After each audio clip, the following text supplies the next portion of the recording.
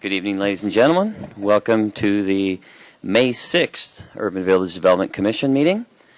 Lots to cover. We got a little bit, we started on a different time, hour this time. We just had a training session, so thank you all for coming out at this hour of 8 o'clock. First, I'd like to obviously call the meeting to order. And before we move on to our official business, I would like to welcome our two new commission members. We have two new alternates today, Ann Finney and Lindsay Comfort. Welcome to the commission. You're in for a ride. And we also have moved two alternates up to permanent positions, Eric Olson and Jim Kieberts. Thank you very much, gentlemen. And this is now your full commission. Just to let everybody know, everybody here that's participating has either been involved or has reviewed the entire record through this process so that everyone is in a place to participate tonight. So thank you very much for doing that. At this time, I'd like to go. Correct. Yes. Yeah. Carl was just letting me know that alternates will participate but will not be voting on any decisions. I'd like to go ahead and go to the approval of the meeting minutes from April 15th. Does anybody have any questions or edits of those meeting minutes? Yes, Eric.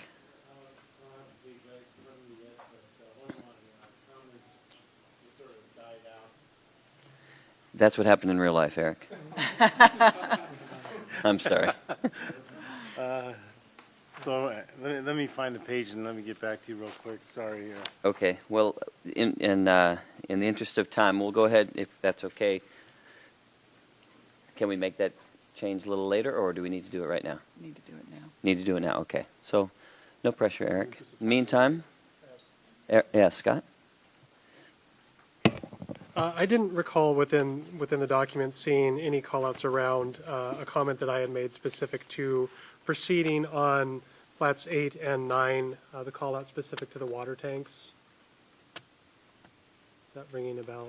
No. As to whether or not those devices being in place prior to construction starting.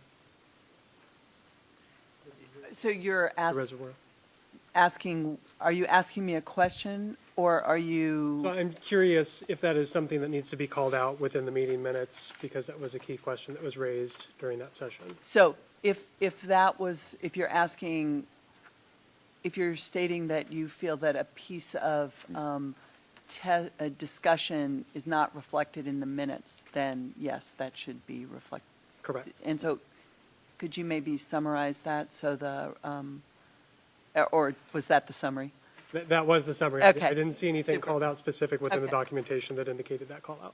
Okay. So we'll make that amendment. I found Eric's paragraph of concern. It says Olson asked what is included in the maintenance of walls that already exist in Talus. Sloman replied maintenance would include inspections as well as replacement costs. Olson noted, and that's it. And that's page 7 of 49 on this document that I have. So if we could please amend that to finish the sentence, that would be great. Okay. Anything else? Does Eric have to say what it noted? I don't know. Where do we get that? I'm not sure if he remembers. Do you remember? Do you recall what you noted, Eric? Okay. We'll go back in the record and amend that. Okay. So are you, so the minutes, you're asking the recording secretary to look at the notes or look at the videotape or listen to the record and complete that sentence based on what Eric said? Yeah, unless Eric can give it to us now, I have no idea what that was. I don't have any idea either. I just caught that. So. Could you give us the page again? Yeah, Just- it says 7 of 49. Yeah. Really good. I remember that. Okay. Okay. Yeah, it's probably typed in. It just probably got cut off on the printing. Okay. All right. Anything else? All right. Let's go ahead and see if there's a motion to approve the minutes as amended. Sorry. As amended, I move we accept the minutes from the April 15th, 2014 meeting. Motion. Second. Second motion. Eric seconded. All in favor? Aye. All opposed? Okay. Unanimous. Passed. Chantal? We had one. Oh, abstain. We have that one abstention. I apologize. You were not here. Correct. Okay. Thank you. One abstention. All right. Let's see. We are going to have a lot of stuff going on tonight. I'm going to start with Lucy in just a moment. We will have public comment. A little bit of a slight change in how we do things, very slight. But since there are a lot of people that want to speak tonight, and I want to make sure we're getting to everybody and through everybody, there is a sign-up sheet. If you haven't already signed up, I'm going to ask that you do so. If you do not sign up, by the time I take the clipboard, we're not going to be able to take your testimony this evening. I just want to make sure we have allotted enough time for everybody. So I'm going to ask that everybody please sign up before I grab the clipboard, and I will give everybody one last notice to do that before we actually go into that. So that's what we will do tonight. And at this time, I'm going to go ahead and turn it over to Lucy. So I just want to make sure that everyone has met the new commissioners. Yes, I went through that. Okay, great. Sorry. Thanks for listening. And Just kidding. my strength. Do I need to start over? No. So tonight, there are a couple of extra copies out there. If people are interested, I've handed out to the commissioners the decision-making matrix. I just want to remind you that this is a quasi-judicial matter, which means you're acting as a judge, which means that we need to go through the quasi-judicial checklist this evening. This is a continuation of the public hearing from April 15th. At April 15th meeting, parcels 8 and 9 were recommended to, a recommendation was made on those to the council, and the Commission asked for a couple of items to be brought back to them relative to parcel 7, and that's why the public hearing was continued. So there are 4 questions I'm going to ask the Commission tonight to confirm that we're following through on appearance of fairness. So the first one is, I'm going to read each one of these, and then I'll just ask the Commission to say yes or no, just as a group. Does the decision maker have a reasonable, impartial attitude towards the request? Okay. Is the decision maker free from any direct or indirect financial benefit that would result from approving or denying the request? Yes. Okay. If an ex parte contact has occurred, have they been revealed at the hearing?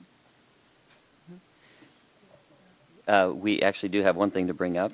During the April 15th public hearing on this preliminary plat, if you recall, we went into there was a recess for a moment, 2 recesses, and during one of them, we had a number of people come up to us and ask us questions that we said we could not discuss at this time. But there was a very brief moment where the commissioners did discuss one piece of it and went back and spoke to Lucy, and we were informed at that time that we cannot have that conversation. To ensure that UVDC is in compliance with the requirements of this proceeding, the commissioners who are present declare this ex parte communication now, and we want to know if there's anybody who wishes to object to anybody's participation in this. I recall it was... Well, can I Yes, add? please. The discussion was essentially which way are you guys leaning, so that we had an idea of where the discussion should go. I don't think we discussed anything substantive of what the issues were. That's my recollection. Yeah. Just wanted to add that. So is there any objection to any of the commissioners participating further on this?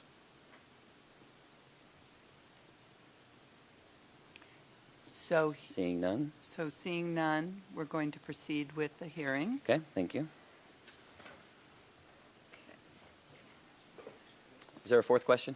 Oh, I'm sorry. We actually just did the 4th question. Has an opportunity been given to object to the decision maker's participation because of ex parte contacts?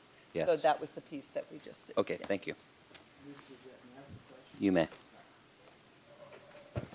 So we're discussing continuance of parcel 7. In this conversation, can we reference and discuss parcels 8 and 9? Not only as they relate to parcel 7, because you've already made a recommendation on parcels 8 and 9 to the council. So that should limit our conversation tonight. Right. Okay, thank you. Good question, thank you.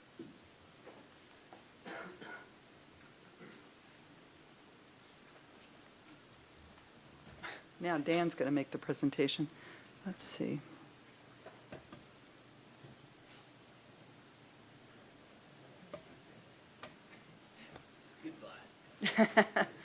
We can switch back.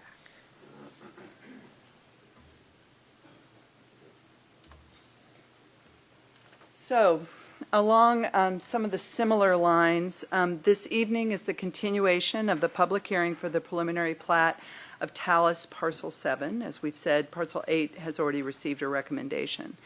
Today, during preparation for this evening's continuation of the public hearing, it was discovered that the staff briefing response memo number 2 was not distributed in the packet sent to the commissioners, the applicant, and parties of record. After consultation with the city attorney, it was determined that the memo did not contain new facts that had not been previously presented. Rather, it contained staff's conclusions on consistency of the application with the development agreement, professional opinions of staff regarding modifications proposed by the applicant, and responses to public comment. As such, this evening staff will provide a more detailed presentation than usual covering the memo's salient points. Therefore, the continuation of this public hearing may proceed, and the commissioners may render a recommendation on this permit this evening if they choose. If anyone objects, they should clearly raise this point during the comment period and specify the basis on which they object. Okay? So now you get to see a really detailed presentation. So, the first part of the presentation are the modifications proposed to Parcel 7 plat, responding to the UVDC requests from the April 15th public hearing. So the first modification is related to the western buffer and reservoir. The applicant has proposed the modification to the plat. That was removing the existing pair of tanks adjacent to Parcel 8 and relocating that pair of tanks adjacent to Parcel 7 and removing the road out of the buffer by Parcel 7. The purpose of the western 50-foot buffer is to avoid residential impacts to the buffer on the park, and vice versa. That is, concerns that trees might fall from Cougar Mountain Wildlands Park onto homes if they were closer than 50 feet, or that activities on residential properties could impact the park. Unoccupied structures such as a water tower were considered acceptable. The development agreement specifies that there needs to be a vegetated buffer, not a native or protected buffer. The proposal creates less impact than the existing situation in that the road that serves the existing 2 tanks is being removed from the buffer. They will revegetate the current tank location to seamlessly transition to the Cougar Mountain Wildland Park. This is consistent with an AMM 04012 EV that was approved in 2004 and with supporting correspondence from 2000 and 2004. So to that end, the applicant had proposed 2 conditions. Those are both shown at the bottom of the screen. With their concurrence, we revised those conditions to the 2 shown at the top of the screen. And I will read those into the record. So the first new condition says, prior to acceptance of the second 916 tank and reservoir access road, the 752 reservoir and access road shall be removed from the 50-foot wide westerly buffer. Following removal of the reservoir and road, disturbed areas shall be restored with an appropriate native palette of ground cover, shrubs, and trees, including evergreens. The restoration plan shall be permitted and performance bond posted prior to final plat for either Parcel 7 or 8, whichever comes first. The landscape restoration work shall be completed, that is, installed, inspected, and maintenance bond posted prior to acceptance of the second new 916 tank, which is the one by Parcel 7. The second condition, which also has been accepted by the applicant, is that the 916 reservoir access road shall be outside the 50-foot buffer. Walls or grading may occur within the buffer, but shall be restored with an appropriate native palette of ground cover, shrubs, and trees, including evergreens, as determined by the designated official. The tanks may remain within the westerly buffer as approximately shown in the applicant's proposal of April 30th, 2014. The reservoir site footprint shall be minimized while maintaining necessary functionality as determined by the designated official. So before I move on, I want to give the commission an opportunity to ask questions. Michael? Lucy, just so I understand this, we are going to tear down functioning water towers and replace them in a different location on the property? So we are relocating them, and there is so this may be where I want to pull Dan in, but as I understand it, the net cost is equivalent or less than building new tanks. And the city prefers not to have 4 tanks to maintain. Dan is giving a thumbs up, just so you know. So, okay, 2 questions. So they're not going to be torn down, they're just moved. Right. So, okay, thank you. And then total footprint of the site that they're going to be moved to, will that be, let me ask you another question first. Total water capacity. The way I read the plan before, there were going to be 4 water towers. Yeah. How are we going to make up that extra water capacity by only having 2 towers now? So the reason, and again, I'm teetering on my knowledge here, but my understanding is that the reason that we needed 4 tanks was based on the pressure zones and not the volume of water. So that they are able, so by moving the 2 tanks into the higher pressure zone, they are then able to serve all the homes. Dan is confirming that with another thumbs up. You guys get more information than I do. And was there any look at the actual number of, well, I guess this is going to result in less footprint of actual property that is developed?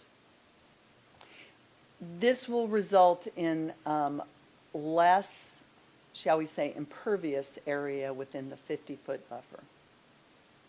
Okay. Okay. Eric, did you have something? Thank you.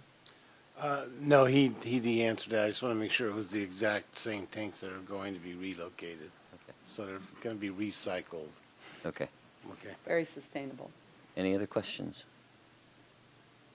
No? Okay, thank you. Okay. And then I just wanted to point out that if there were walls that were located in the buffer, that they had to be constructed in such a way as to allow full revegetation of the buffer. This is an existing condition which we talked about last time. We're not proposing any changes, but I just wanted to bring it to your attention. Jeff, is it Michael's asking? Do you care? So I have one more I'm question. reading, yeah. Sure. These tanks that are they're currently in use, where's the water supply going to come from while they're being moved? So they're going to be taken out of service one at a time. Okay. That's why the condition is related to the second tank being in place, because they can only be taken out one at a time.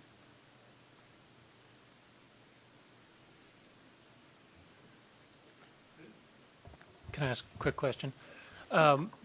Previously, this required a modification. That was the 2004. So now, what happens with that property that, the water towers were previously on? What's going to happen to that? That's the one that's going to be fully revegetated. Okay. And Lucy, just one notation on your staff recommendation. Just for clarity, this is a quasi-judicial process tonight, Yes? and you're saying their revised conditions as part of overall recommendation to City Council to approve the preliminary plat. Are we approving that preliminary? No, so your recommendation could be to approve, to deny. So we're making a recommendation to you on what your recommendation should be. I see, okay. It's a recommendation to a recommendation. Thank you for clarifying. Thank you. Okay?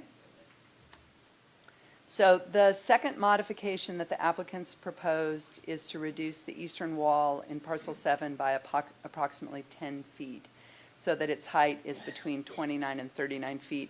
So I grabbed their nice little graphic and added this yellow line right here to just illustrate which wall we're speaking of. You said 29 and 39. It says 20 and 39, just to be clear. Thank you for Yep. listening. Thank you. So our recommendation is to, again, accept the revised conditions as part of an overall recommendation to the council to approve the plat. The applicant's proposed condition is at the bottom again. Ours is just above it. They have seen that and they have said that they're fine with it, which is to revise the eastern wall design and height in parcel 7 to be no more than 39 feet. This will be reviewed with permits which include the wall design.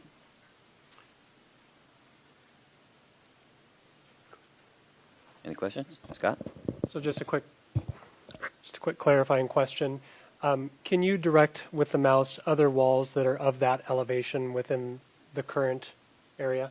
So if you'll indulge me, I'm going to talk about that a little bit more when we go through some of the public comments that we Sure. received. So I'd like to wait. I'll have Okay. a little bit bigger version, and I think they'll talk about it as well. That's great. Thank you. Eric? So then I just wanted to notate, when I reviewed this graph or picture, that it was very enlightening to see the existing walls in Talus, much of which I would say people would not be aware of. And so I appreciate that. Thank you. You're welcome. And then the last modification that we proposed is not from the applicants, but is a follow-up to something that we talked about when we were considering all 3 parcels being recommended to council last time. So staff has attempted to capture the discussion that came up last time. So again, it's a recommendation to add the following condition as part of your recommendation to council. And the new condition is the northern end of Road A will terminate as a driveway to the northernmost house, currently Lot 17. The right-of-way may extend to the northern property line, but no extension of Road A will occur until such time as the City Council has made a decision that would support such extension. This will be reviewed with the final plat and with the site work permit, which includes roads. So here's parcel 7 on the left. I've done a blow-up of this area right here. This is Road A. You can see that the plat currently just has a driveway and not a road coming to the northern property line. But if the applicant chose, they could extend the right-of-way to that northern property line. Yeah, go ahead, Carl. East Side Fire and Rescue, et cetera. I think we've talked about this before, but can you address that, please? So Eastside Fire and Rescue has reviewed the plat, and we've talked to them several times.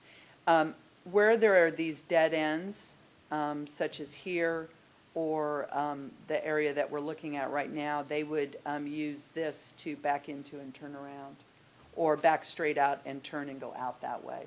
So it's I talk about this a little bit more, but the idea is that where there are dead ends, the required fire turnaround has been embedded into the street system. And, I'm sorry, go ahead. So it's in the street system, but not the terminus, is what you're saying? I'm calling the terminus where it stops at the driveway. Right. Well, right. It's the turnaround are these 3 pieces Okay. here, as opposed to the driveway itself. Thank you. And these are two-way roads, correct? All of them? Okay. Everything's too. Okay, thank you. Okay.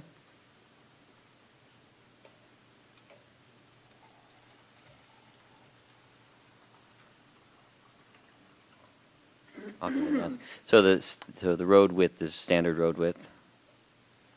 In some cases, parallel parking, on-street parking may have been removed, or sidewalk may have been removed from one side, but otherwise, the widths are standard. The travel lanes are standard width, I guess, is the. Okay. Okay. So now I'm moving into the second part, which is responses to public comment that have been received since the April 15th public segment of the public hearing. So there was one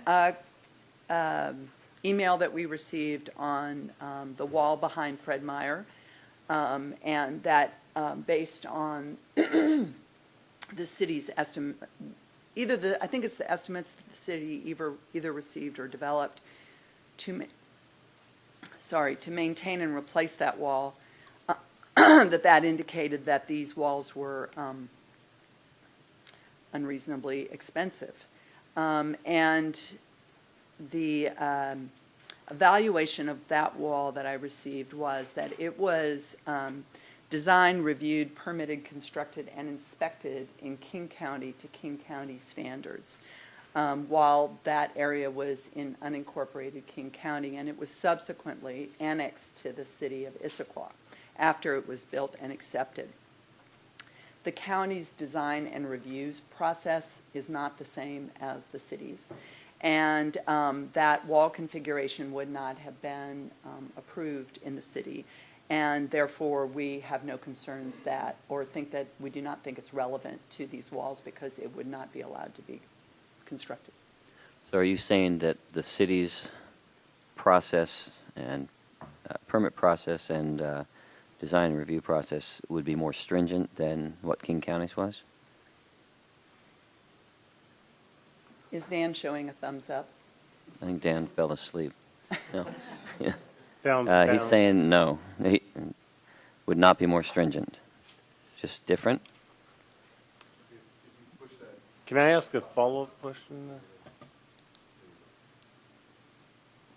Can you speak?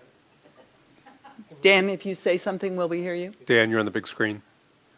Can you hear me? Yes? Yes. Some of the audio is syncopated, so I didn't hear all of the questions. So if you could repeat the question, I could probably respond better.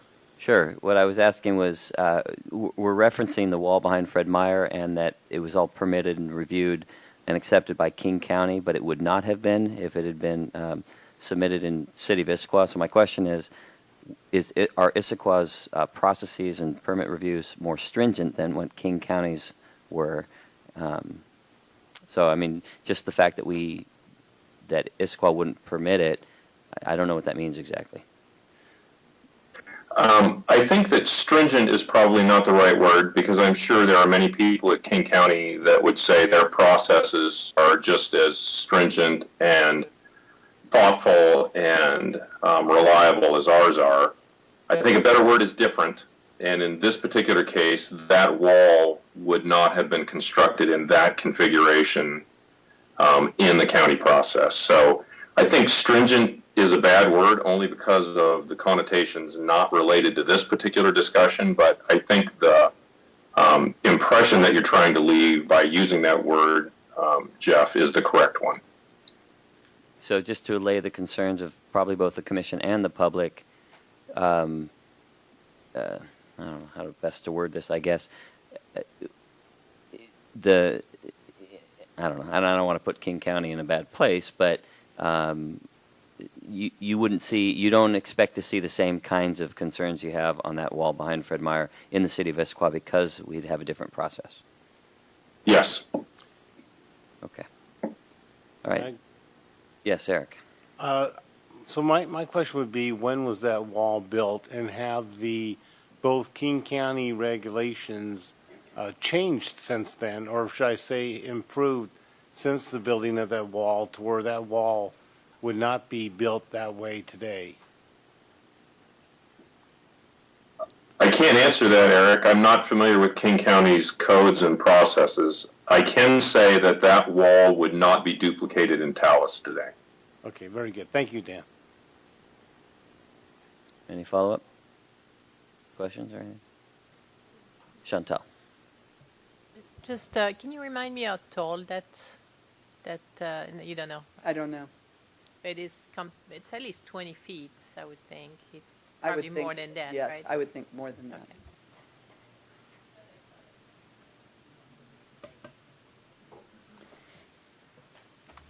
Okay. The second bundle of questions or comments were around maintenance and replacement costs and the burden on the homeowners association. staff response is that the scale and height, the scale of the height and design of this wall has been reduced. It is now comparable to many other walls at Talus, and that if the HOA discovers that these walls have a greater expense associated with maintaining them, that they have tools that would allow them to assess at a higher rate the homeowners that benefit from them, and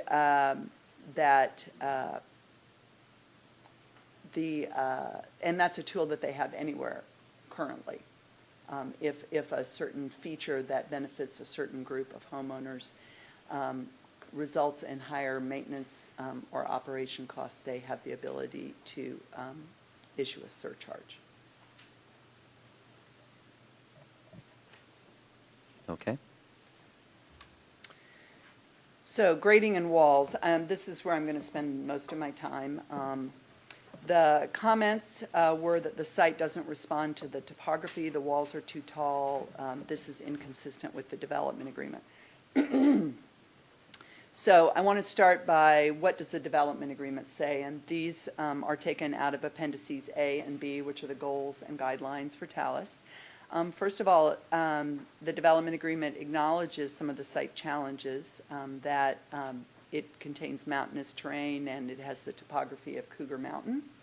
And second, that it directs a balanced approach in that you balance the considerations, for example, of topography with building placement, that vegetation and topography are both dominant characteristics of the community.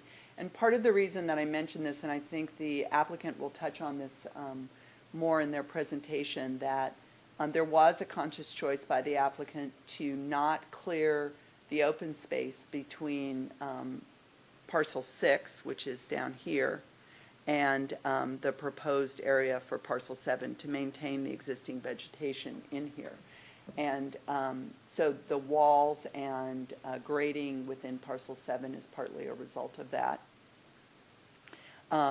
in trying to balance a number of aspects.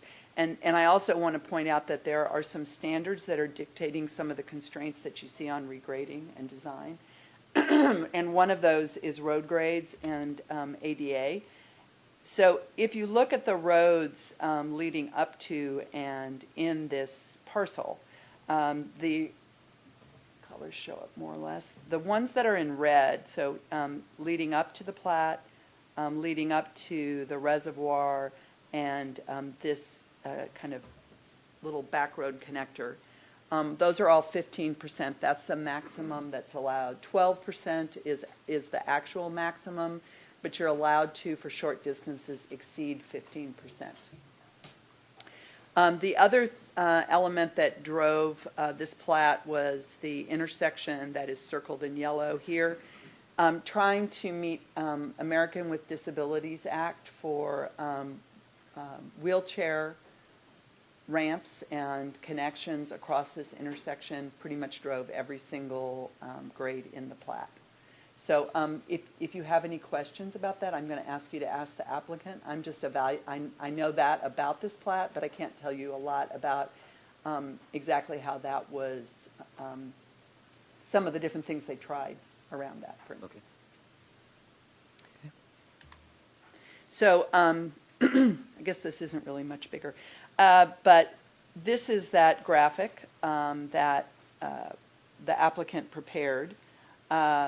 They're identifying that the wall in yellow would be limited to a maximum of 39 feet. That does not mean that the whole wall would be 39 feet, but that there are some portions of it that would reach 39 feet. There are at least 2 walls in Talus that are a similar height, and this is just by me looking at the drawing they provided. The walls below, between Copper Ridge and Timber Ridge along here, and then some of the entry walls along here. And I think Eric makes a good point. I called them invisible walls. I think one of the challenges is that a lot of the walls in Talus are below homes and behind trees, and that unless you're on a trail, you may not actually see them. So the graphic does highlight how many walls have been used to create Talus as it exists now. So I also wanted to point out some of the things, the parts of the development agreement that talk about walls. These are some that I selected. And I point these out because they're both in the guidelines in Appendix B around residential neighborhoods, and Chapter 6 around fences and walls, that acknowledge that there will be that retaining walls were anticipated, I guess to say, so that in the more mountainous development areas, homes are nestled in and step up the topography. Retaining walls are used to accommodate grade changes. And then in Chapter 6, it discusses at the very beginning of that chapter that walls will be used to provide retaining functions, and that where practical, they will be terraced. So the conclusion staff reach is that walls are an acceptable tool to allow construction of development parcels, and that the proposed walls are, as modified, are within the range of existing talus walls. Any questions? Carl? A couple quick ones. I think you said this, and I might have been taking notes. So how many walls are of similar height within Talus already? So I identified 2. There may be more, and that would be a good question for the applicant who did the base analysis. All right. Thanks. Scott's pointing some out to me, so that helps. Thanks. And I'll wait for the applicant as well. And the applicant can respond to this as well. How much of that eastern wall would be of that max height? You said the entire thing is, so I'd be keen to understand how much of it is up to the max. Okay. And I'll wait. Thank you. Thank you. Chantal? A follow-up to that, it didn't look like any of those walls were so as close to the houses as the one that is being built here. Is there? I would actually disagree with that, Chantal. I'm not sure it's as apparent, but in Copper Ridge, the homes are... Oh, so that's one of the really tall ones. Mm-hmm. Thank you. Mm-hmm. Okay. Okay. Then I wanted to move on to grading. These are selections from both Appendix A, goals, and B, guidelines. Sorry. Mountain Village character is under goal number 1, so that's right up front. And it says that the urban village will be adapted to reflect the mountainous terrain, and that this means development that conforms to the topography of Cougar Mountain, and that has designs that respond to the topography. And then I wanted to provide the words along the bottom. Those are all quotes. Conforms, stepping, nestled, blend, respond. So that, I think, is setting sort of the framework for what do we expect from the grading. So I don't know whether this crazy graphic will make sense to you, but here's what I did. I looked at the grades on the various lots. Now almost every single one of these lots has a big step in the middle. So there, and there, and there. So that means that, each lot is like this. And if you look at those lots, what you generally see, what I did was try and bundle them. So if that part of the lot was in the 720s, meaning between 720 and 729, it was colored as a 720. So what I see in this is that we start down here at 720, then we have, and here is 720, then we have a row of 730s. So we're going up 10 feet at a time, basically.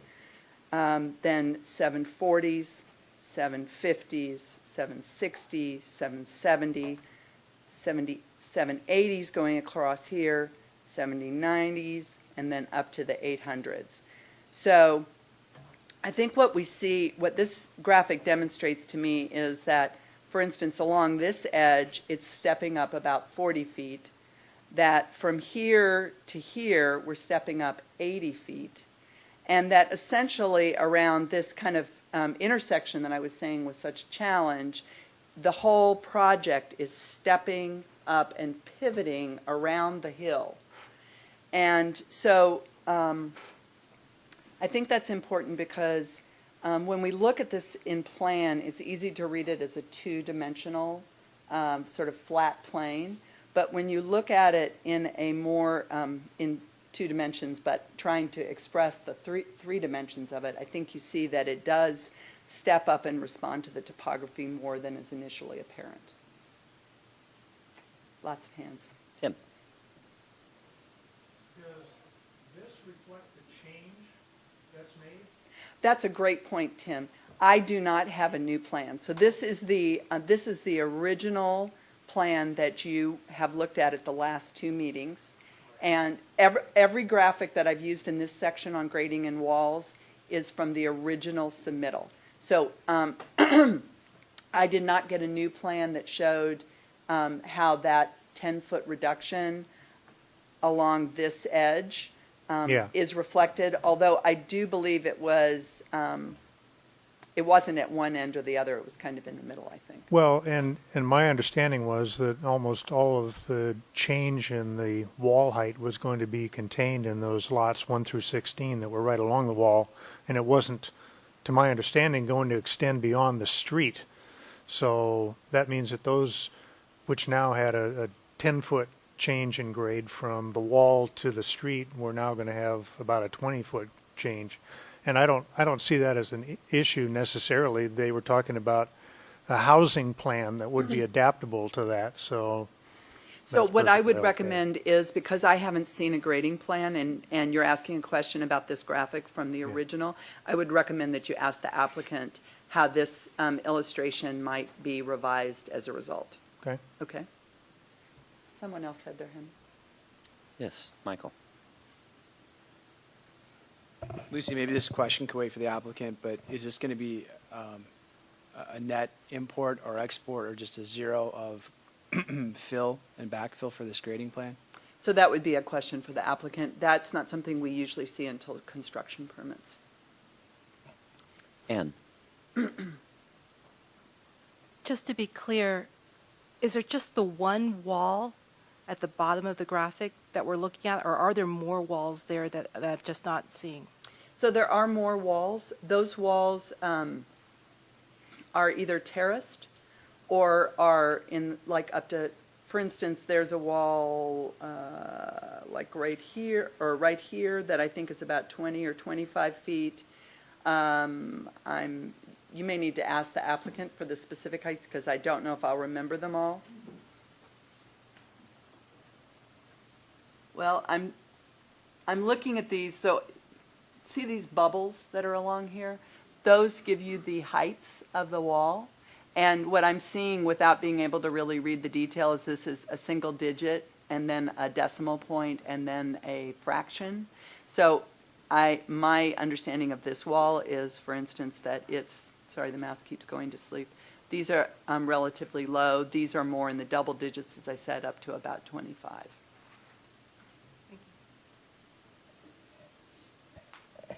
Okay. Okay. So this, again, is a graphic that the applicant provided with the first submittal. And what I've done is kind of finagle it. This is, again, the old wall. This shows 42 feet, and they have committed to reducing that to 39 feet. This is a section that was taken with the original plat proposal through about here. And what I've done is just used the house that was shown here and continued it up the hill to approximate how the houses stepped up between the wall and the westernmost street. So I apologize, I keep turning the map for convenience. So north, it would be over here. And so what this graphic shows is that, and then these are the elevations. So this area here is at elevation 759, then here is 770, 780, 786, because there's a little wall right here, and then up to 798. So That's heading east, right? yes. Left to right. Sorry, west, West. left to right. Right. So what's the elevation of the street? Was it Shangri-La, I think, on the east side of the lower end of the slope? All Yeah. the way down Yeah. here? Yeah. I don't know that, I'm sorry. I mean, I estimated that, I did a graphic estimation. This is, if this is, so I don't know how accurate this is. 540, I believe. Okay. So there's a significant amount of topography and landscape, if you will, or trees and so forth between the road and the wall. Right, but here's the thing, where this car is right here, that's not Shangri-La Way. That's the back of Rose Crest. Where's, I don't know, road. Oh, Mountain Air. So this section was cut, starting about here. Yeah. And going up. And we're at the back of this project, Mountain Air, Ryan says. Okay. And there is topography between there and Shangri-La Way. Because you can see that Oh, I there see. are two walls. So what they're showing there doesn't even take you all the way down to Shangri-La Way. Right, okay. So what's the distance between that road and the wall? From east to west, correct. And, I mean, if you were to just cut it straight across. So and you're say saying from here to the to wall. here. Yep, exactly. Mike's doing his calculation. 300 feet? He's going to do a good job. Hey, let's congratulate Mike. He just had his first baby. So the reason that I'm leading this meeting instead of Mike. He's going to be a is good dad with homework. He's Look been at gone him. the last 2 weeks on paternity leave. So can I see exactly, where are you trying Here, to let me just determine the distance? So so it goes down to lot 11, so it's coming down to here. So are you doing it from the wall? Yeah, from the wall. So maybe 325 from the center line, yeah. So we're estimating that it's about, given that we think we know where the section was cut, about 300 to 325 feet from here to here. So Lucy, again, this is probably a question for the applicant, but, as I look at it in this cross-section, I wonder why there's no terracing opportunity. So when you have a wall, and I think they may be able to speak to that better than I do, but when you have a slope that's this steep, then you would have to, if you wanted to make this more gentle, you would have to have walls that were quite tall to catch up with the grade going down here. Because essentially you would be pushing everything out further into here to make it more gentle. So you'd either be taking out some of the open space or potentially building similar walls. Okay. Okay, thanks for that information. Any questions? Okay.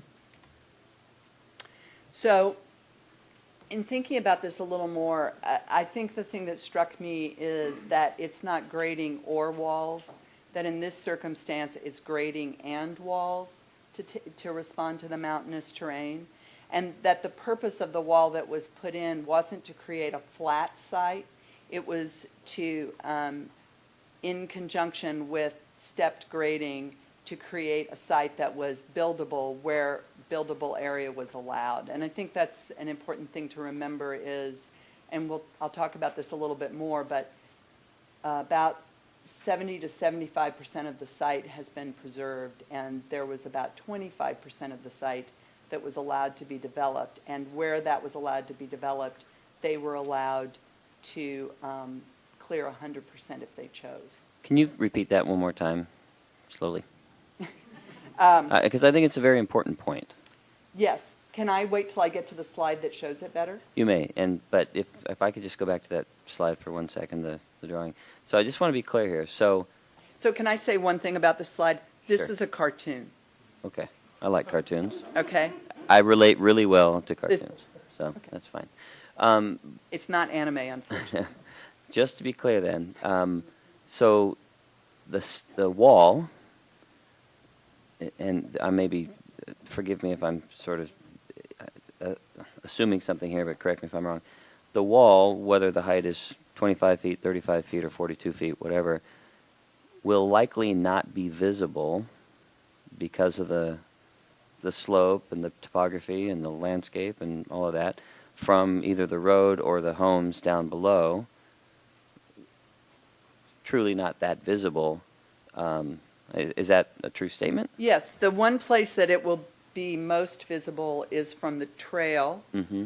down at the bottom, and we've added a condition that landscape, especially some evergreen trees, need to be provided along between the trail and the wall. I recall that, yeah. And there's some other conditions around the design of the wall. Okay. So, okay. Thank you. And obviously, those conditions will not impede maintenance or inspection of the walls. Okay.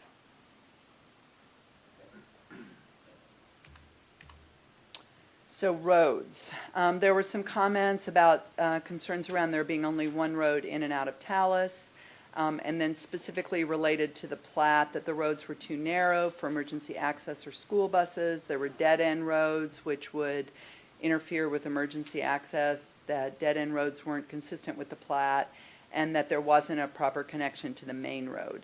So I'm going to take these kind of one at a time. It's true that due to the topography of Talus, the sort of the steepness along SR 900, that there is only one everyday connection in and out of the project. But that isn't the only connection in and out of the project. There are a couple of others, and for instance, James Bush Road, which is currently now only available for emergency vehicle use. If there was something catastrophic that happened to Talus Drive, James Bush Road, for instance, could be used to accommodate emergency access even by residents. The access and standards were reviewed at the time the development agreement was adopted by Eastside Fire and Rescue, the Issaquah Police Department, and Public Works Engineering. They agreed to the standards and thought they were acceptable. And the fire turnarounds, for instance, that we mentioned earlier, there is a standard for fire turnarounds, and they are not so terribly visible because we do try and embed them into the overall road design so they don't show up. School buses do not want, school district is not asking to access every single road. There may be roads where residents would like school buses to access. The school district would love really wide roads. That is not what we build in the urban villages for a number of reasons. But we do work with the school district every year to discuss what areas they want to access, where they want to have school bus stops, where they would like to be, and work to accommodate their needs. And finally, dead-end roads, not finally, actually just finally for this slide, dead-end roads are generally avoided in any of the urban villages. However, sometimes due to topography, critical areas, or the edge of a project, it's not possible to avoid a dead-end road. This project has topography and critical areas and is on the edge of the project. And in fact, the guidelines in the development agreement anticipated that may happen and provided us with direction on how to handle them and when and where to consider using them. Eric. I just want to reiterate, I think we had a matter of record. I asked Dan a question last time about traffic, and the initial study was with this whole area built out. And so this additional homes will not impact the traffic as far as needing an additional study. Right, and I'll provide a little more information about that Right. coming up because Thank you. that has come up in public comment as well.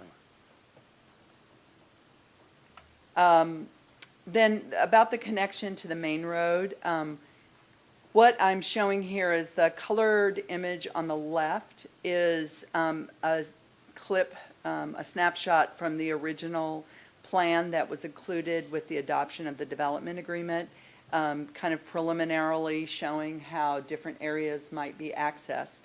And then the black and white image on the right is what either existing roads or roads that are proposed within this plat. And I think you can see that generally speaking, the configuration is quite similar and anticipated that this would be the kind of connection that would be provided to Talus Drive.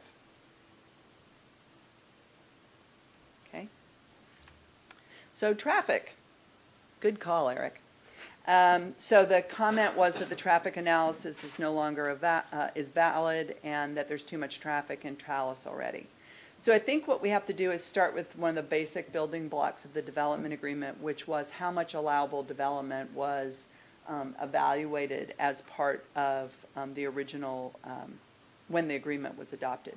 So what the agreement had was that there would be 1,735 dwelling units, 800,000 square feet of commercial, and 50,000 square feet of retail. So what's been built so far, although for those of you like Jeff who've been around forever, you'll be surprised at some of these numbers because there are land use permits that have been approved but not built. So I'm trying to reflect built things. Less than 1,400 dwelling units have been built. Not even quite the whole 300,000 square feet of commercial has been built, and no retail has been built. We're anticipating some retail later this year, but generally that's been one of the hardest because there isn't a frontage on SR 900. So it's been really a challenge for the projects that have proposed retail to get funding. So these numbers, the original ones up here at the top, are the ones that were used in the environmental impact statement and the traffic study that went with that at the time that the development agreement was adopted. So we're significantly under the total impact that was evaluated for this project. In terms of the traffic study, the entitlement and traffic capacity are closely linked, and they were coordinated in the agreement, or the agreement and the road network were coordinated between each other. And the proposal that we see is consistent with the agreement with the traffic and the road network that were originally included in the development agreement. Michael? Lucy, when we do a traffic prediction like this and we have commercial and residential, I've heard discussion that often commercial will offset trips because the assumption is that people will live where they work. Because there's no retail or commercial built out here, has that affected the initial traffic prediction that was made? So I'm going to flip to my... His computer's off, by the way. Oh. Yeah, we think we lost Dan. I've had him on speakerphone. He's listening.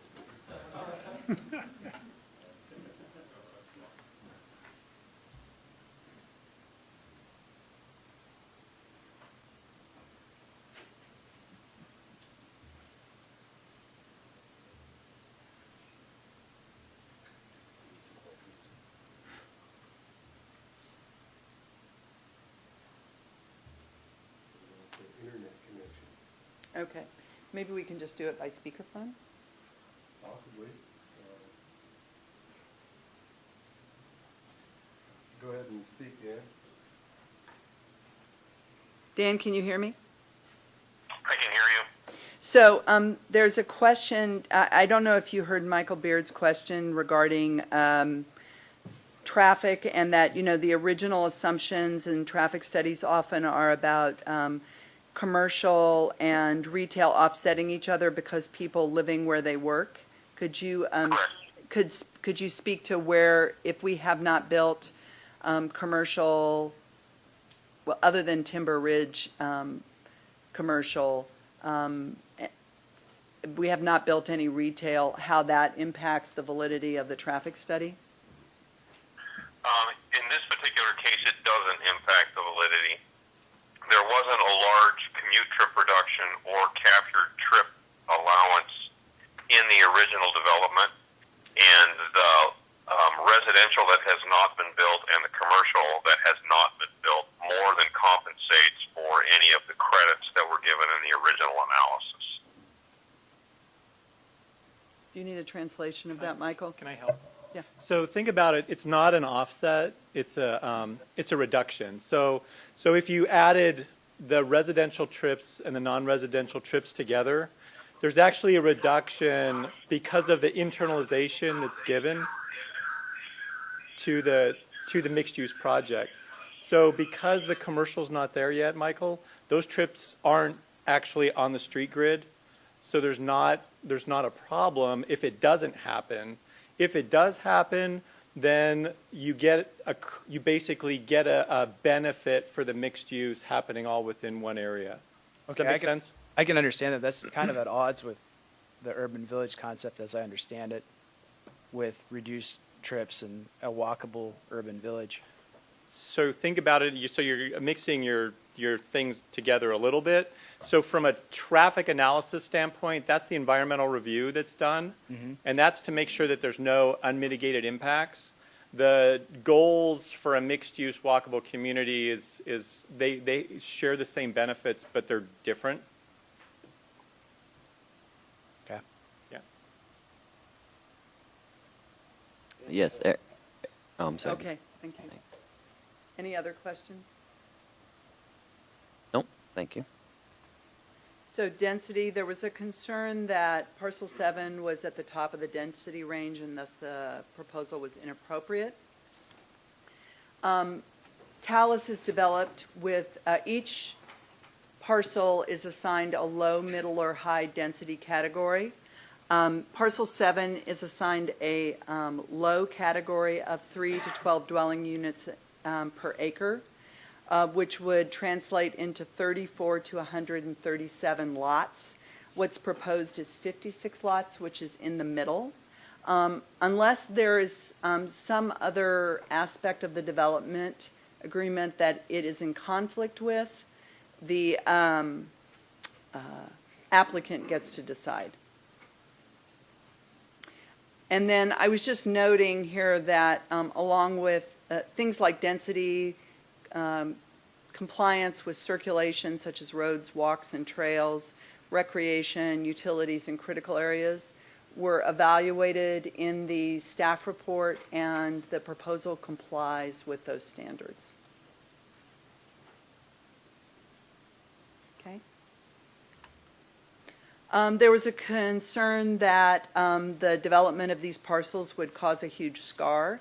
The photo on the left is from 2006, and it shows that the area was cleared about 10 years ago, and that few additional trees will need to be cut as part of this project. But I do want to point out that the applicant does have the right to remove 100% of the trees, and I'll speak to that in a little more detail with the next item. So there was a concern that there wasn't sufficient open space being provided. So I wanted to kind of run through the basic assumptions that are in the development agreement about how Talus would be set up. The project contains 627 acres total. So the protected area south of Tibbetts Creek, which is, so here's the West Fork of Tibbetts Creek, all this sort of dark green color, is protected acres. That's 388 acres. About 62% of the site was right off the bat protected, and unless there are hazard trees, there won't be any activities down there. Then north of that creek, there was an assumption about how much open space would be created based on critical areas. Because even though they're allowed to develop any developable area north of the creek, that did not allow them to develop what we call critical areas, which would be things like wetlands and streams. So you see some of these, this is again that original plan, this one over here is the original plan that was in the original, in the development agreement when it was adopted, and you can see some of the creeks and wetlands in this sort of light kind of aqua color. And but you can see also, so this is the 2012 aerial, I believe. Or no, actually, this is still the 2006. I used that because it was taken in the summer and everything's brighter green, and it's a lot easier to tell what has trees and what doesn't. You can see that, for instance, in the northern areas of Talus, there's an open space that runs through here and through here. There's some areas in the middle there, and this area was shown as being completely developed. So there are some areas that the applicants over the years have voluntarily set up as open space, and that would not receive further development.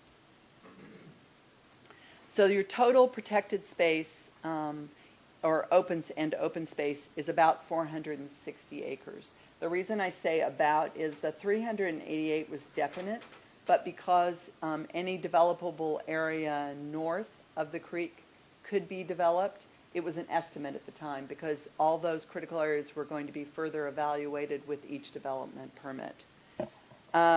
But there was an estimate there would be about 150 acres of land that could be developed. That would be about 24% of the total acres. And on that developable land, all trees could be removed. Okay, thank you. So just to reiterate, and this is probably more for the benefit of those that were not involved in the development agreement earlier, and I recall a lot of this conversation, is that Talus is more than just what we all recognize as the current housing and commercial and so forth. There was a conscious decision, and this is a benefit for the Commission as well, I think.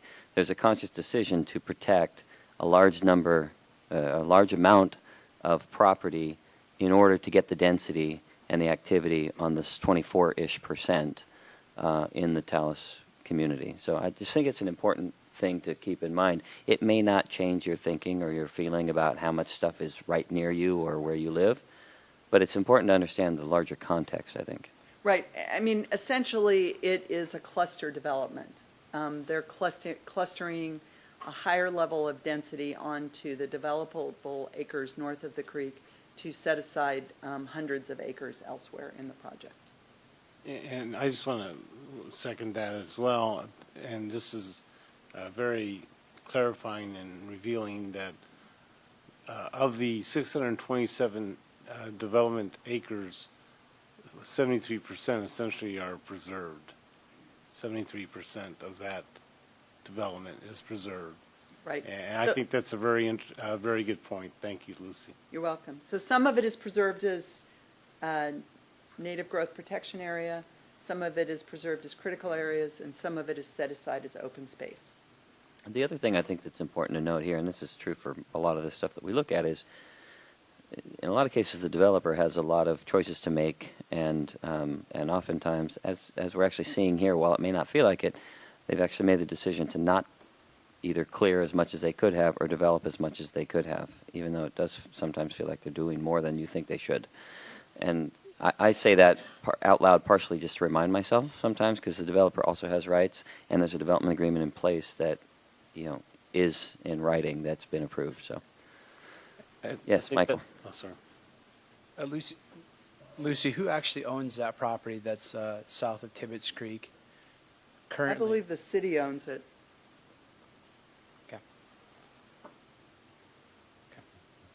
Jim? I understand what everybody's saying. At the same time, I think there's also an argument to be made for open space versus, for instance, TDRs. And I think a lot of times the open space needs to be accessible. And so to me, what would be a valuable calculation, I doubt you're going to be able to come up with this real quickly, but how much of that open space is actually accessible? You know, a lot of times in clustering, obviously, there needs to be improvements made so that people can access the open space, et cetera, et cetera. So, yes, I do see, you know, 388 acres being provided for open space is a terrific thing. I just wonder how much of that is accessible. So I think that I have a couple thoughts, Jim. One is that there is an extensive network of trails. I think that's a real high value of people who've chosen to live at Talus, and the original master developer, who isn't involved anymore, built a lot of trails, and many of the builders who have developed neighborhoods have added to those. Now, obviously, mostly what I'm referring to are trails north of Tibbetts Creek. However, there are several well-known trails south of Tibbetts Creek. For instance, coming out of 11 here, there's the Bear Ridge Trail that comes out and I think heads off to the west. But as I was, as many people in the audience tonight will verify, I was reminded that we're not just setting aside the protected area for humans, but there was also a high value placed on the advantages for wildlife. So it's actually a balancing act between making it accessible to humans and then also setting some of it aside as area that wildlife who have existed in the area can continue to use. And I do believe, Lucy, if you can confirm, there's also a trail that goes from the Bear Ridge Trail to SR 900 as well. I believe you're right. I don't have that. Right. My experts are confirming. Okay. Chantal. So this area is permanently protected, Yes. and that's in addition to, this was a 4-to-1, 5-to-1. So I don't think it, It mirrored the 4-to-1 program. so it mirrored it, but So this is part of the 4, So the this was- 73% is the 4-to-1. so this Okay. was not in King County? So it was not a It was not a negotiated- requirement, but Okay. the city was working along the same Okay. framework. Voluntarily then, Right. okay. Eric? Just to clarify, the developer owned all this land and then handed that land over to the city of Issaquah, the preserved land. Is that correct? Okay. Okay, thank you. Okay. So there were some concerns about drainage at Mountain Air and Aliante. I just had this little map that showed where that is. So the parcel 7's up here, Aliante is down here, in Mountain Air. I think the important thing to say is that, generally speaking, the drainage in Aliante and Mountain Air are not part of this plat. They aren't under review, and those particular drainage techniques are not proposed in association with this plat. So that's really a separate topic from review of this plat. Jeff. Yes, go ahead, Michael. Lucy, I just did want to take a little exception to what we're discussing here because this was presented to the commission and the public by the applicant as a reason for why the future walls will work. And I believe the statement was, there have been no drainage issues in Talus, so basically you can trust our design. And I think the fact that there have been drainage issues in the past is applicable to this application right here. So I understand it's a different, it may be a different technique, but I do think the historical relevance to this developer building walls and having them fail is applicable to this project. I'm not sure. I think you're going to have to ask the applicant this, but I'm not sure how many of those walls they would have built or have designed. I mean, this is the 4th master developer that we've had. And so there has been a series of people who have designed and built walls or drainage systems as part of the project. So I mean, your point is taken, and I'd be glad you can, if you see Dan and he cares to add to it, I'm happy to let him provide more information. But I do think it's important to say that this isn't necessarily the same group that has built other. Were they representing themselves as the HOA at that point in time or the developer when they said that statement? I don't know because I'm not remembering the exact moment when that was made. At the very least, you know, I would like to understand from the applicant when they come up that they have at least are aware of and understand maybe what has failed in the past and that they're taking steps to mitigate that or avoid that again. Not again, sorry, if they weren't involved in the building of it, but at least to understand it so that it doesn't happen again in the property. Right. I think it's important to keep that conversation in the context of what's proposed in this particular plat. Agreed. That's what I'm saying, though, Yeah, is okay. to understand that it's the same topography, it's the same land, it's the same, Okay. neighborhood and so forth generally. I think it's just important that that it's recognized, as we've done with other parts of the community, whether it's Highlands or Talus. Understanding previous concerns can help mitigate or improve current or future building. Sure. So, Does Dan indicate that Oh. he would like to comment? he gave a thumbs up. Thank you, Dan. I don't either. All right, Ann, did you have something? Yes, with the walls that are proposed in Parcel 7, do we have any historic references that we can make elsewhere regarding drainage and, regarding these issues with this type of wall that's proposed for Parcel 7? Have there been issues? Have there been any precedents for problems? What have we seen in that regard? So Dan, can you speak to that? Did you hear that? I did. Can you hear me? Yes. Yes. Probably the best example of that wall that we have direct experience with are the walls on Highlands Drive in Issaquah Highlands, the largest walls as you exit the freeway and move up into the project. Those are mechanically stabilized earth walls with the technique that's most likely proposed in Parcel 7. And I think it's probably safe to say that those walls as a type are the most common walls that are being built today. And that's because they are a really extraordinary combination of stability and longevity. And so they're probably the best option we have to minimize long-term cost and minimize impacts on the community. Thank you. Dan, are they the same kind of walls that stretch back in along the top of the wall? Yes. Ann? What is the expected stability lifespan of these walls? That's probably a question that's better left for the applicant. But these walls are generally made out of sandwiching a grid between layers of soil. And the grid is very often a polyethylene or a polypropylene product. That's the same thing that our milk cartons are made out of that we're worried about not decomposing in landfills for 10,000 years. So I'm suspecting that the grid material itself is going to be there for a very, very long time. Did I switch? No. So Lucy, Let me just add that there were some materials that the applicant provided with them. And so I think Dan's right that they would probably be best able to respond to those questions. Do you want to hold your question or you want to ask? that's exactly where I was going. It's referenced on pages 43, 41, 44. Thank you. Thanks. Okay. Okay. Let's move on.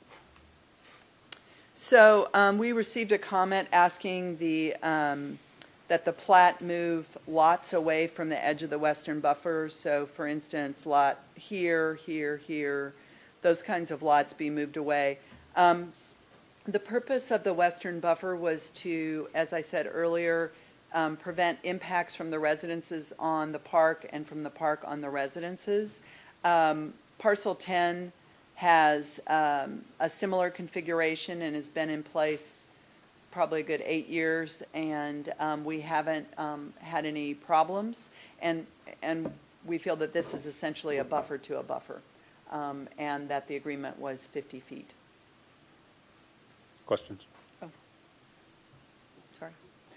There was a comment about providing signage prohibiting bikes on fourth path trails, not to change the standard, but to just sign it because they aren't allowed. There's a construction condition that directs us to do wayfinding signage in order to assist users, and we would consider that a subset of that existing condition. Eric? I just want to really clarify quickly. In the trails that we're talking about are trails that go across this development and obviously will not extend into Cougar Mountain Trail system. Right. Cougar Mountain is in King County, and they have their own trail standards and allowed users, and that would, I mean, that actually touches on a matter that came up. There was a request to allow horses to use the trails within Talus because they're allowed to use the trails within Cougar Wildland Park. And the city does not feel that that's appropriate, ending up in streets. And we also, you know, the development agreement is a contract between the master developer and the city, and it would have to be a joint agreement to make that change. And at this time, the city doesn't feel it's a request that they would like to make. So fits into that same point you're making. Access easements, the county asked for some access easements to and through the water reservoir sites. Basically, we're just saying this plat isn't the place. The city is going to have the rights to access those, and it's really a negotiation between the county and the city based on gates and keys and all kinds of stuff none of us are interested in. Then there was a whole series of things that came up that are essentially outside of the preliminary plat. And I'm just going to kind of quickly go through these. Let me know if you have questions. One was the annexation. There is a request, the city has received a request, and without really much detail yet, to annex the property north of this plat that is in King County. So this plat does not in any way predispose the council in terms of how they are going to make that decision. That is a council process. The annexation involves meetings with the Planning Policy Commission, PPC, and then with the council. It would also, if this property was going to be brought into Talus, require a major modification of the development agreement, which would also have to go through council at the same time as the annexation. What we ask is that if people are interested in being a part of that process and being aware of the different meetings and opportunities to speak and comment on it, that they should contact Trish Heinonen. Her telephone number's on the screen, and she can make them a party of record, and the city will contact them as those meetings occur. Second comment was about design of homes, being concerned about how the homes would be designed and look. A plat is subdividing property for sale and or construction. And though the layout of the lots has some implications for the character of the neighborhood, the actual design of the homes is a separate process, primarily the responsibility of the Architectural Review Committee. So that's really outside the realm of the plat. There were some concerns around the master developer, how things had been maintained, how things had been built. That really needs to be addressed directly through the master developer. Those elements are not part of the plat. And they could also use the HOA to make those comments. There was some concern about a power line north of Talus, that it should be placed underground. Things that are outside of the plat, which are not part of, which are either outside the plat or even outside of Talus, unless they were specifically identified as required elements of the development agreement, the plat and the actions in Talus can't address those.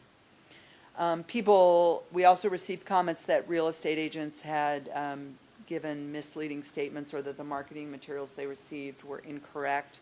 And, you know, this is something the city always really regrets hearing about. We really encourage any buyer to come to the city and talk to us. We're happy to tell you what is and is not allowed on property, but we don't get to review the marketing or real estate agents' materials before they're used. So we don't really have any control over that, unfortunately. There were some comments about the view preservation regulations that have been adopted and the removal of trees. Those are the homeowner association's regulations and processes. The city looked at those for conflicts with the development agreement, but otherwise we were not involved in the approval or objection to those regulations because they're really a private matter between property owners. although at this time we understand that the removal of trees associated with that has been stopped. So I have more of these, but before I go on to the next page, I wanted to make sure, see if there were any questions about the ones on this slide. I'll have a comment when you're finished with the list. Oh, okay. There were some questions about comprehensive plans for schools. Again, that really isn't part of the plat. The city does work with the school district. We coordinate together, although the school district really is the primary planner and driver, and they have demographers to anticipate where growth will take place and what kind of facilities they need where. It also should be noted that, however, that the plat, every home in the plat will have to pay an impact fee. Those impact fees are established by the school district and are adjusted each year based on what they think a single-family home or a multifamily unit should have to pay to support building the appropriate facilities. And although no school sites were included in the Talus development, the city is working with the city to try and identify some additional sites for future facilities. I've already really talked about the equestrian issue, that this is really outside the development agreement because it would be a change in rules. There was also a comment about, from the county, that they're looking at some of the steep slope hazard standards and changing them. I mean, the most superficial answer is that, again, to change standards, we would have to work with the master developer. But I think a more important point is to say that because there are some steep areas involved with this property, there were steep geotechnical studies that were performed with the plat. They required a double peer review, which means it was sent out to 2 more geotechnical engineers to review the information, conclusions, conditions, etc. So in effect, there's a localized evaluation of slopes and identification of site-specific needs related to this property. And then subsequent to the memo, I just wanted to point out again that parcels 8 and 9 have already been sent to the council, and so they're not a part of this. We also received some additional comments around the hours of construction, noise, and some specific designs related to the constructions. That really is, again, not part of the plat. There are city standards or development agreement standards around hours of construction, noise limits, et cetera, and those would be addressed at that time. Okay. Thank you for that. So just for everybody's benefit, I guess, while many of these, or all of these in some cases, are hot-button issues for a lot of you, and they're totally valid and relevant to what you do and where you live and so forth, I think it's just important to just remind everybody that she's putting this up here for a reason. We don't have any purview over that. We can't discuss it. We can't make any decisions on it. We can't open up any further discussions on it. Certainly tonight, we're not going to be ruling on any of that stuff or getting into any of that discussion. I'd like to ask that when we do get to public comment section that you do not address these. We are running out of time, and I encourage you to address the appropriate parties for any of these things that are of concern to you.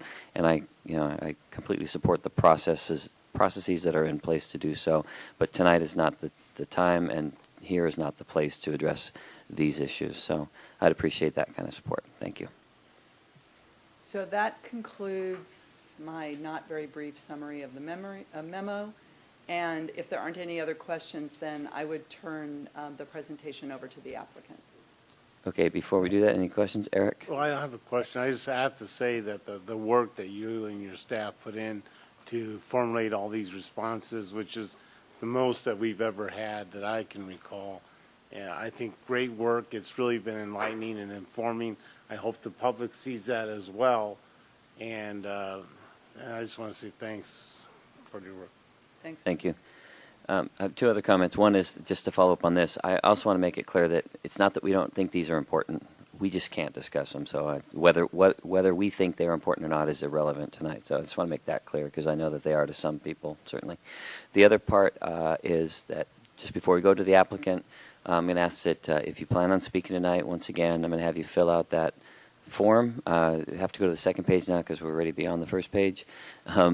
And I'll be retrieving the clipboard at the end of the applicant's presentation. If you haven't signed up, I'm not going to allow you to speak tonight, so please do so. Thank you.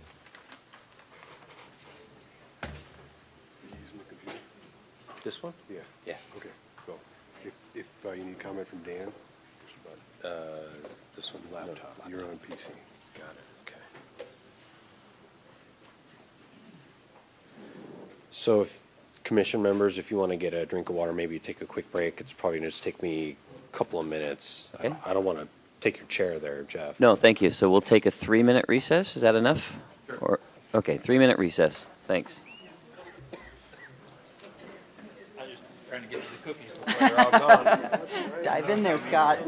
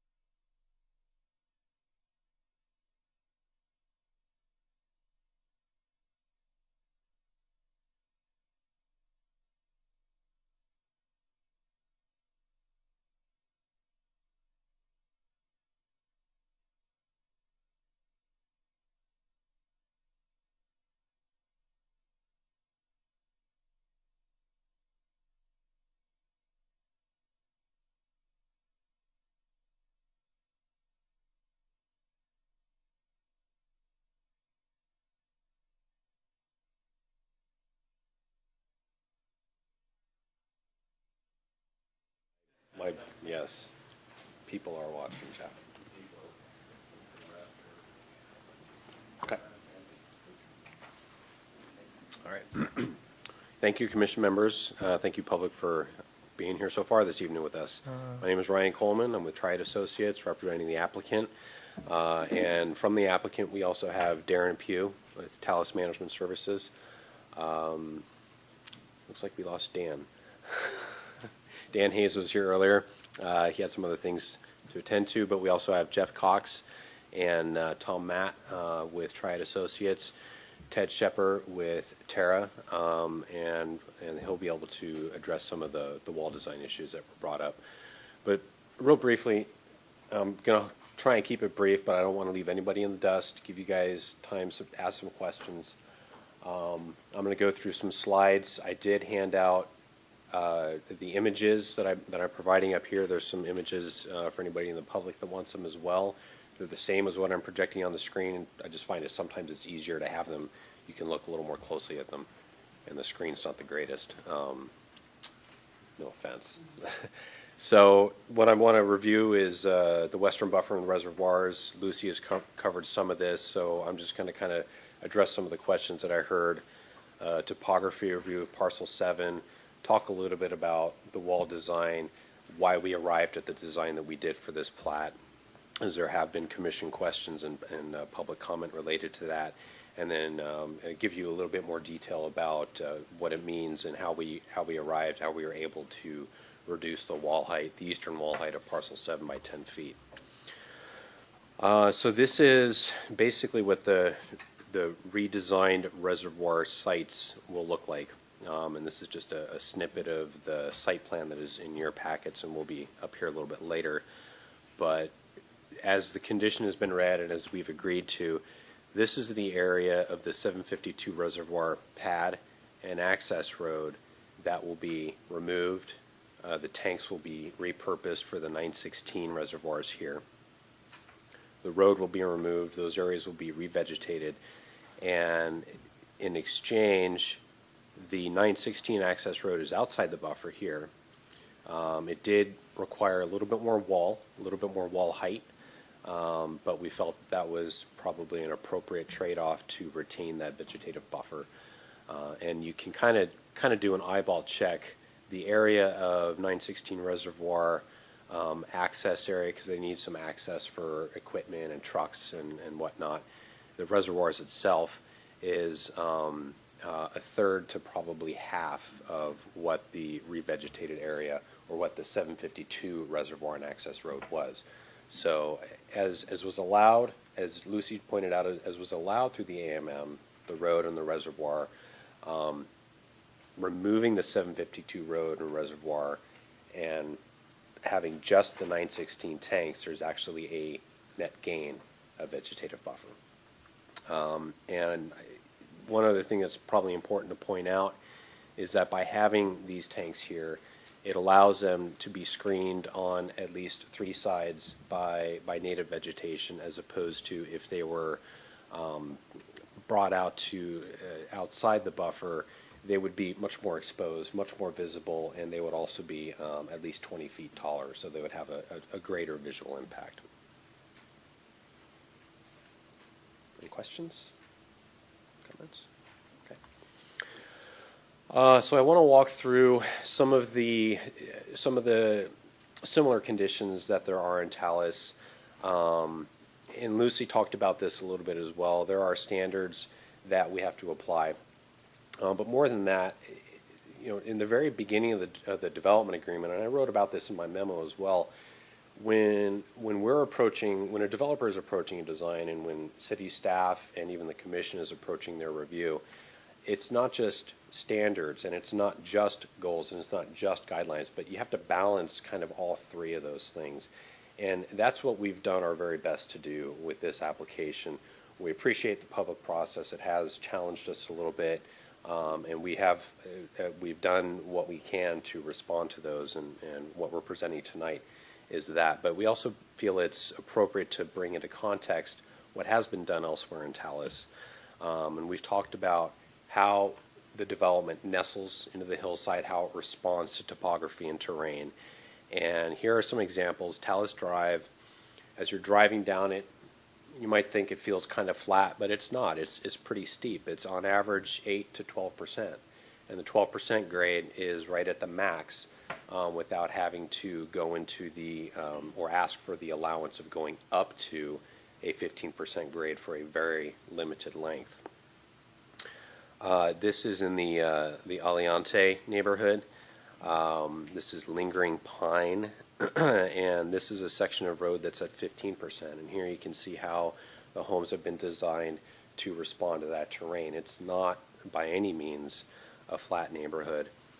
Wilderness Peak, sometimes referred to as Talus 5D, similar situation where this section of road here is about 10%, and then it gets a little bit steeper down to 14%, and then kind of levels out again to an 8 to 10% road grade.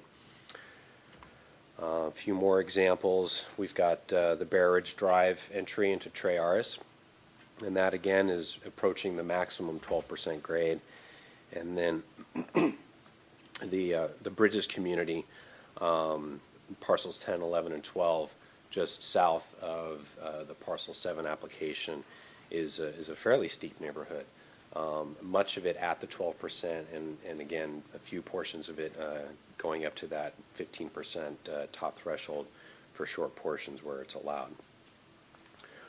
So I guess showing those images, I hope, kind of gives a little bit of context to the commission and shows how other areas of Talus have responded to terrain, have balanced the goals and the guidelines and the standards, and at least in our opinion, and I think staff would agree, have achieved and delivered that vision of Talus, a mountainside village, urban village.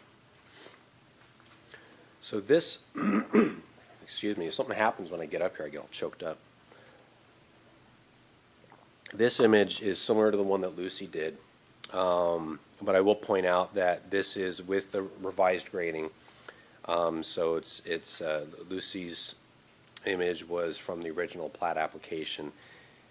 After the wall was revised, some portions of Shangri-La Way had to get a little bit steeper, and to create this ADA access table in the roadway here, which has to be at about a 2% grade, caused this section of road right here to get a little bit steeper. But outside of that, we've got road grades that are between 1 to 4%, 15% coming up here on Drive C, accessing the eastern portion of Parcel 7, 14.9 to 4.5%. So the road is, again, it's not a flat pad. It's responding to terrain. We're trying to balance the road grades and even balance cut and fill. And that was a question that was raised, and I'll come to that in just a little bit. You can see there are some section lines through here. We did provide some sections. But I want to talk a little bit more about topography of Parcel 7. It does slope significantly from west to east. There's about 160 feet of grade change from where the reservoirs are to about where the bottom portion of the wall is. I've talked about standards, how we're limited in how much we can, we can't just build a 20% road so that we don't have to do a bunch of grading, so we don't have to do walls. It's just not an option that we have in our arsenal. I've shown you some of the similar grades in Talus, and again, what we feel we've proposed, and even with these revisions that we are, and staff has responded to this as well, that we're compliant with the development agreement. You've seen this image as well. One question was, where are some similarly tall walls? Tres Arras, Parcel 5C, they get up to about 27 feet here. 5D, they have portions up to 31 feet, and these are, again, are directly supporting homes. There are some as well in, I forget the name of this, Ascent, thank you. This is Parcel 4 and Ascent, and it's up to 29 feet. We've got wall systems, and when we think of a wall system, these are some of these walls. They were able to be terraced because they weren't fighting a falling grade condition, so they were able to terrace. But it's still 40 feet of wall here at the entry, as well as here at the bottom of Timber Ridge. And we've got some sections through some of these neighborhoods as well. But what's interesting is that some of these walls, some of these tall walls, some people have probably never even seen or even knew that they were there. And this one actually, I'm wondering how many of you know or may know where this is.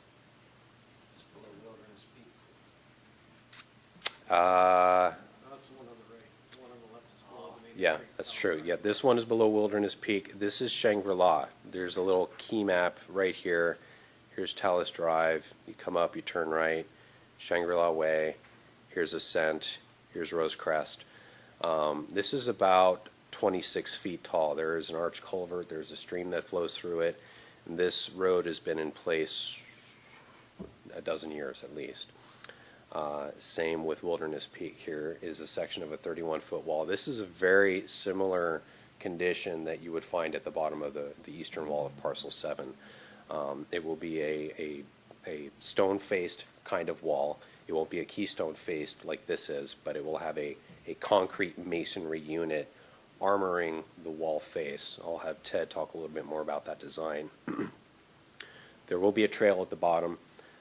We have designed it so that there will be some intervening landscape between the trail and the wall to soften the visual appearance. But this is very similar to what you would see at the bottom of Parcel 7. And I think what's important is that you can see the existing vegetation really does a pretty decent job of screening it. I can zoom into these a little bit more, and I will, just because they're kind of interesting. This is Timber Ridge, also sometimes referred to as parcels 16, 2, and 3 in Talus. It's so you go up Talus Drive, turn left on Shibear Way.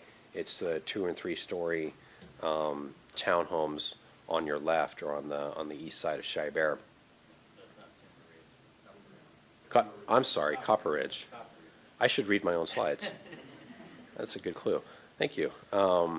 So you can see here there as well was a fair amount of grade that Copper Ridge was taking up, and they did it again through a series of stepping grade through the building, through walls, and in this situation they were able to terrace. This is a 40-foot wall section here. They were able to terrace it, but I think what's important to note is that when they were coming down here at the bottom of their parcel boundary, they weren't chasing a 40% slope.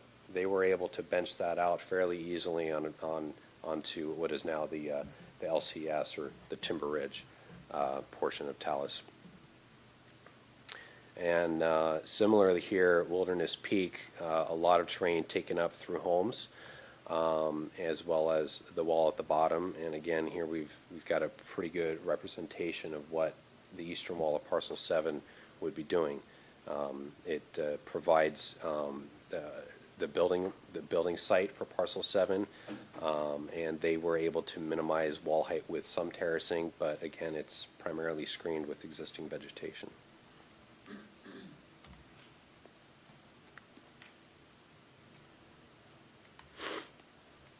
This is the, I just wanted to kind of give context again. This is one of the site sections we'll spend a little bit more time on. This is Parcel 7. But here again, you can see how the terrain is pretty consistent all the way down. And we have done our best to take up terrain through some grading, some walls, through the buildings. Again, the topic tonight has been this taller wall here at the eastern portion of Parcel 7. And how we were able to reduce the visual height of the wall was by bringing this trailhead up a little bit. We put a rockery at the bottom, so we kind of lifted the topography there. We are filling against it and landscaping part of it. But again, this is a very accurate representation of the existing vegetation going down to mountain air that will help screen the visual impact of that wall. And we did a very scientific study. I bought balloons at the party store, 4 of them, 4 16-inch balloons. I actually had to use an arrow to show you. They're right here, they're orange. But I was standing, I took someone from our office and I had her stand right about here, right about where this wall would be, floated those balloons 40 feet in the air, and I walked down the hill. I couldn't quite get down to the trail because it got pretty steep going down there. But basically I was standing here looking back up through the trees, and what you can see, this blue line is approximating where the top of that wall would be. But you can see, if you were farther down that hill, that vegetation would be screening it. And similarly, what I tried to do was walk back up the hill, get about to where the level of that wall would be, so that you could see the existing vegetation behind it that will remain, will be there to help screen it. So, Brian, I'm sorry, we have a question from Scott here. Thank you. Can you go back one slide, please? I'm just curious in regards to, is there another example of a hillside constructed in this manner with the span of earth from the upper retaining wall to the lower section within Talus today that would be representative of what we're talking about here? like in 5D? I'm sorry, Wilderness Peak? So we're saying that Wilderness Peak is a similar example to what the next slide would translate to? Could you maybe, just to make sure we're saying the same thing, Yeah. can you say in what ways you're asking if it's similar? Yeah, go ahead and jump over to the next slide. So the distance of that upper retaining wall to, I think it says Taleo, to the lower, that span of earth. Sorry? Talus Mountain there. Oh, this right here? Yeah, So from here to that point. to here, Yeah, it's about 300 feet. 300 feet. So your previous slide is representative or similar to that span? And where I'm going with that is I'm just curious in regards to that distance of slope with that grade associated with that tall of a wall placement. I'm just curious, looking for similar examples of what's in place today. I guess I'm having trouble trying to.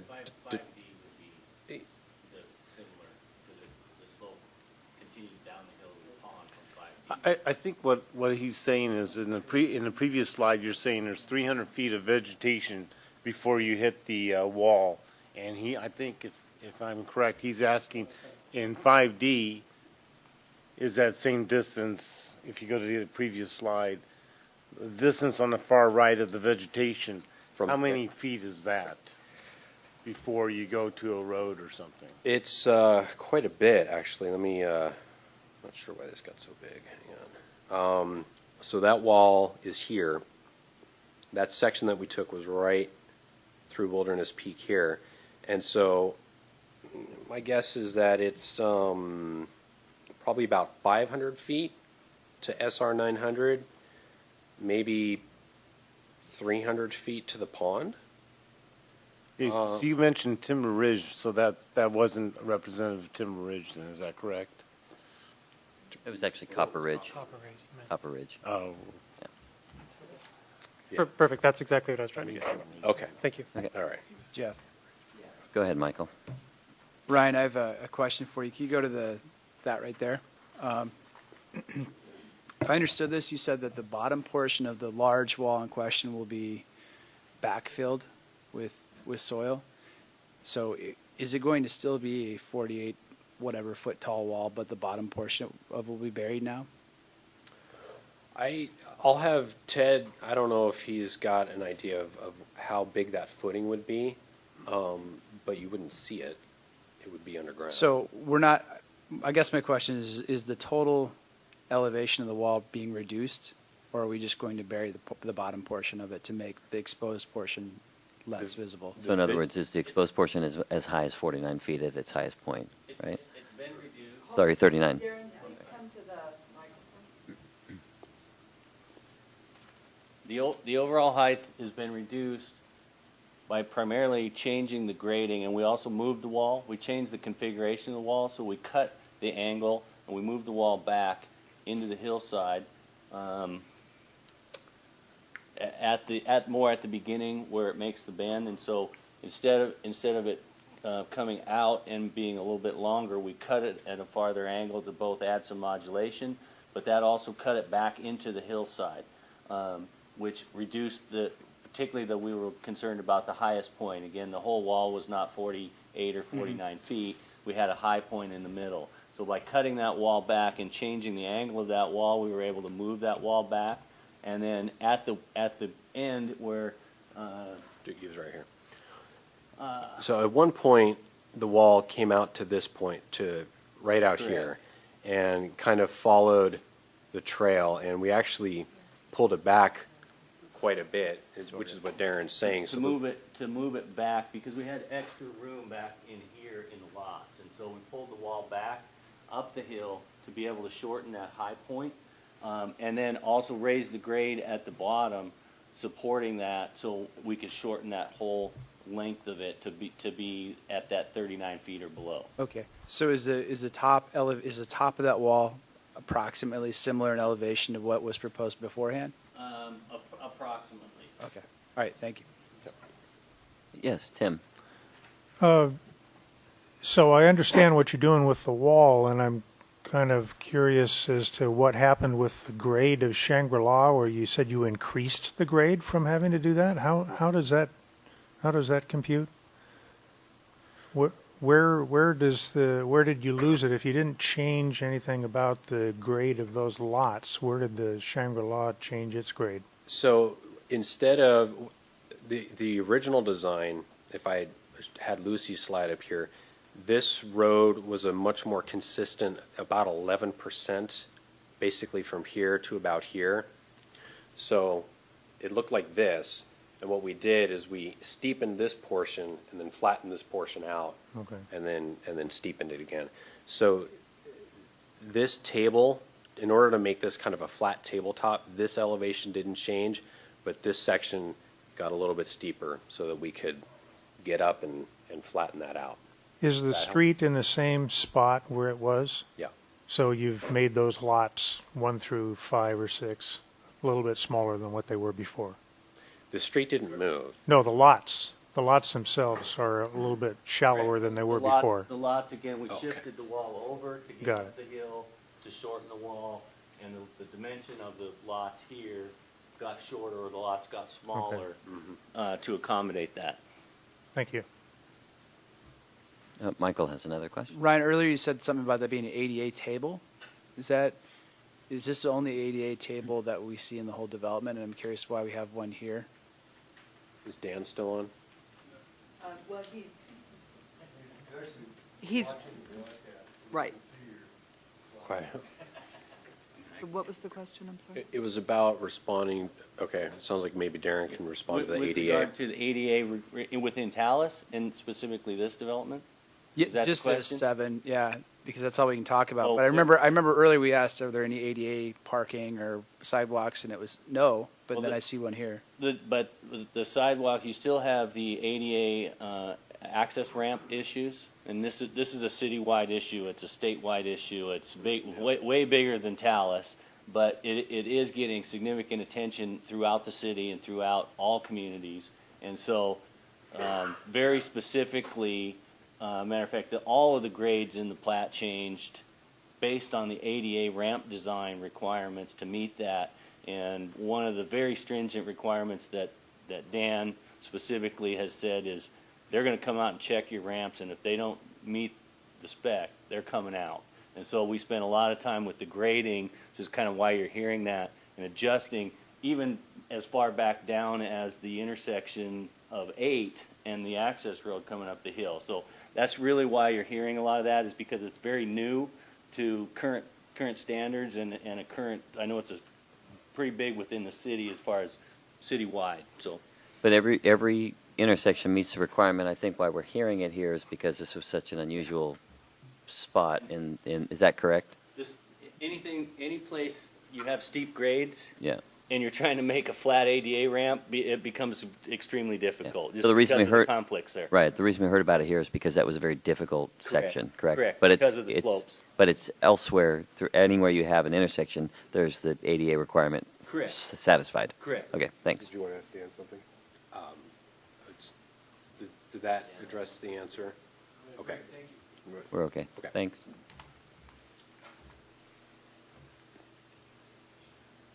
I don't know why I did this. Okay. So, just real briefly, we talked a little bit about trying to balance the goals, the guidelines, and the standards. And one of the things that Lucy had mentioned was that an option that was considered early on was, instead of having a tall wall, was that we could actually come in here and engineer a slope design as opposed to the wall and saving the vegetation. So this gray area represents where vegetation could have been removed, and the result of that would, instead of a wall with vegetation, would have just been an engineered slope. It's about a 1 1/4 to 1. It's taking up roughly 80 feet of grade over a 100-foot distance. But what we decided was that wasn't what we wanted to do. We didn't feel that conformed to the development agreement. It wasn't in the best interest of the community. So again, what we've gone back, we've redesigned it. We've looked at how we can reduce that wall height, reduce the visual impact, and I've talked a little bit about this section. But again, Parcel 7 is we feel is conforming to the grades, and the wall has been reduced, as we've talked about a little bit. So these are just some more sections on that. Ryan, can you make any comments, or can anybody make any comments about the graded slope alternative versus the wall in terms of structural stability?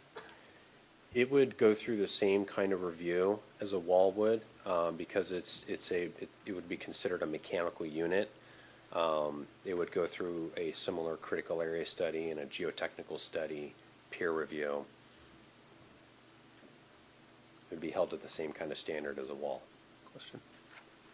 Go ahead, Carl. So then Ryan, can you give a couple bullets of why you guys didn't choose it and why you said it didn't conform to the way you interpreted the development agreement? Well, as Lucy pointed out before, one of the goals of Talus is to retain areas of vegetated open space. And although this could have been one area where we chose, well, we're retaining some areas, it just didn't feel in keeping with the spirit of the development agreement, and would have a greater cost. I'll speak a little bit to some of our decision making, although those are great comments. The slope, quite frankly, is probably less money than the wall, but it does create greater clearing. We're opening up a lot more space. The trails down there, we didn't really feel like it was going to be acceptable. Primarily, tree cutting is not really a popular thing in Talus or anywhere within Issaquah, and it just seemed inherent to us to just go ahead and put the wall in. Looking at that as an alternative, you're going to clear all those trees and really open that hillside up, which is not going to be pretty. You get into the tree cutting issues. We probably felt that was going to be a bigger deal than we thought the wall was going to be at the end of the day, even though the wall's probably more expensive than doing the engineered slope. So Darren, could I just clarify one point? You not only clear that slope, but because people may not have the decoder ring for what Ryan was saying, which is that it's an armored slope, which means it would never be planted. It would have a kind of surface treatment that would maybe appear like a rock, but it would not. It's not that it's cleared and then replanted. It's cleared and treated as if it's almost like a wall face. Is that correct? Likely.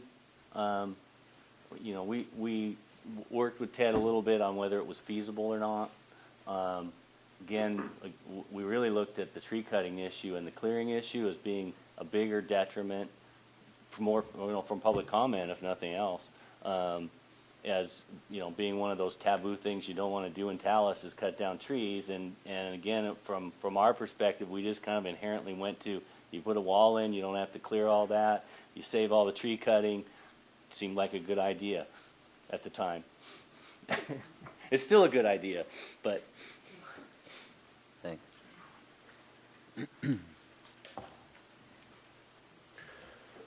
Any other questions? That pretty much covers what I wanted to cover. Again, we talked about the grading and the modulation of parcel 7 through the site. But I do want to kind of briefly cap everything. Like I said, we've reduced the wall height, the eastern wall height of parcel 7 by at least 10 feet. By doing that, we're retaining a lot of vegetation. The existing vegetation that's there, which is a mixture of deciduous and conifers, would provide some screening. We're going to have Ted talk a little bit about some of the additional information that we gave the commission attached to the packet regarding wall design, life of the wall, maintenance of the wall. And then again, at the very beginning, I talked about the redesign of the 916 reservoirs in the road. So at this point, I'll have Ted come up and. Actually, Brian, I'd like to start that. Okay. Go ahead, Ted, come up. Thank you, Ryan, for all of that information. Appreciate it. Also, talk about balancing of export and import. So, Ryan was mentioning there was a question about import-export balance. We're in parcel 7. We're pretty much at a balance.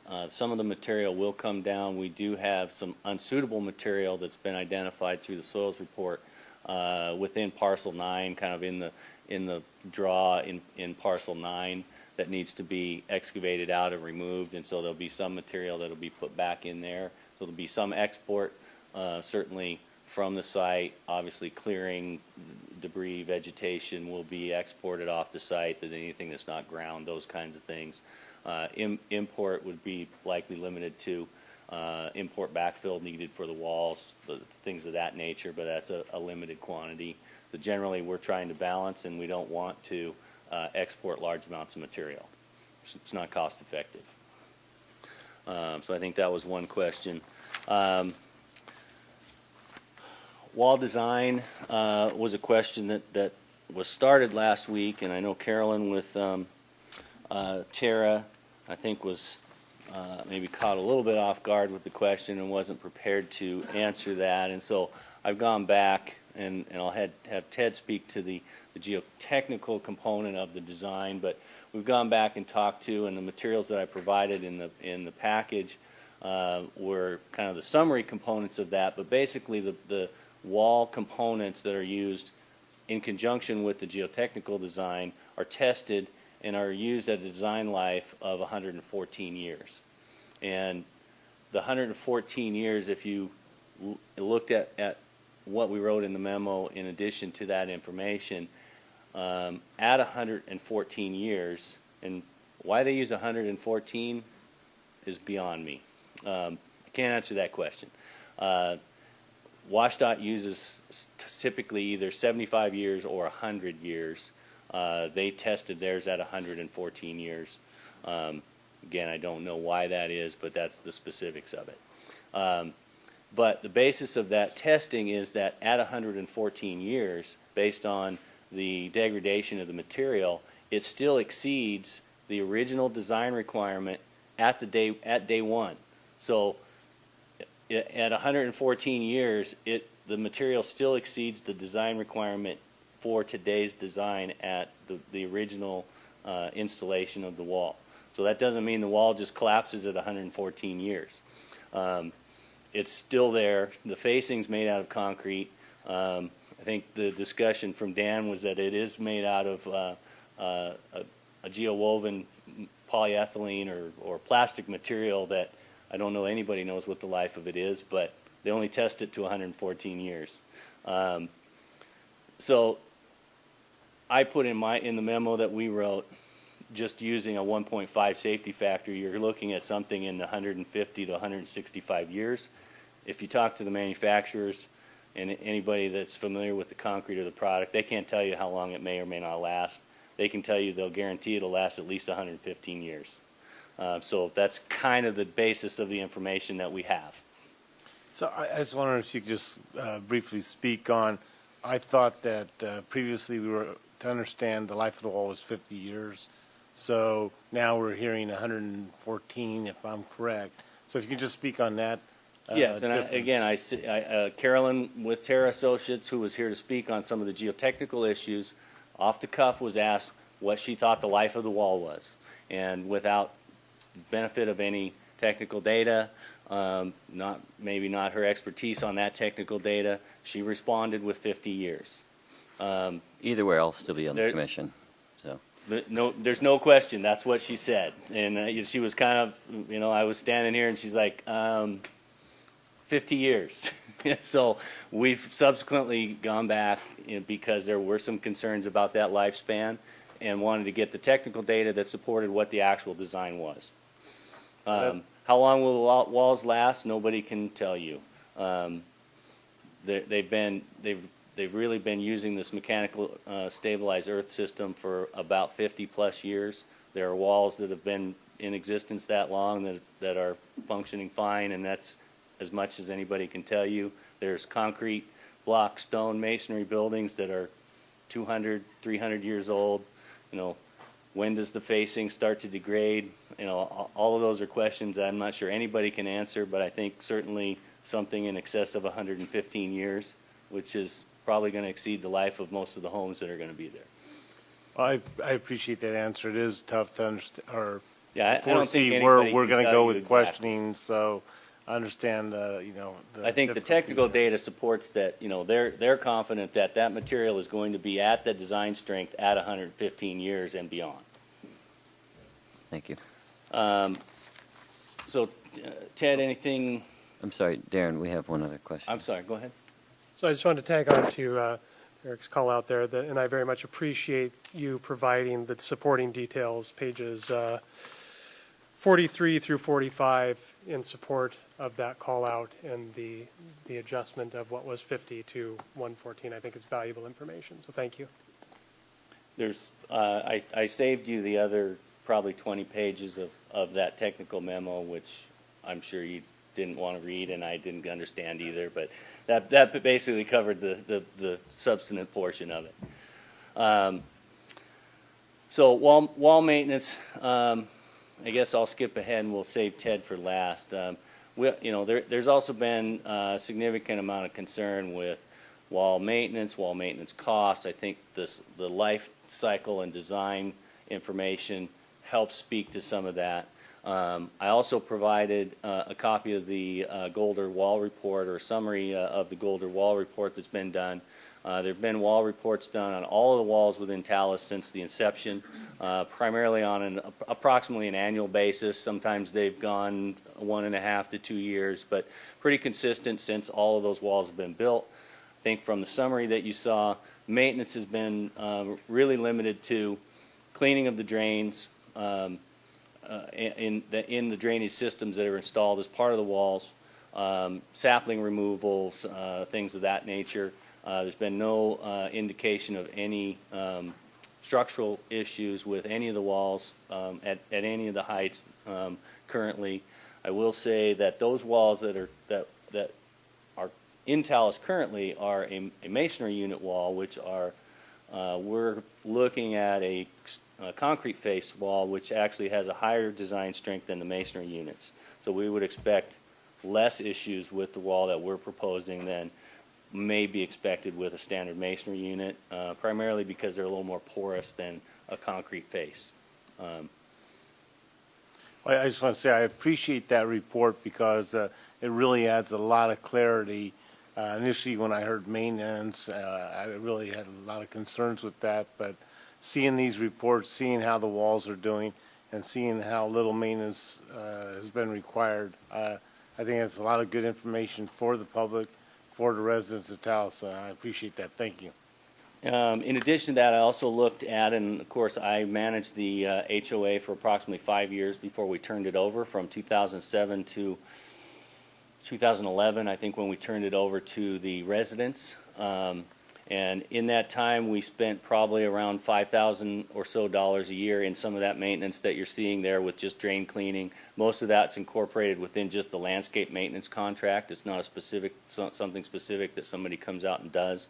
You know, there are some cleaning recommendations, which I think you've seen in some of the photos, where you just get some of that phosphorus, which is inherent to the masonry units, that white bleaching that kind of bleaches out potentially. That's really some of the cleaning aspects that they're talking about that are, you know, quote, optional. It's kind of more of an aesthetic thing than it is a structural issue, but those are things that they recommend, you know, people consider.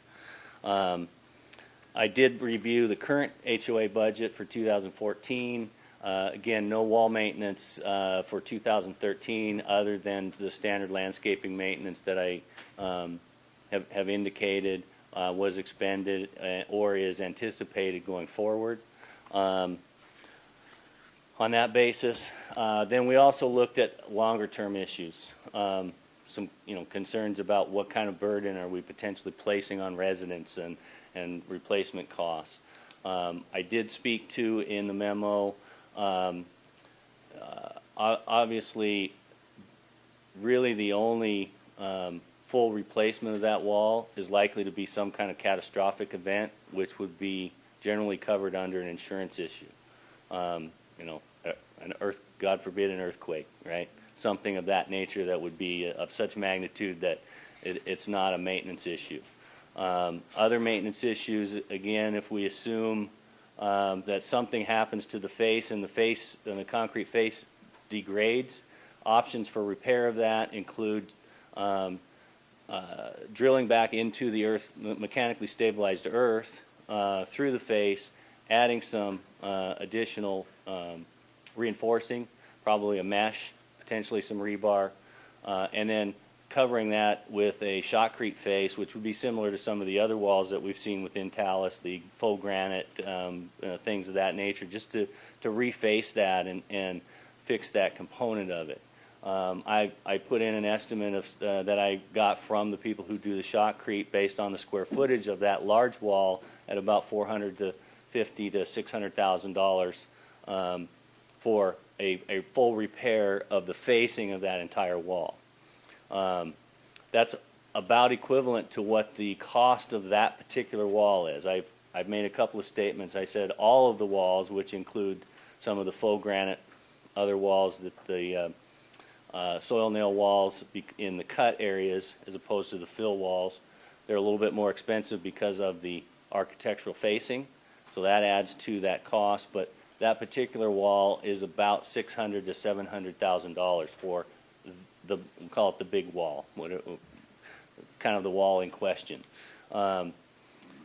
If you look at that wall on just the lifespan, well, let's look at it a different way. If we take the entire $2.5 million for, which includes 7, 8, and 9, all three of those parcels for the walls, and we assume that in 114 years they failed and we had to replace them, and this is in today's dollars, so we're not accounting for inflation and those kinds of issues, but that $2.5 million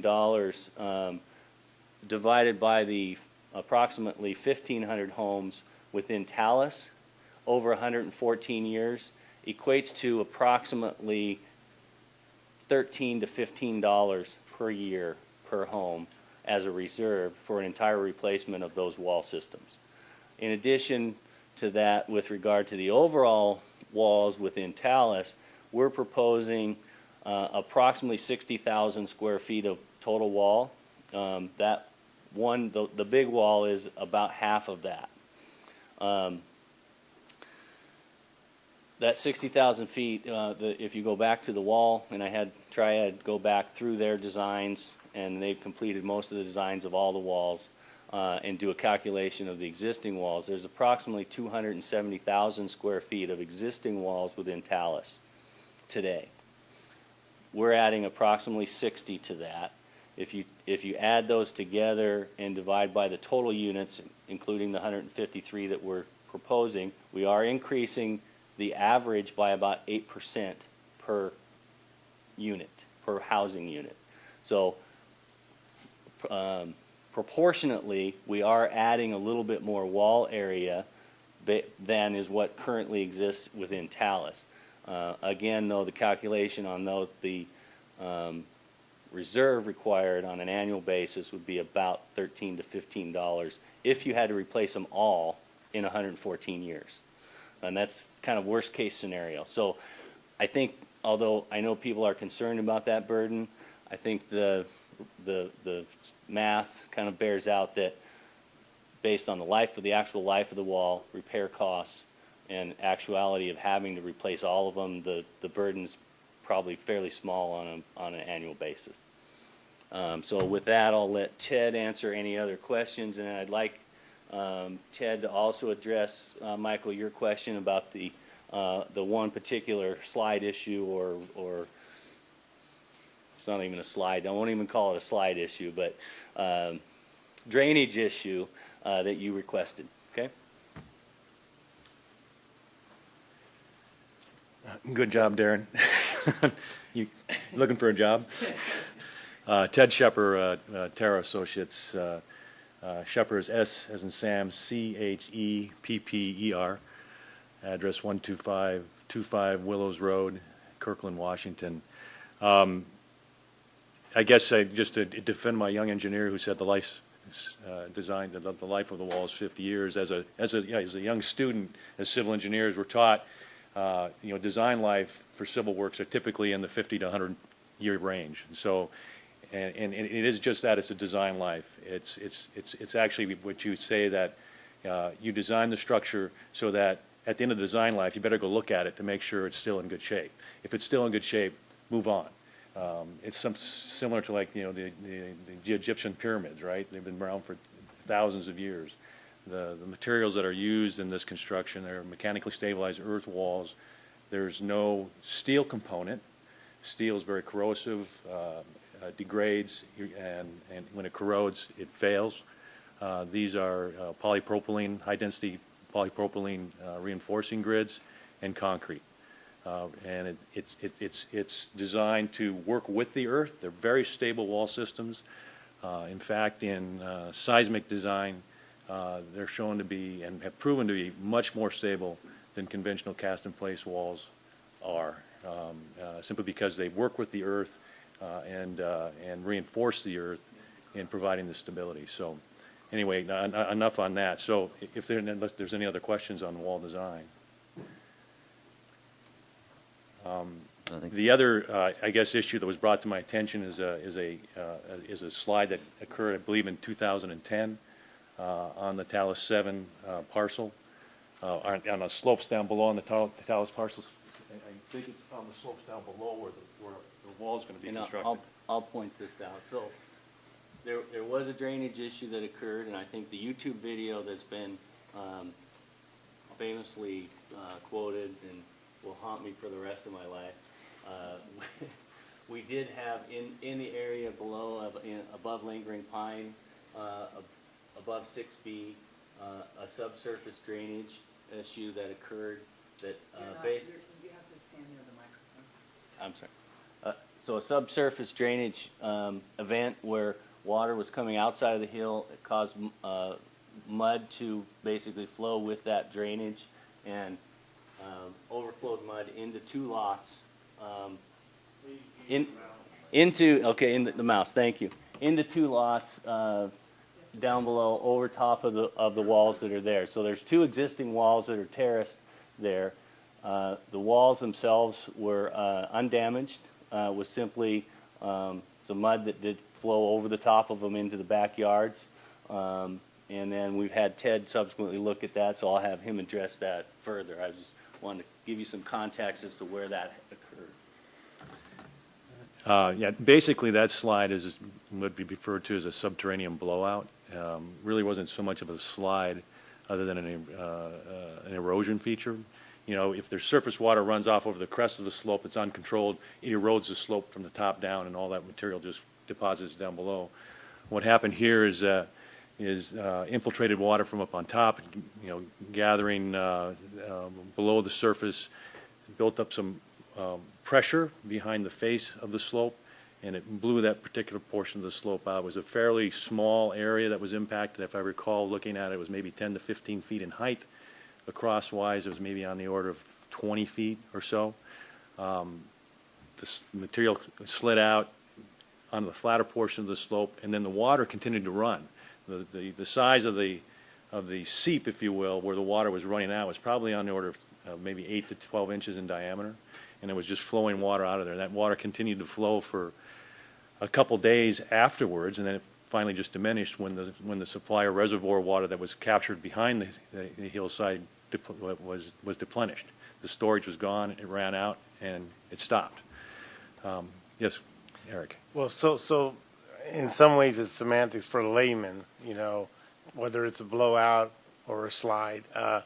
You know, it was a issue of concern, and so I think what we'd like to see maybe addressed is how will that be avoided in the future by this development, or is that something that would be considered in this development? Oh, absolutely. Yeah, absolutely. It wouldn't have occurred if the development had been there. Okay. Because basically all the precipitation is captured by the storm drainage system, and that is then carried away and discharged in a controlled manner. Here we have the open space up on top. Precipitation just continue to fall over this entire area. Portions of it that ran off did get captured by the temporary system that's in place, but we still have quite a bit of water that can enter the surface by infiltration and gather below, and it did that over a number of years. With the development, you know, impervious surfaces, it captures that and controls it, so you don't have that same amount of precipitation getting into the ground. That blowout, you know, basically wasn't an impact to the overall global stability of the slope. It was a localized area. And like I said, if the development had been there, it wouldn't have occurred. Thank you for that. Appreciate it. All right, thank you. Any other questions for Ted? Or Darren?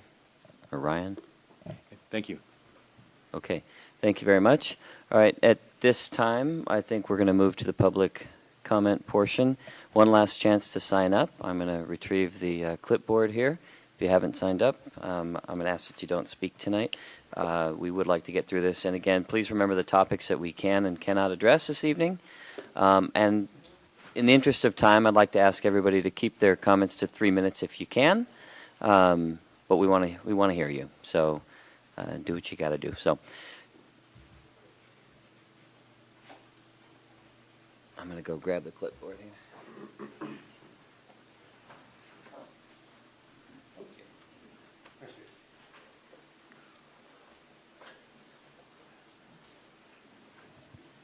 All right, when your name is called, if you could please go to the microphone, give us your name and address, and share your comments.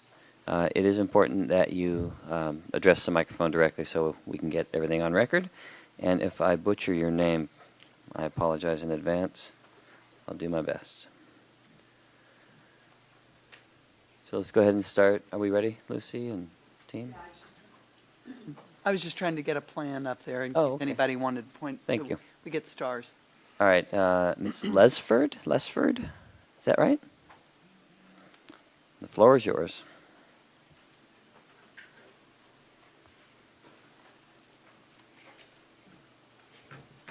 So my name is Cynthia Lesford.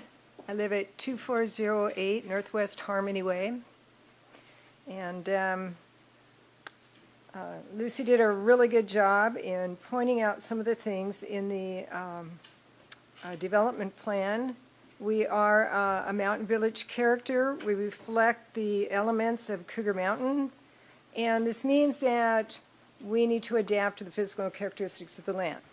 The location of the buildings should be considered the natural elements of the site, stepping up hillsides and taking views and lighting to account. So now the developer's plans this 800-foot long wall, 38 max, but maybe smaller. To me, that's flattening out Cougar. We could see that it's 15% grade to get up there, but it's only a 1% as you get up there. So we are flattening out Cougar Mountain with this wall. I know we have a lot of people that will be seeing this wall. We're going to sell it as view property. I really like that he had this with all the tall trees, but those trees are either going to be short or we're going to have a conflict like we have now with people wanting views. We're going to see the wall, we're going to see the homes from all over Issaquah.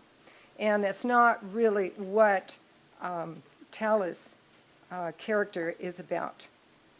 I would like to see maybe not so much of a wall, but less homes put up there and a little bit more of forming to the terrain that we have.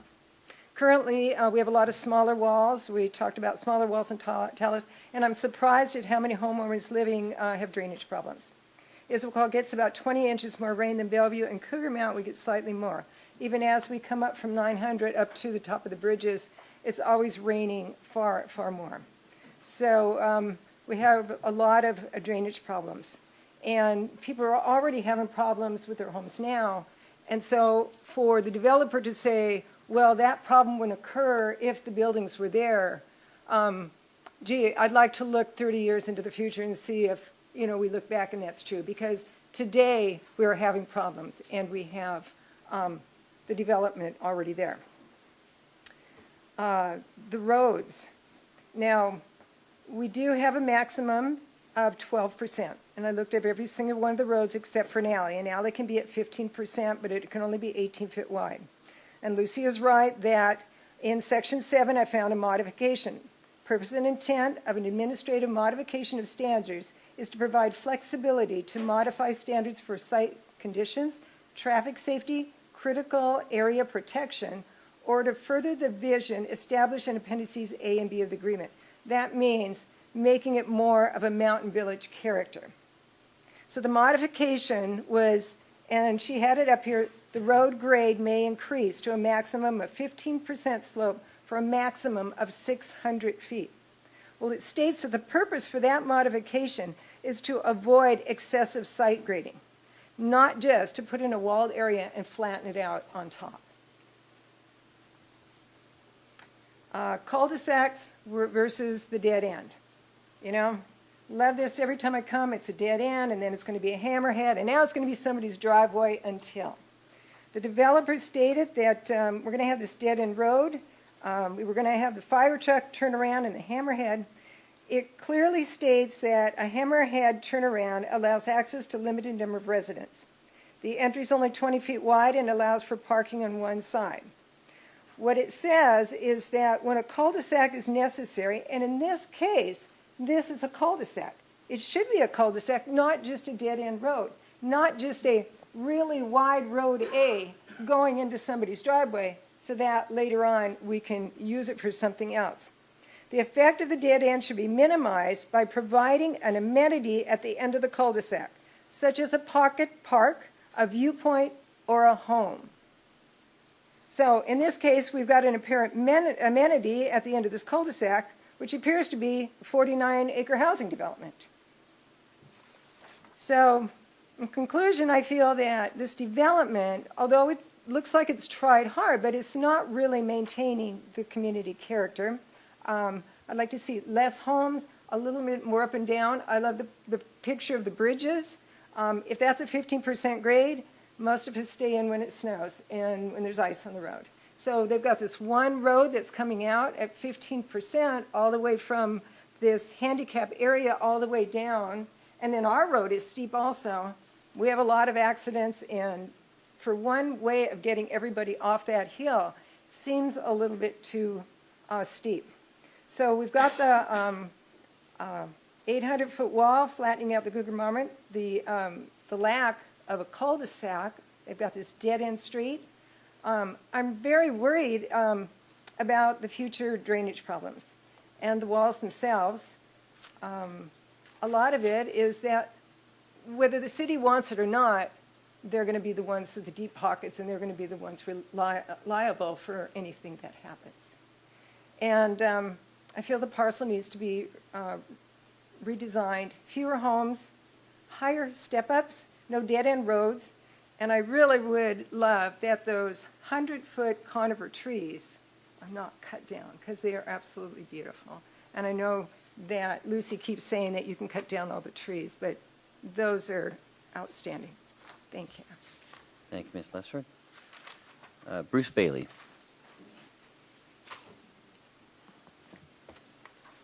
Hi, Bruce Bailey. I am a member of the TRA board, and so I'm coming here tonight to speak on behalf of the board. We heard concerns at our last board meeting. Can you just tell me what TRA board is, please? Yeah, the Talus Residential Association. It's the homeowners board for Talus. I also live in Talus. Can you please identify your address for the record? Yes, 2247 Northwest Boulder Way. Thank you. So our last HOA meeting, we had good attendance there. We had, and as you know, we can make some noise about some things in Talus. So we had some good attendance there. One of the presentations we saw was about Parcel 7, and I was also at the last meeting. And the concerns about Parcel 7 were concerns that you all had last time I was here. Okay, you brought up some great points. We talked about maintenance. You talked about, boy, that's a great idea. If you can move the wall down that much in 10 minutes, let's see what you can do in 3 weeks. I remember what was said. We talked about modifications. The Talus HOA, TRA, which is the Talus Residential Association, shares those concerns. And so, you know, I come here as their ambassador tonight. There's not one of us on that board that doesn't have a concern. But I also want you to know there's not one of us on that board that is anti-development. Not one of us. If it was our land, we would want to develop it too. We're sorry that you bought some land on a 40% grade, though, you know, and it's tough to develop. We understand that. So I just want to outline to you what some of the concerns were at those meetings, because we think you should hear them. So first of all, the first concern that comes up is the encroachment of the 50-foot buffer zone, which separates Talus community from the adjacent parkland. And while there has been modifications made, that's a concern, because the development agreement calls for nothing to be in there. I believe it says except for a water crossing. Now we have walls or roads and water towers. We don't get it. Where I come from, we call that an end run.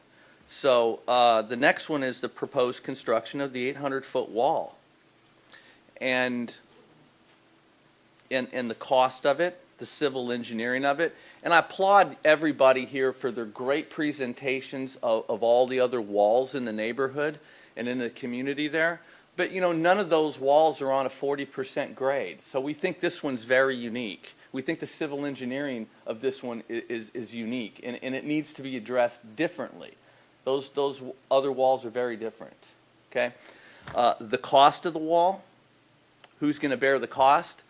So we heard the residents loud and clear. You know, they don't want responsibility for it. You know what? The board doesn't either. We applaud, you know, the scientific studies that have gone behind this and how stout and stable and solid this wall is going to be. We only wish you would have built our fountain. Okay? So we invite anybody to come over and put your toes in it if it had water in it. You know, the insurance policy doesn't cover it. So we're at odds with that. So we have some real concerns here. To say we have trepidation is an understatement. We're beyond trepidation. We're scared. You know, there is water issues there. We've talked to people above us on Cougar Mountain, and you know, these water things occur all the time. You know, there's instability up there. They don't know why there's a development going on a 40% grade. Now, I've walked the 40% grade. It's called the Surprise Creek Trail. I've walked where all those properties are. I've walked down to where the bedrock was found. You can't stand there. It's steep. Okay, that's you know that. I don't know if you know what the degree of steepness is in ski slopes. It's not 40 degrees. They call those like triple black diamond. Okay, so that's a steep area. We have real concerns with that, and I understand. Who's going to own the retaining walls? We don't want to. We don't want to be responsible for that. We want to be on the record for knowing that. We really want you to know that we feel like Parcel 7, although we're behind, development, just doesn't do it in the spirit of the community. It just doesn't, it doesn't fit the bill. It needs to go back to the drawing board. We're back to the proposal of dead-end streets. Now, and the steepness of grades. While the illustrations were great, we had lots of illustrations throughout the community of 15% grades and 12% grades. And I know what it's like. I ride a bike, I've ridden up Talus Drive from the bottom to the top 3 times this week. That's a steep grade, okay? I get it, Now start adding that above the tree line there. I used to live in San Francisco. You get a few more, you've got Hyde Street. That's what the cable car goes up. They have stairs that go up that, Dead-end streets, those illustrations where all those grades weren't dead-end streets, okay? I was coming up Talus the other day. We had a moving van. They can't get around Talus. It's tough, okay? So they're parked the wrong way on Talus because they can't turn around, okay? So we're about making modifications. Cul-de-sacs make sense to me because a car can go down to the end of a cul-de-sac and turn around. An emergency vehicle can go down to the end of a cul-de-sac and turn around. You can't really go into someone's driveway, It's an emergency. I don't want to wait for the fire truck to go over here and then back up into here and then turn around and go over to here. It just doesn't work for me. My house is burning. We've got things happening. It just doesn't make sense, okay? There's something else going on with a dead end into someone's driveway. I think. I do. So, at the end of all this, I think we've done a good scientific study of the traffic deal. I don't get it. 150 homes and a couple of cars per garage. Yeah, I think it's going to increase traffic. So, as it sits right now, I'm supposed to pass the hat, by the way, for the fountain. We're looking for $100,000 to get that thing back up and running.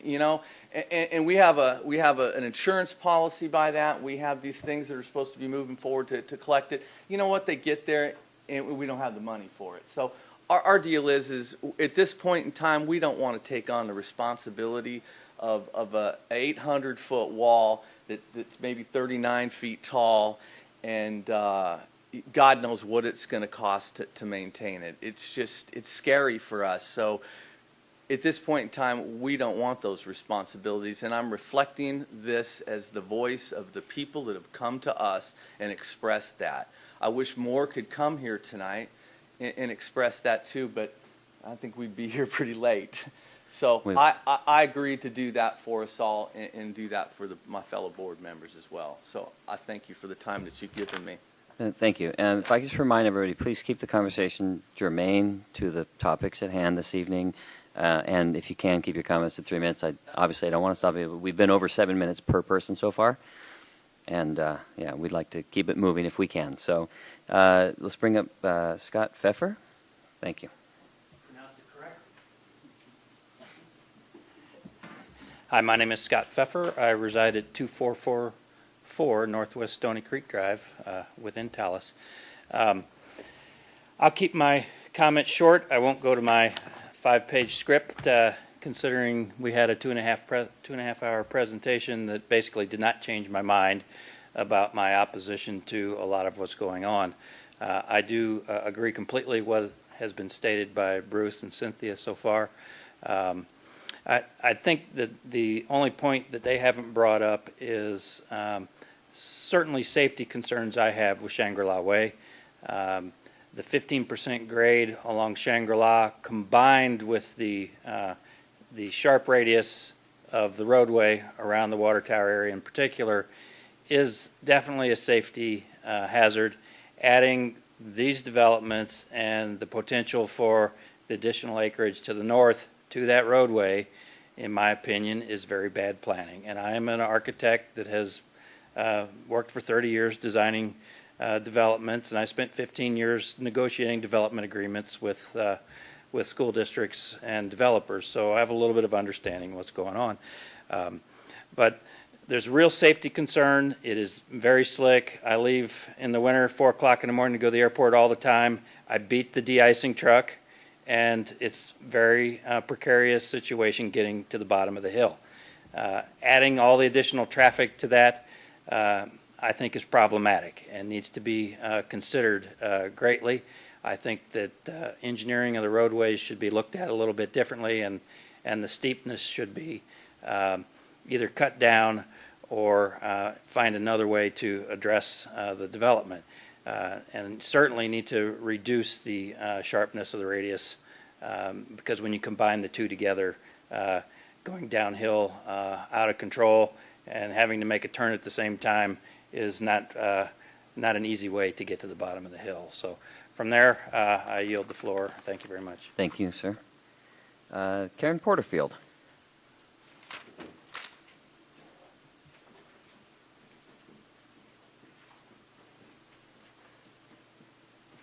Karen Porterfield, 2498 Northwest Stony Creek Drive. Well, this has been an educational evening, I will have to say, but I find it a little bit ironic on the day we get the announcement in the paper that May 10th we are celebrating 226 more acres for Squack Mountain and the opening of more trails on Tiger Mountain, that we are talking about an 800-foot wall on Cougar Mountain. Find that very concerning. I'd like to start, and I'm addressing my remarks to the official published responses that the staff did from our last meeting. I'd like to start with the first quote: retaining walls are necessary in this parcel to create buildable pads for the buildings. Well, I'd like to echo what was said earlier. The topography has not changed. This was not a surprise to the builder. They knew what they were getting into when they chose to buy this piece of land.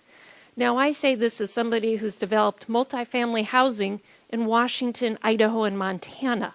So I, too, am not against development, but I appreciate the appropriate development. The next remark is the comment, this wall is unlikely to be seen off-site. Well, for all of us who live in Talus, we're on-site. And so it's a little disingenuous to say that if you're off-site, it's okay. We live with it, and we will see this every single day. Next remark, the preliminary plat states that walls will be owned and maintained by Talus Homeowners Association.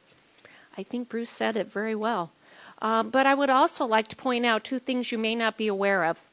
As part of the HOA agreement, as it was developed, perhaps by the owner who has so happily said he was in control of it for many years, commercial costs are capped at 4% increase a year. So when we are looking at this wall or these walls, we have to build a reserve. As somebody who's done risk management, we're looking at between 60 and probably 70% of wall replacement will have to go into a reserve. The majority of that burden falls on the homeowners. It does not fall on the commercial. So please keep that in mind. Next quote, making efficient use of the land. Well, there's a difference between effective and efficient. Effective says we are following the topography of the land as laid out in the initial agreement between the developers, the community, the city, and the environmentalists. Efficient for this particular builder is to put up a big wall and have flat space on top because that's easy and cheap to build. So big difference between effective and efficient. Next line. This means development confirms to the topography of Cougar Mountain. I am not quite sure how building now a 39, or let us translate it, 4-story wall confirms to the topography of Cougar Mountain. And for those of us who live in the bridges, and yes, I have walked up from the bottom of the hill up to my house, that's a big slope. We conform to the topography, and we get good exercise whenever we take the dogs out. The next one I'd like to remark on, this challenge of open space has been met at Talus by dedicating approximately 73% of the land as open space. This is an opinion of the staff only. I'd like to go back 2 more pages as I wrap up my comments. Wall design considerations, a few additional thoughts. Tall walls form an effective separation from development and wildlife. Well, as somebody who has worked in Alaska, I am not concerned by a few bunnies or some deer. And in all the years I've lived there, I've seen one sad and rather mangy coyote.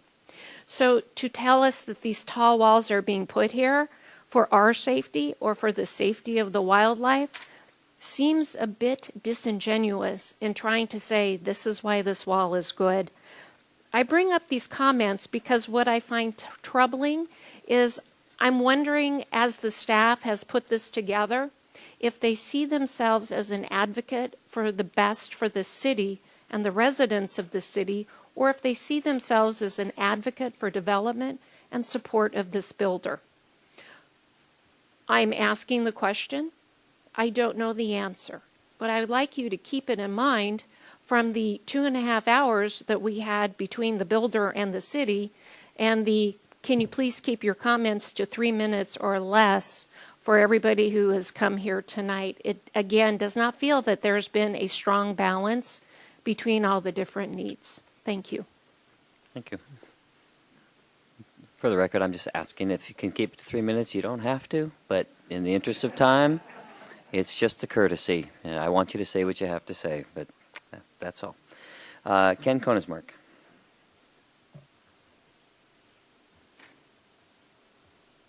Ken Koenigsmark, 5713 285th Avenue Southeast in Issaquah. I was going to refer to an earlier slide that showed the open space and give you a little more history about how that happened, because there's a story there that I don't think people know that you need to know. How did you get that 73% of open space land, everything south of Tibbetts Creek? The developers did not want to give that. Believe me, they wanted $15 million for that. And we tried a lot of ways to find $15 million from the city, state parks, King County parks. The trade-off was, this is why you now have 800,000 square feet of office space in Talus. The only way to get that 73% of open space was to give the developer an additional 800,000 square feet of office. That made it economically viable. In addition, they agreed to create a net improvement in downstream water quality, because the law at the time said you can discharge 50% of the phosphorus from your development site right into the creek and right into Lake Sammamish, which would have created big algae blooms and killed the lake. This developer agreed to create a net improvement through their drainage systems and by restoring the Bianco mine coal mine site. So there's a lot of stuff like that you all need to understand that gets us to where we are. I'm very proud of what happened with Talus. We still are building out what was agreed to. So now let me focus in on my area of concern, which was the 50-foot buffer, and you heard me speak to that 2 weeks ago. I also believe you got a copy of the letter I wrote in 2000 on Mountains to Sound Greenway letterhead, which referred to the earlier 752 tank. I disagree with what was said by Lucy in the city's position that it's okay to put water tanks in the 50-foot buffer because it's not a residential impact. No, paragraph 4.3.2 is very clear in the development agreement and says the only exceptions in the buffer are trail or utility crossings, not water tanks, not facilities, not roads, not retaining walls. No exceptions. So why was an exception made in 2000? Because if you look at the letter I wrote, it's very clear in documenting that there were identified public benefits to making an exception to locate those water tanks in the buffer and save additional trees, reduce the clearing footprint, and have greater public benefits by allowing that one exception. That, however, does not open up the rest of the buffer to be used for whatever anybody wants. That's where we got a problem. So that's why I was so opposed 2 weeks ago to the entire idea of a road, 2 new water tanks, and retaining walls in the buffer. The new proposal to remove the old tanks, put them on a lesser footprint, is in my mind not a bad option to take. I would support that. However, I want to be on record and urge you all to watch this very closely. No other intrusions of any sort are allowed in the 50-foot buffer under any conditions unless it's a trail or utility crossing, or unless there is some other public process to create an exception due to the overriding public benefits. Thank you. Thank you very much. Ms. Valerie Pfeffer.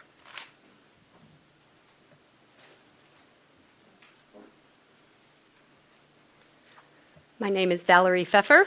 I live at 2444 Northwest Stony Creek Way and the Bridges of Talus. And I'm here in support of my friends and my neighbors, and I 100% agree with everything they've said.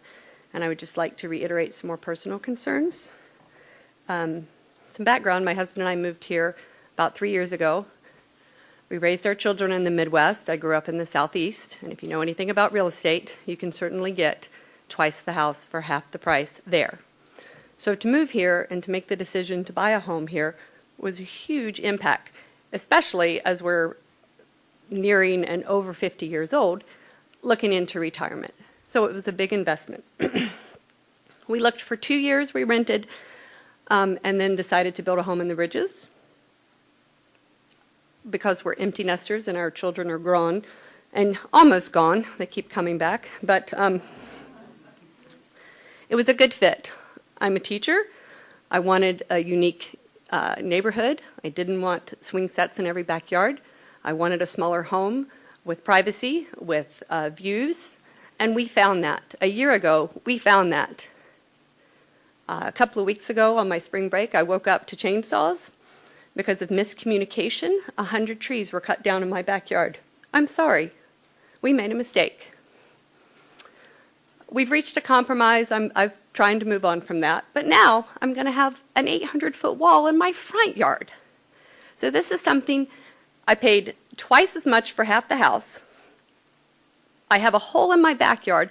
I have 1,000+ headlights coming twice a day up and down that hill into my bedroom window, into my neighbor's bedroom window, into my dining room window. I feel like a dog at my dining room table counting cars now. It's like, whoom, whoom. And so now I'm going to be watching cars go up the hill, watching for the next couple of years, watching a wall be built, all the noise, the construction. I'm not happy. I'm very concerned. Our dues have increased 250%. We've lived in this home less than a year and a half, and our dues have already increased 250%. Like I said, 5 to 10 years from retirement, that does something to the budget. I would just like, it seems like I hear a lot of, I'm sorry, I think, we've done our best, probably, most likely, safe to say, I'm not sure. It's not very comforting. I know my neighbors agree with me or we wouldn't be here. Rather than social hours in our living room, this is our social hour. And we are committed, and we will stay committed. In conclusion, some days I wake up and I think I'm ready to sell. I'm ready to sell, go to Florida, go to Mexico, go anywhere. Just get away. But I hope that the city can restore my faith, restore my neighbor's faith, and I hope that we can reach to a mutual agreement and compromise. Thank you. Thank you, Ms. Pfeffer. Lisa Milkowski.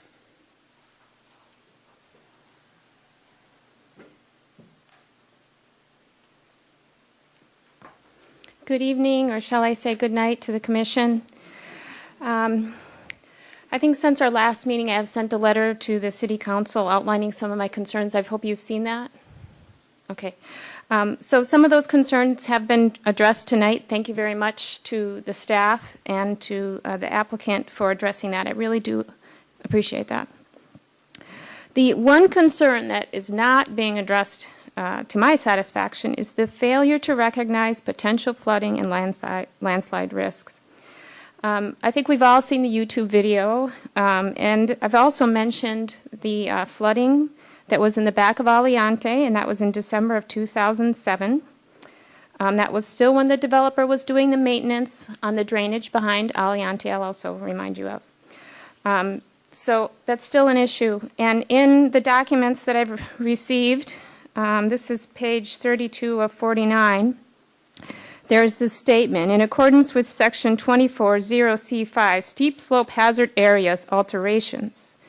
This is in the Talus Development Agreement, I believe, a quote. The designated official may allow alterations and elimination of steep slopes through approved grading activities, provided that slope stability is maintained or enhanced. The design requirements are required so that the alterations result in a slope that is maintained or enhanced and are included in the critical area study that has been approved by the city, file number STP 14-00001, approved on March 24th, 2014. So I've been talking about flooding since the April 1st meeting. This study was done on March 24th. Why was I not told when I first started talking about flooding that I could still appeal at that point within the 14-day window? And I have just received this critical area study today, and it's 130-some pages, so I haven't been able to thoroughly go through it, and I will try to do my best to do that.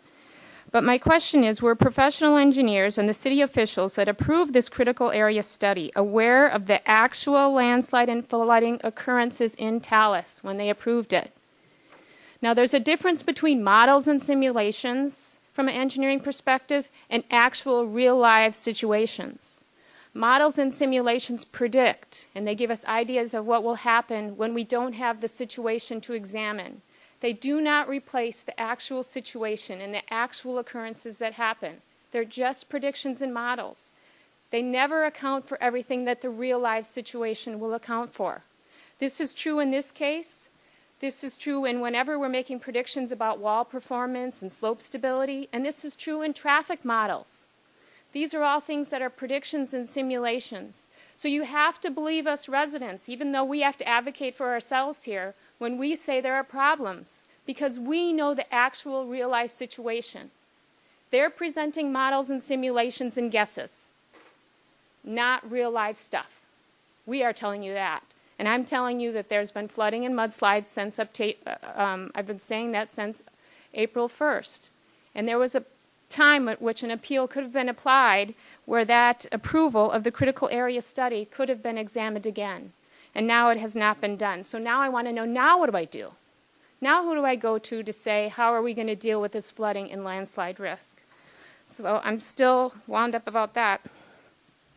There have been, this is on page 9 of one of the many documents emailed to me. I'm sorry, I don't know which one. But there have been drainage issues associated with Mountain Air and Aliante neighborhoods, which have resulted in slides. This is a concern for Parcel 7. And the staff, I think this is their recommendation. The drainage lines mentioned are not within the plat, and thus aren't under purview of this permit. Also, this drainage technique is not proposed under the plat currently under review, and thus is not an issue with this permit.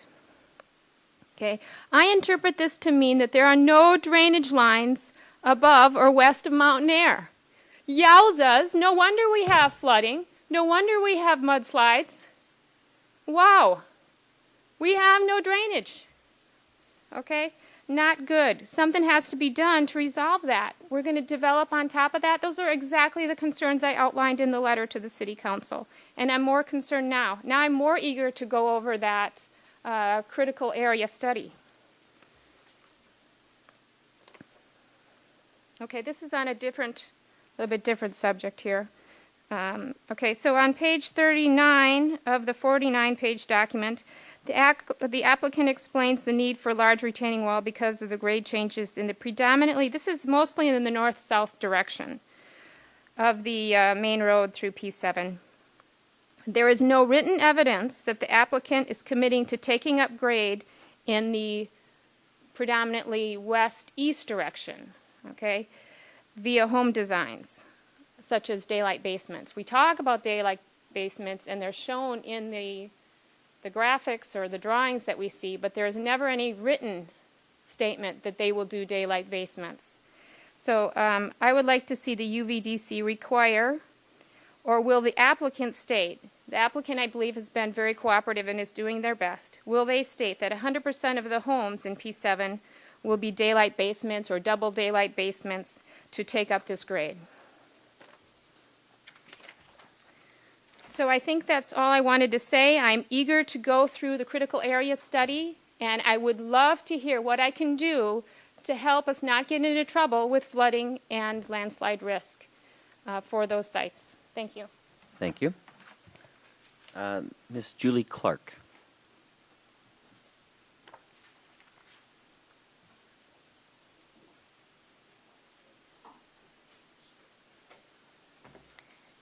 My name is Julie Clark. I reside at 915 Bear Ridge Court Northwest in Talus.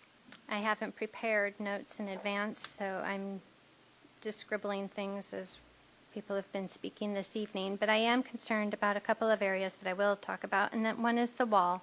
I know there's been a lot of discussion, but the cost for our HOA is going to be extremely high if we need to replace this wall or when we do. I know they are saying 114 years, but the reality is if the wall goes out, it's probably going to be more of an issue, I'm guessing, than just this concrete plastic device that's holding back the wall. There's probably going to be more damage done than just a wall giving out. There will be homes affected, there will be lives affected.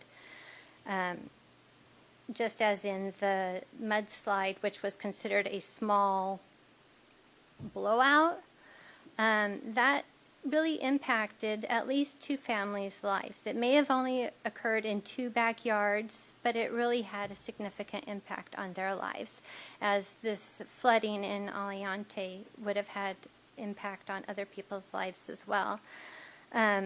I heard that they're planning to plant trees at the base of this large wall, and as other people have mentioned about tree cutting for view preservation. At some point, the people who live in these homes will want to have their views restored, as they've paid great sums of money for the view that they are purchasing with their home. And so I don't know how you can avoid that if you're going to have trees growing, how you can restrict the height on those and cover the wall at the same time.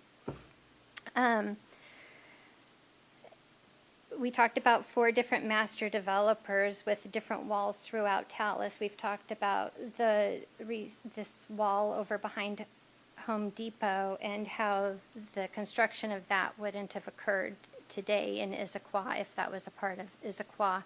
But the reality is technology changes, and with the technology changes, we always think we're inventing something new and stronger and better than before, but things still fail, even with this new information.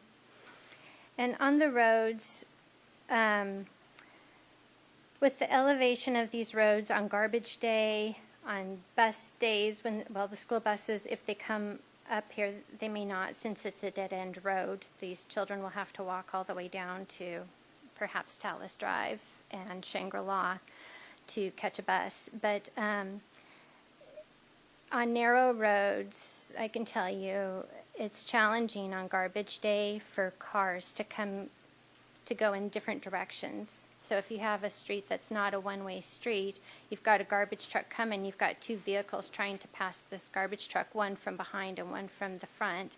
It can be very challenging, and so something needs to be addressed on that. And then having these very steep hills, inclines of 15%, 12 to 15%, it will be challenging along with the narrow roads as well as for emergency vehicles. And I do want to point out that I've heard that there are other options for getting in and out of Talus, but the only two that have been mentioned or that I've seen in writing or heard this evening are Talus Drive and James Bush Road. And in an emergency, people will be driving across people's yards to get down James Bush Road as it has the bollards in place. So if that's too steep of a road for people to use on a regular basis, I think it will be a challenge in an emergency as well. And I would be curious to know what this other option is for getting out of Talus. Thank you. Thank you. Paul Boone, next up. Thank you. I'm Paul Boone. I live at 655 Wilderness Peak Drive, corner of Shangri-La Way and Wilderness Peak Drive. And the old model home built in 02, advertised in Alaska, Airlines magazine. You can see the picture of the house. It's nice to live there, and I'm going to quote 3 slides. One slide said, underneath the wall, undisturbed vegetated slope. Another slide said, existing vegetation provides screening. And then another slide said, existing vegetation to remain. Among that vegetation you're referring to, there are some trees that have been growing since World War II. And those are old enough. I don't see too many folks that old. Those trees, I hope you really mean that they are to remain. That's all I have to say. Thank you very much. I know I got this wrong last time, so I apologize. Tony Latender? Did I get it right that time? Pretty close. No, I'm just going to butcher it just for fun next time. Just kidding. I'm Tony Latond. I live at 240. What I said last time, you said I was wrong. But it's recognizable, so that's good. Thanks. I live at 2408 Northwest Harmony Way in Phoenix. No, really, Issaquah, just to see if you're... Okay. One of the concerns I had in studying the topography of this development for 7 is the road into the area. I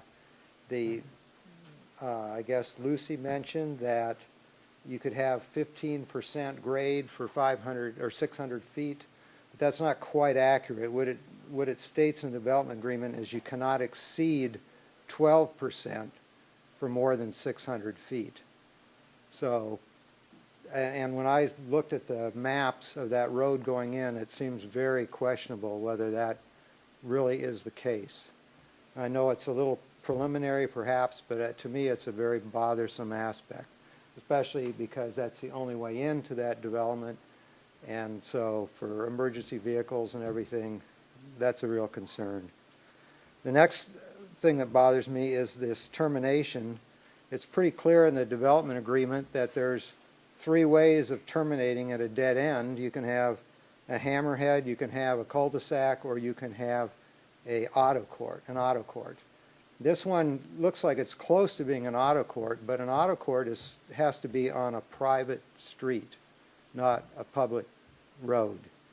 So that is a clear violation of the development agreement, and I think most of us kind of understand why they're interested in that sort of violation, but I can't really mention it.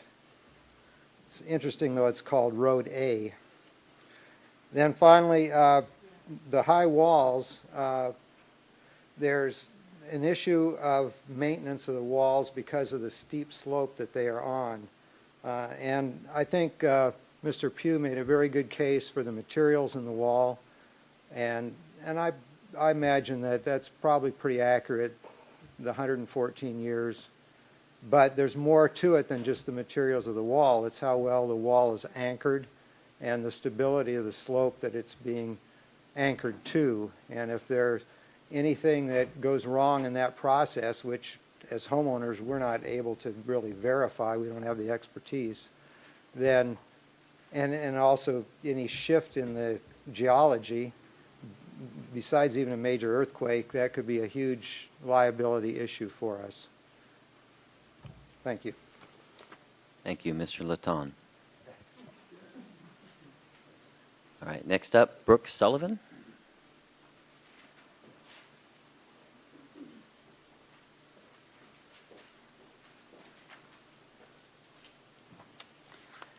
First, I just wanted to say, I know probably on behalf of all the public too, thank you. I thank you, our volunteers. I actually don't really know, but it's late. And thank you for serving the community and trying to maintain the integrity of Issaquah and the way it is now. So really quickly, I just really have two comments. I just want to understand why we are doing this road design. And we've talked a lot about dead ends and cul-de-sacs, and there's a statement in here that says this plat illustrates examples where it is difficult to completely avoid their use, but we've also seen illustrations tonight of all of those steep grades in Talus that exist, and all of those are loops. I don't know of a dead end in Talus as it stands right now. I could be wrong, but I live on one of those steep grades, and it is a loop. So it is still a concern to me. I don't necessarily understand why, other than obviously the unstated reason that I won't talk about. And probably also, I'm guessing, to put in more homes, which I don't think in reading it is a reason to avoid a looped road or avoid a dead end. I'm sorry. And then the other thing, which I don't know if it's fair game, but it was already talked about by one of the presenters, so it is on the cost side, and I'm sure you guys understand or have heard about the way the HOA is structured right now, and that really homeowners have very little power, little to no power right now in our neighborhood, just the way the voting is structured. And so I would encourage this commission and the city council, before making decisions about things that could affect our cost, to consider joining and trying to fix that for us. So as homeowners, we actually can have a fair shot at voting on what, costs and stuff that we will actually incur. So I'm not a developer or an engineer. I am an accountant though. And I do think that the numbers that were kind of discussed of the 8% increase or $13 a resident might be wrong, because the number of units includes a lot of people who live in commercial units, and those are capped. So I don't know the numbers because I couldn't jot them all down, but I would just encourage that, if possible, this commission and the city council to work with the HOA to try to make it more equitable really for the homeowners who are bearing the cost, which could be the wall, but anything else that is maintenance in this neighborhood that we will have to do. So thank you. Thank you. Let's see. Is it Clifford Cancelosi? Did I get that right? I didn't. I'll try harder next time. Apparently. Thank you. Thanks. I will go quick. I do appreciate and echo all the comments from my residents, the residents of Talus. I live in Aliante at 883 Summerhill Ridge. And I think the comment I'd like to make is there is, now we've alluded to it on a couple times, which is the thing that must go unnamed. But what I would urge the council to consider strongly is that the traffic patterns that are coming off of Talus today are starting to have a pretty significant impact on SR 900, backing SR 900 deeply up into May Valley, and the combination of more traffic coming off the hill through these developments and through potentially some other development that can go unnamed at the moment. In addition to the Rowley property developments that are going on in the Issaquah area, I think the combination of all these things need to be taken into consideration together. And I'm not sure whether we're looking at these things as points in time or single events, as opposed to taking a more holistic look at what these whole patterns look like. When we first put the plans together about how big Talus was, I'm not sure we had the plans in place on how much additional growth would be happening on May Valley Road and also down in the floor of Issaquah proper. So I would just urge us all to take that into account. Thank you. Thank you very much. Next up, Connie Marsh.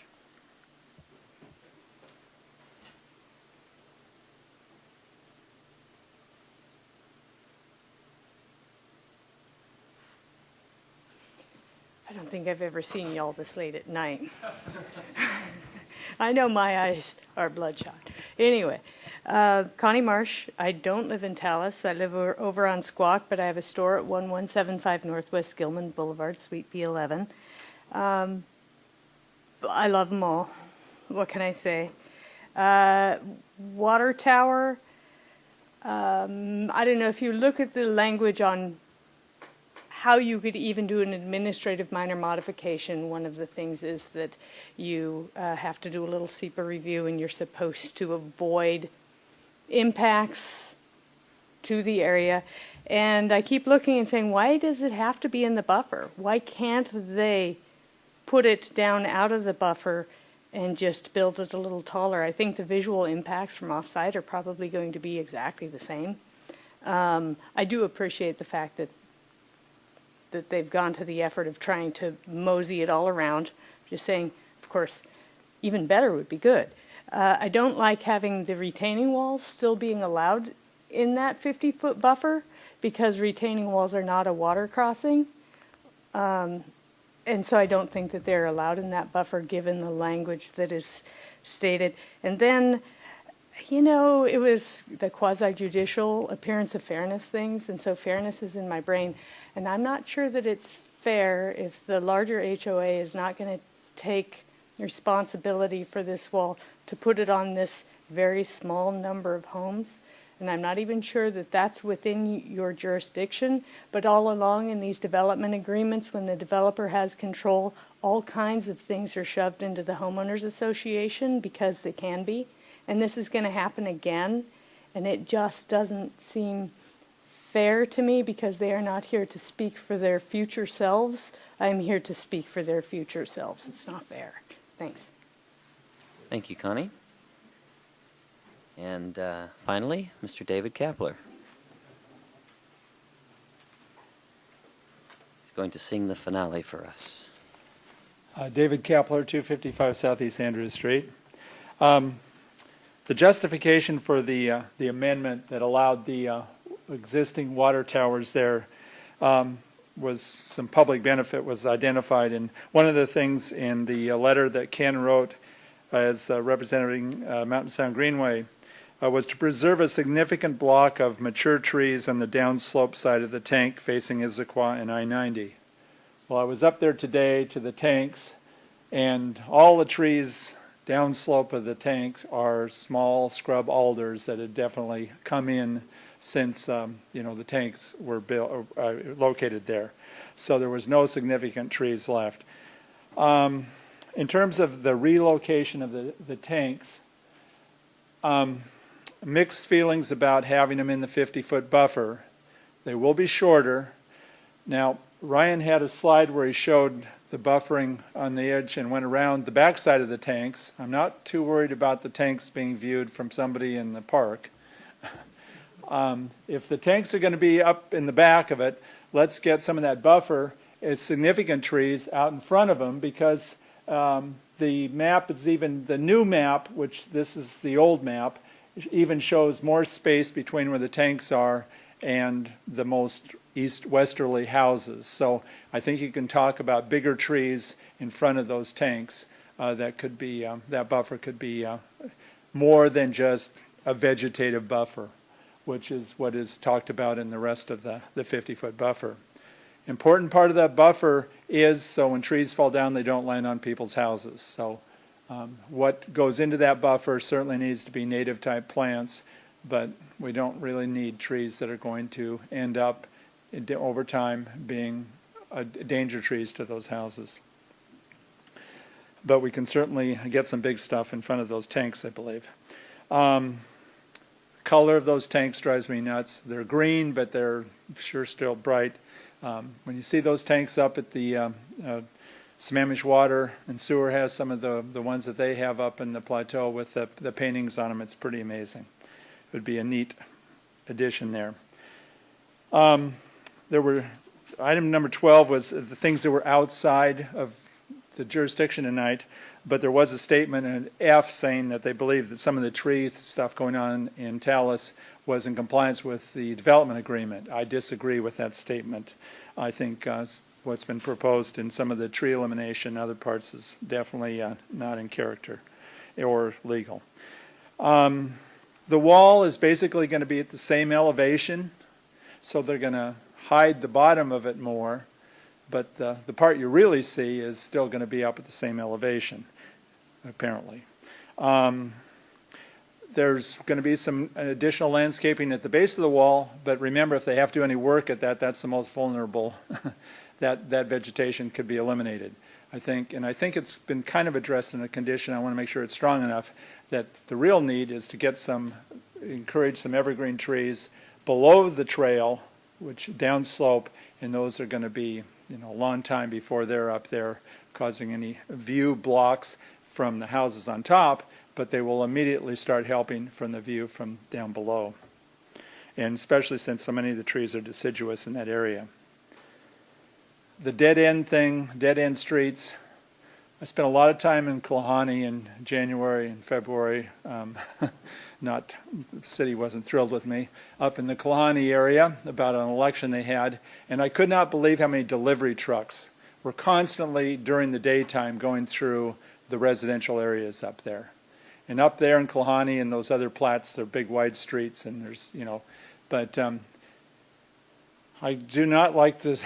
Somebody has a private driveway, they can park in their driveway, especially on that more northerly road end. I think you need to have provisions for a reasonable turnaround that is a no parking turnaround. In that, given the narrow streets, the parking that's going to occur and the rest. That's not all my concerns, but some have been addressed already for sure. Thank you. Thank you, Mr. Kapler. Okay, this will conclude the public comment portion of the meeting. At this time, we are going to have some time for staff and applicant response, and then we'll get into discussion. Do you have questions now, or do we need a recess? We do need a recess. Okay. I'm going to reiterate, though, that when we get to our discussion point, and likely, I don't know what kind of response they're going to have, we're not going to be able to address views, we're not going to be able to address HOA, we're not going to be able to address road standards and grades if they're within compliance or in compliance. Home types, we will not be able to touch that. Flooding and landslides off of this plat, we also cannot discuss. The traffic component, again, if it's in compliance, it's in compliance, and also the number of homes. So there are plenty of other things we can talk about, but I just want to make that very clear. Even if we wish we could, we can't, because we can't affect that. Can I ask a clarification to that? If the traffic or the drainage issues are caused by the development? Yeah, I think if it's specific to Parcel 7, It absolutely. can be happening outside of it. Yeah. I mean, if it's directly related, I think we can discuss it. Like that drainage problem right there. Yes. Response. Thank you. But I just want to remind people that we're not ignoring those issues. We just simply can't address them. So, thank you. We'll go to how long do you need? We are about 10 minutes. Okay, so we'll see you back here tomorrow. 10 minutes.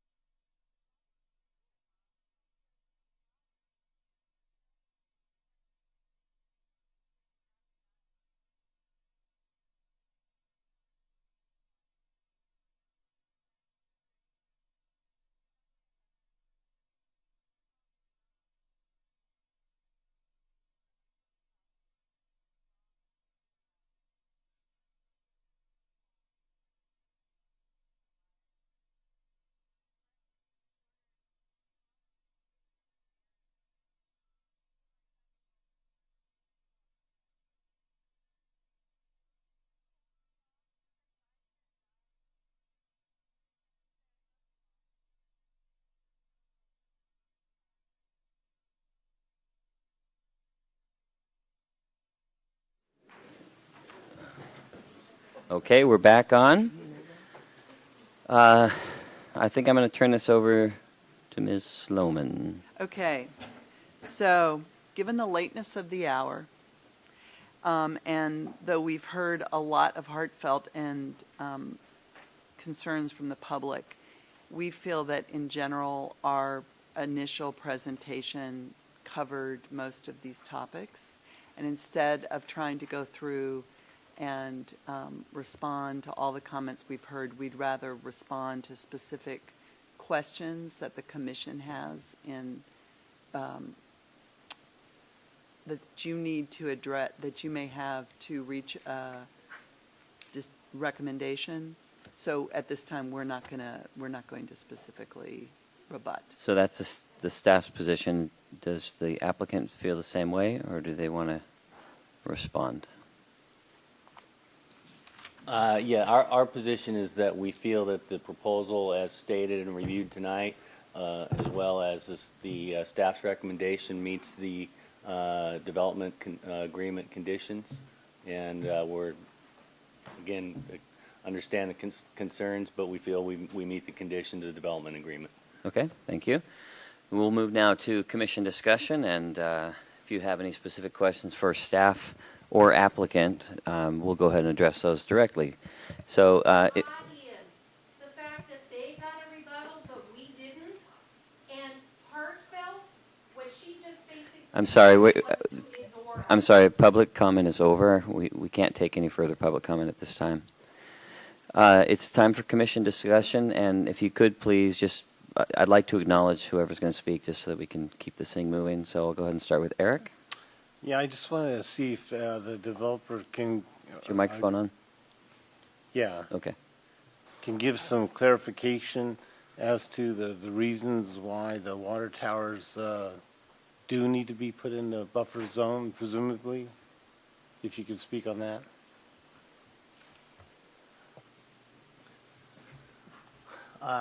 Again, part of that is city staff. They've always been contemplated since 2000. The original 884, which is now based on a pressure zone 916, it's just a pressure zone change, was always contemplated to be at that elevation. The city operations and maintenance people wanted at the highest level to get the best service. It still has to be the same height. We feel it's in a better position than it is there than sticking out in front, where it's going to be 20 feet taller and closer to the residences and more visible. Jim?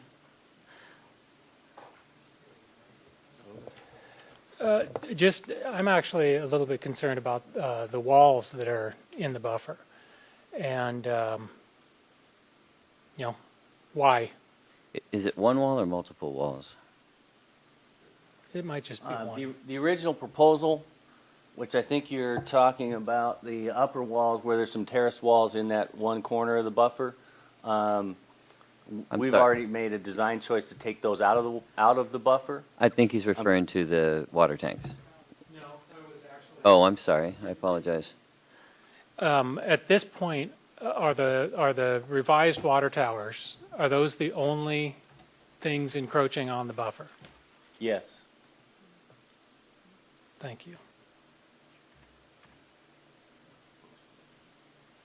So there's one wall around supporting that, the water tanks. There's a wall in the front to make the grade change right there in front of the water tank or around the perimeter of the water tank, just in that area. And that's all in the buffer or on the edge of the buffer? I couldn't tell you. It may be out. It may be on the front edge of the buffer. It'll depend on where the tank is sited specifically within that 50 feet. I think Mr. Kapler was, potentially saying move it back farther and keep something in the front, or whether it's towards the front of the buffer, it could be right at the front edge of the buffer. I don't think we've gotten that far in the design process of that. Okay. Thank you. And it could wrap around the edge, as it ties back in, just to support that pad, basically. Okay, it's just supporting the pad. And the only other question I have is, it seems to me that the HOA, the TRA, is that right? Yeah, is pretty adamant about not taking on the walls. And so, So the condition, as I understand it, is written, provides for two options. One is that at the HOA's discretion, or the TRA discretion, through some discussion or not, can determine whether they accept or don't accept the walls. I think the city has concerns that, from a management perspective, the larger HOA should be in control of that, for various reasons. But I think the second component of that condition is that if that's not the case, then a sub-HOA would be responsible for that. And there are precedents within Talus where another sub-association is responsible for the walls within their development. So it can be one or the other, and it's at the HOA's choice per the condition the way it's written. Is that accurate? Okay, Chantal. So- Sorry, let me make sure. Jim, did you get your questions answered? Okay, Chantal? So related to that, then, can you speak to the cost of that per household, or would it still be distributed across the whole community, or would it be just some? The only way it would be distributed across the entire community is if the HOA actually accepted that responsibility, which is, again, at their discretion, not at our discretion. And if they don't, what happens? Who pays for it? Then the sub-association would be responsible to create reserves associated with the walls in each one of those parcels. With the money coming from where? The homeowners. Which, the old? The 153 that are The- associated with this development. Parcel 7? Yes. Okay. At the same time, I would also request that, if they don't want us to be if they don't want to be burdened with these walls, then you can also ask that development to be burdened with the maintenance of the other walls. So it's a kind of a two-way street there, which is more to the comment of what the city's concern is. Before you walk away, is it just 7, or would it be 7, 8, and 9? I'm just curious. Are the walls? Well, the condition, I think the same condition exists for 7, 8, and 9, the way it's written. Is that correct? Okay. So just to put it in perspective, and this is not a statement as to support or not support of this, is I think they said there are already 270 or 280,000 square feet of walls throughout Talus, and this would be another 60,000 square feet of wall. And presumably those other walls, whether it's known or not, are, the burden is on the HOA, at least probably most of them. Maybe there are some sub-HOA concerns, but I mean, it's that and landscaping and other things that fit into that. So let's just keep that in mind in the broader perspective. So good, bad, or ugly. So. That's good. Another question. Yep. A couple of people have brought up mature trees in some area. Not sure exactly where they meant it. I assume it was at the foot of the wall. Is it the intention to keep those trees? Is that part of the areas that will not be cleared? I can't speak specifically. I believe they were talking about this area down here below, which it is the intent that we're not going to cut any additional trees in below what's shown here. I don't, there's also an area in here that we're not clearing, again, which is a buffer between the bridges and this development. So unless it was another area that I'm not aware of, in this area below the development, we're not intending to eliminate any trees in there. Can we ask Mr. Chair if it was the area that was mentioned? Yeah, I believe that's the area, but I don't know who. I can't remember who brought that up. Based on the comments and the view preservation, I feel pretty confident that it's the issues that they've seen the last few weeks with view preservation issues elsewhere in Talus. So again, just to be clear, I think they.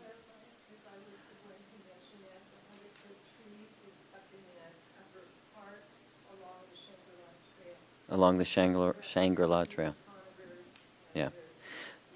Okay. Is that above Shangri-La Trail? Is that here? Yeah, we're not intending to, obviously you can see this is a water crossing. That's what this cut is right here. at some point through there, because that's where the 752 water line will connect back up to the new location.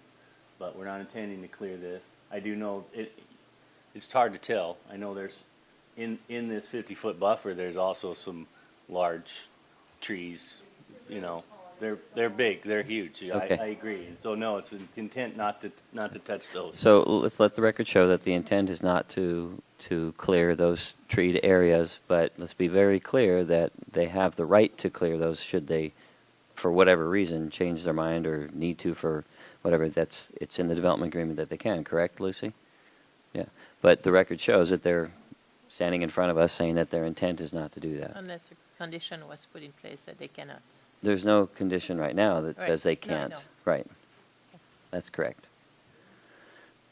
All right, Michael? Lucy, is there a precedent for an HOA to build up a reserve fund for a capital project like this? I know that they have to pay maintenance fees, but replacement?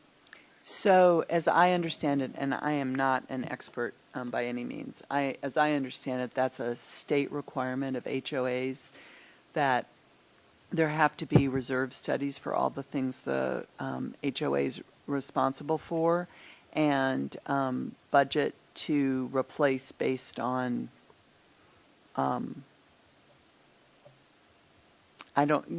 they have to budget to be prepared to replace things. Okay. I'm glad Sorry. I'm not on my HOA board anymore. Sorry, Michael, but just to hop onto that, so that's related, I had asked last time about bonding, and so that's when the bonding might come into play? I don't think it would be a bond. A bond is, like we use bonds to ensure that something is built, that it's completed, and or maintained. It's actually a reserve account that in which funds are accumulated in, you make certain assumptions about the lifespan of that a playground is good for 15 years or 20 years, and the cost of replacing it is X, and therefore you have to put in so much per household per year to achieve that, being able to replace it. So it just seems once we get over, $1 million in an HOA, it seems like that's a pretty complicated situation to be in. And So what is a complicated situation? an HOA having that much reserve money set aside, it just seems like an interesting situation to me. But I guess that's a legal thing. My real question with this is, why were we not able to, or why was a loop put in? Why was a loop not put in at the northwest corner of 7, rather than a dead end, and then potentially putting some sort of alternate footpath between lots 32 and 33, or 25 and 24, so we don't have the total block length? I know we're concerned about block length for pedestrians, but it seems to me we could just loop that and not have that dead end street. So I'm going to go up to the map just to make sure I. Mm-hmm. Yeah, I'm glad you asked that, because that's actually one of my questions too. Is why couldn't that road have just become a loop instead of cutting off at 4 or 5 properties in? Go around 27 to 17, I think. Sorry, 37 to 17. I'm pretty sure there's some grade issues because we're at 15% there, and as we tried to, anything we push it farther, it starts exasperating the grades, and we weren't able to, and I can't speak specifically, but there was a design reason why we looked at even moving it one lot over, swapping lots, and there was a grade and design issue with the percentages allowing us to do that in that location. So there are other, I will say that, the loop here and the fire turnaround was reviewed by Fire and Rescue, and the distance, basically that distance is based on a maximum that is their allowable distance for that dead end piece. And there are instances in at least 3 other plats within Talus that have similar, although probably not quite that long, but similar dead end driveway accesses within Talus that are similar to that. So I recognize that this is, the edge of the property, which is one of the criteria or concerns when you talk about a stub or a dead end, I guess. And I also recognize that that Eastside Fire and Rescue and emergency services have approved this, but I also recognize that we have to ask the question. I have to ask the question. If it can be changed to be more convenient and more practical for residents, what are the reasons why it wasn't or it isn't? And if the answer is that you wouldn't be able to do it because of the steep roads, then that's the answer. But I believe it was grades because I think we did look at, it seemed like a logical just to make the loop and make right. it easy. Can we confirm that? I'm here and I believe it was. Do we know the answer to that? Tom, do you recall? Because I can't. I'd hate to find out that it's because we can preserve 2 more lots or 3 more lots, and and that's the answer.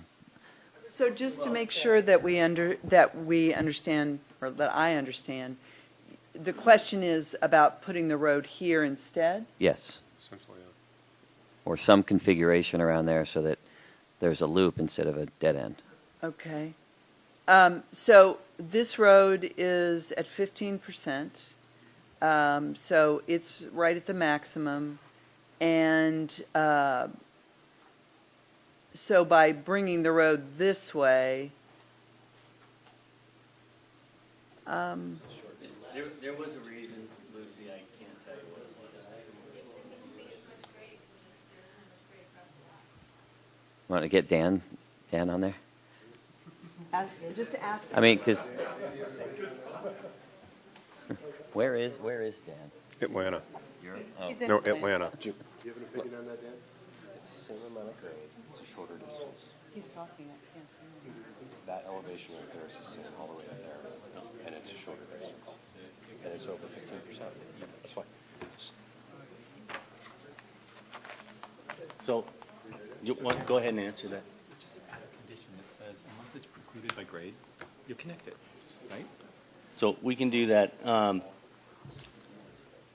In looking at the grading drawings, and Ryan looking at the grading drawings, we basically, at the top edge here, that grade is consistent across there at the bottom of the wall. So if it went around here and you have a shorter distance, this grade exceeds 15% because you've now got the same grade that you have to take up in a shorter distance, and this is already at 15%. So we did try and look at moving it over to shorten that, even flopping it in that lot, but the grading drawing does not allow for that because of the percentage.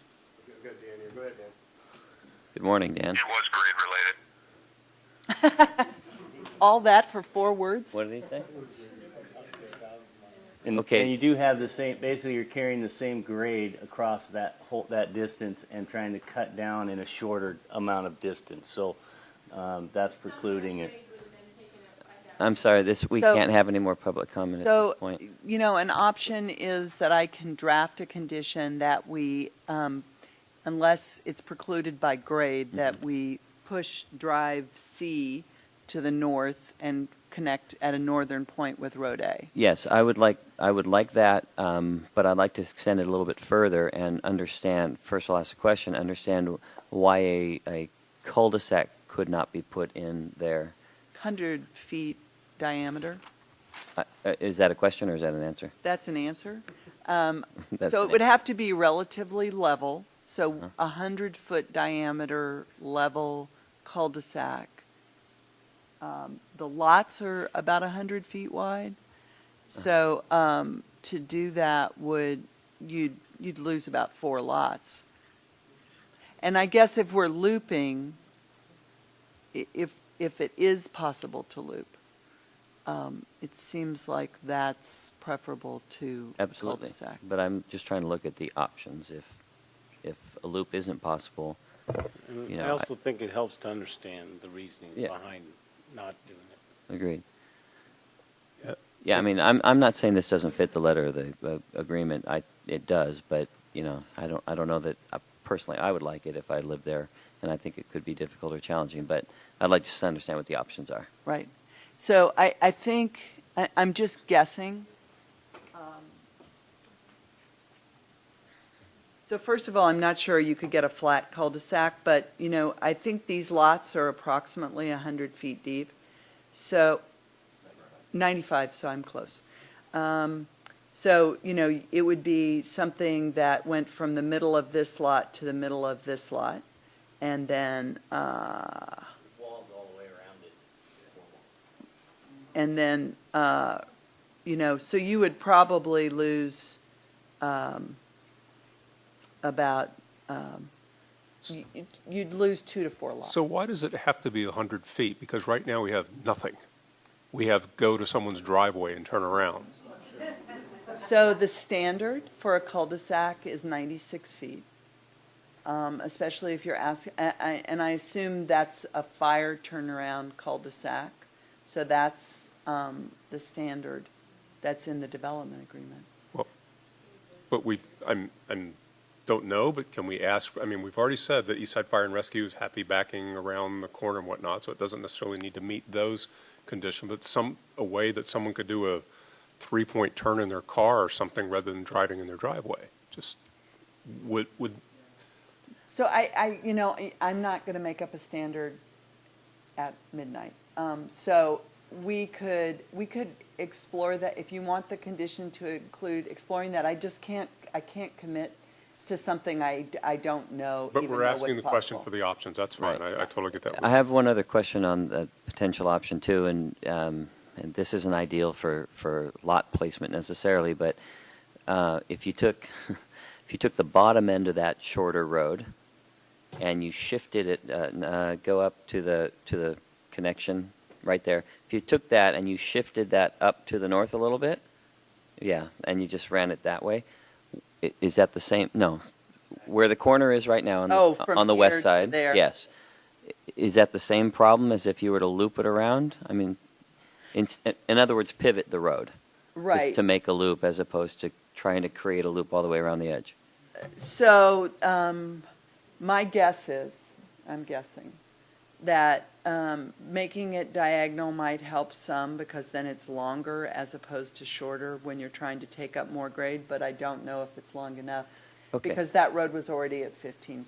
All right, to put a pin in it, this meets the letter of the agreement and could and should be approved as is from a technical standpoint. I think I'd like to request, and tell me if you agree, that we put a condition in there that explores multiple options to make this either a loop road, a cul-de-sac, or some variation of this road to pivot it to make it less of a dead-end scenario. Would you guys agree with that?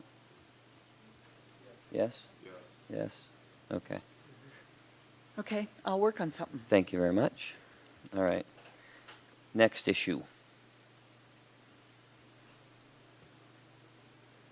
Anyone? Is this questions or is this discussion? Both. Okay. Guys, what are we going to do about this wall?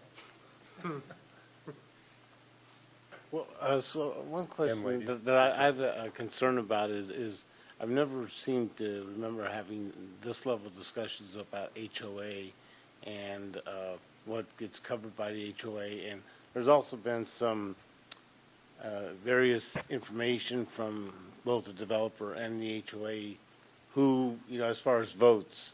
And I just I get a sense that is that really part of our purview? It's not. We can't discuss that at all. Okay, so I just want to have some clarity on that for the public, that though, like, I absolutely share the concerns, but if it falls outside of our purview, then... It does, but the discussion of the wall doesn't fall out of our purview, so I appreciate that, Eric. I'll just give you my opinion, I suppose. I've never done that before, but I'll do it now.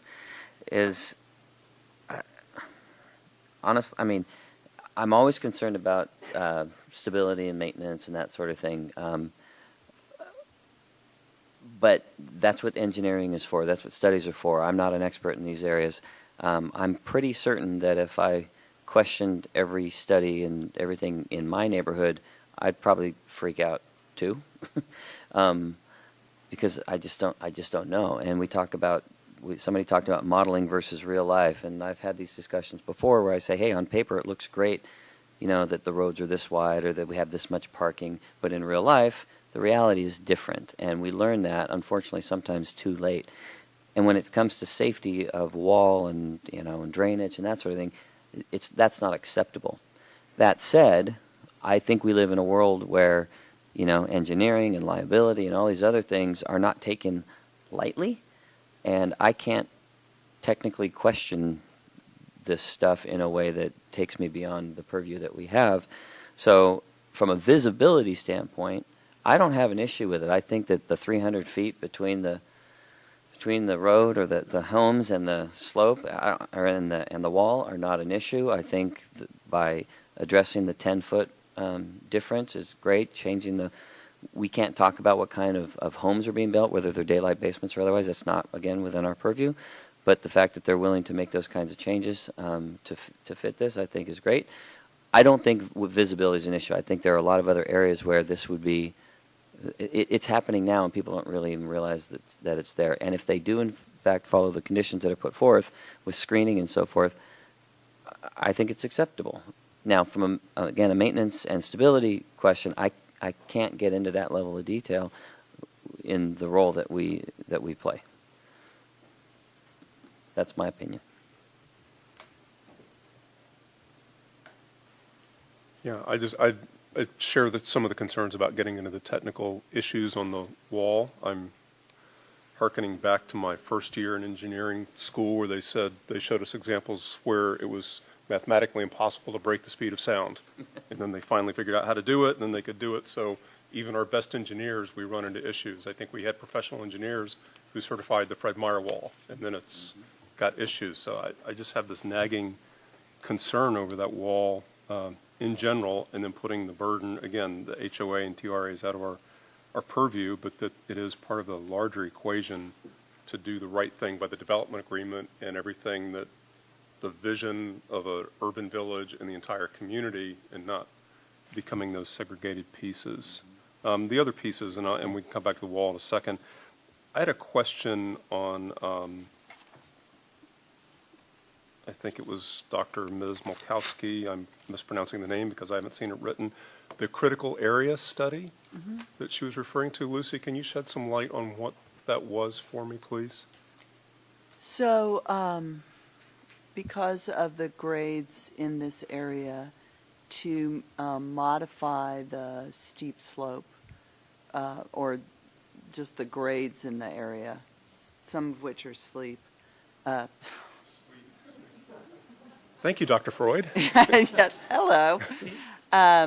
Steep required a geotechnical evaluation, and then that was peer reviewed. That study was issued at the end of March, and then there were, and then the staff report was issued a week later, I think. I don't have exactly all the dates in my head. I think Ms. Murkowski is identifying a concern that, from her perspective, her comments related to flooding and the blowout, as Mr. Shepard refers to it, should have triggered for us identifying that study to her separately from reading the staff report. I don't think that we made that connection. There was no intent to withhold information. I just don't think that we made that connection. I think the second piece is that within the purview of the UVDC in which we're reviewing this plat, that is a technical study, which your group and therefore all of us are doing a planning level review. It's very specific in the development agreement that it's a planning level review, and that would be outside we wouldn't ask or really want the commissioners to be giving us technical perspectives. Not trying to, yeah, So. absolutely. Hang on, Jim, one second. Are you finished, Carl? Yeah, go ahead. Okay, thank you. Sorry about that. No. You know, we're sitting here saying that the discussions regarding the homeowners association are not within the purview, but in a way, I still believe they are. They're germane to the whole thing because part of what we're discussing is character and how it relates to the development agreement and how it, you know, follows through and adheres to certain elements within the development agreement. And my biggest fear is that we have a wall and it has to be supported by 150 some odd homes, and God forbid something happens and there's not enough money to cover things, and all of a sudden I think, you know, we have an eyesore, and that's not within the character of an urban village either, you know, a mountainside urban village. So I think it is germane, and I just wish there was a way that we could, you know, come to some sort of agreement between the developer and the TRA. You know, the way I look at it, if you look at the number of square feet that each home is taking on for wall throughout the entire development, you look at it now with the roughly 1,500 homes looking at 270,000 square feet, it's less than 200 square feet per home. If you look at the amount of square footage in wall for the new homes, 60,000 square feet, it's roughly twice that. So it's less than 400. It just seems like there's still a way that the two groups can come together and to make sure that these walls aren't somehow orphaned. I guess. Yeah, I mean, I hear what you're saying. I think we're speculating and stretching. I mean, lots of things could happen with lots of things. I don't want to be, you know, flippant or think that things can't happen, but I think we could go down many paths about what we think is going to happen to a slope, or how we think the houses are going to be designed, or how the views are going to be, or, you know, the maintenance of plantings, and, you know, the HOA raising their rates by 200% or 250% or whatever. We can't get into that. You know, everybody lives, some people live in neighborhoods that have HOAs that you have some control over, no control over. You can get involved, and, you know, like Mr. Bailey has and others. Mr. Bailey, right? And I just don't know that we can go down that path as much as we'd like to support or help or answer or whatever. It's all a big guess for us, and I think it would be fairly irresponsible for us to make a quasi-judicial decision based on that kind of speculation. I'm saying this as the chairman of the commission as opposed to my personal opinion, but that's how I view it. I respect what you're saying, but I just don't know that we can go down that path because we're just guessing.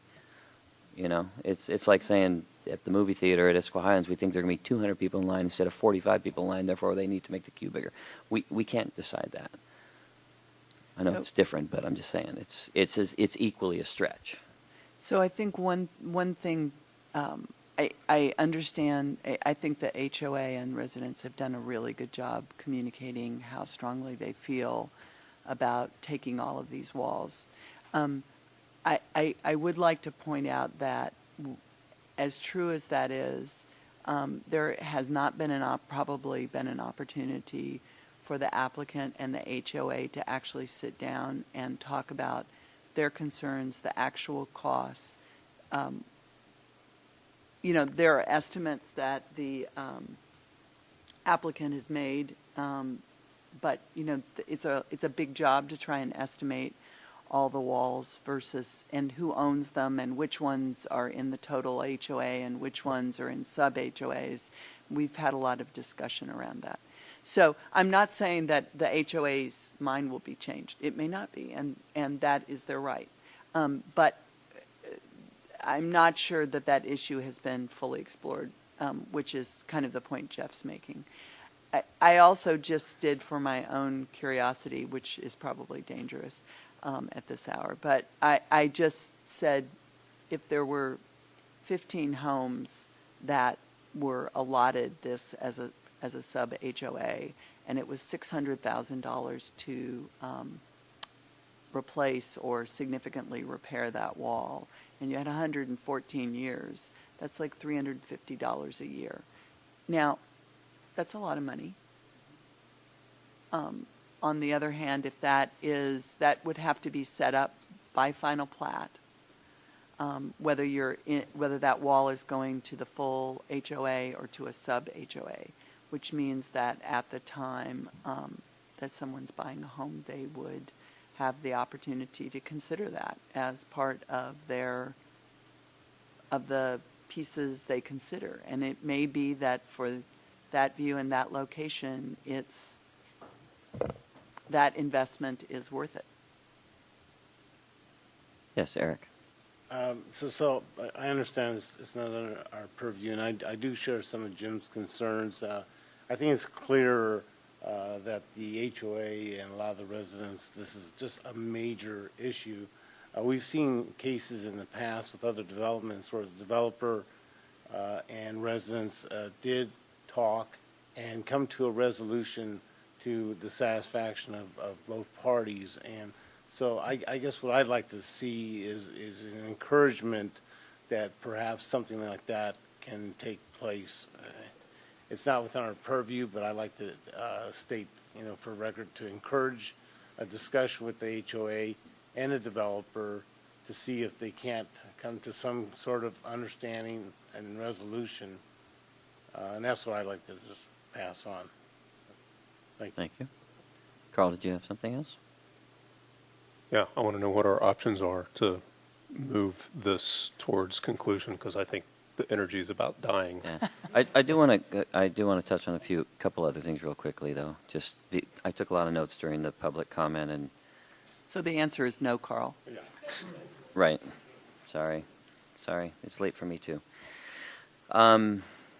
Somebody mentioned views, and the fact is that, like probably every other community, views change over time. Again, I think it's really up to the developer, the builders, to disclose or to share what those views are going to be like. So if we know trees are going to be there and they're not going to have a view, they need to understand that when they're buying the home. If the trees are not fully grown and they're going to grow over the years, people need to understand that. I've lived in my house for 14 years now, and the backyard has changed quite a bit because things grow, including my children.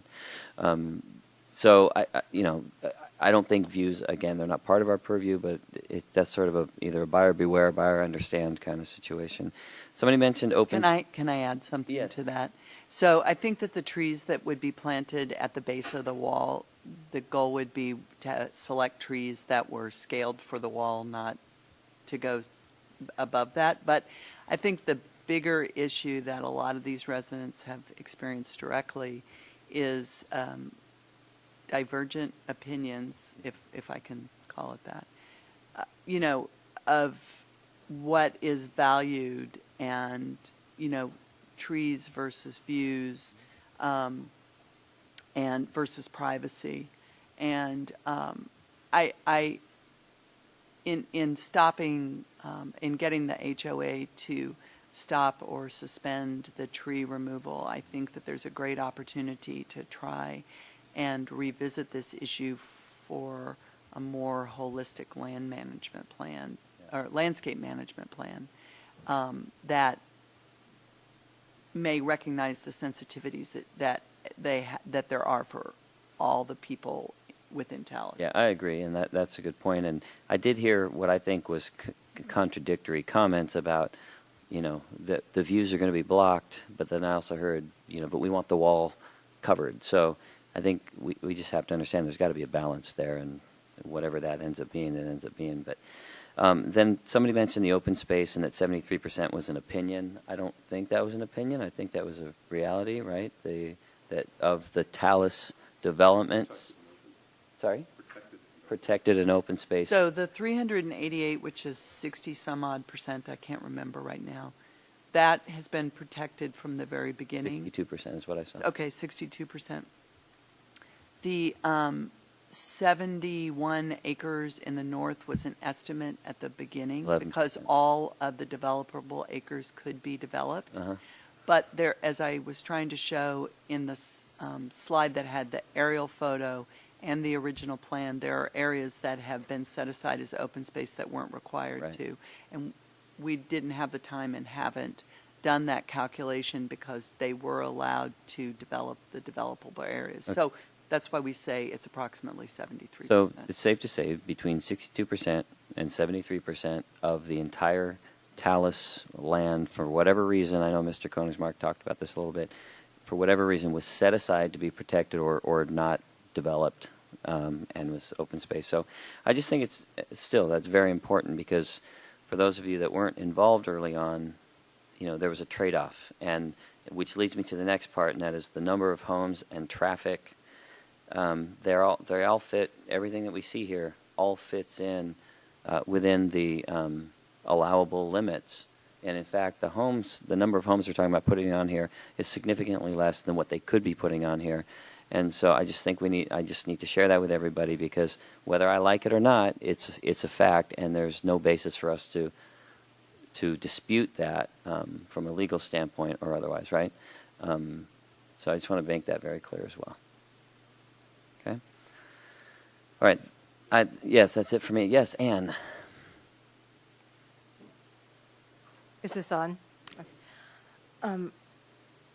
My concern was regarding some of the comments about flooding in existing neighborhoods, why that might be happening, what's the impact, and whether or not anything like that can occur in Parcel 7, and what mitigation has been thought about for that. I'm going to see if we can wake up Dan. You there, Dan? Just so you know, Dan's in Atlanta He's right actually now. listening to us on streaming, so he's about 15 seconds behind, so he'll be talking in a few seconds here. It fits right in with Carl then. Dan?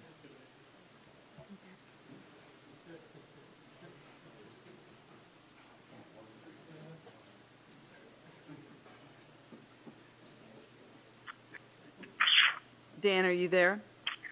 Not here. Okay, do you have something that you could add to this conversation? Well, it's kind of difficult over the phone, but basically the flooding can occur anywhere. It happens throughout the city, and it's not a good answer on this particular context. But this is really not a wall or a critical area issue. It's a utility permit issue. And we'll be looking at that with the knowledge that we have of the site and the history there for those kinds of issues. Some of it is related to the drainage systems that are installed. Some of it are related to development. Some of it are related to just natural processes.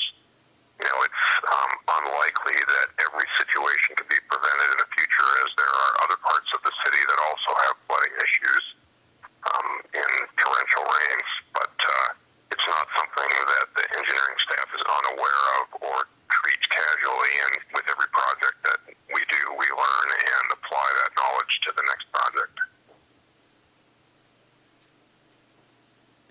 Thanks.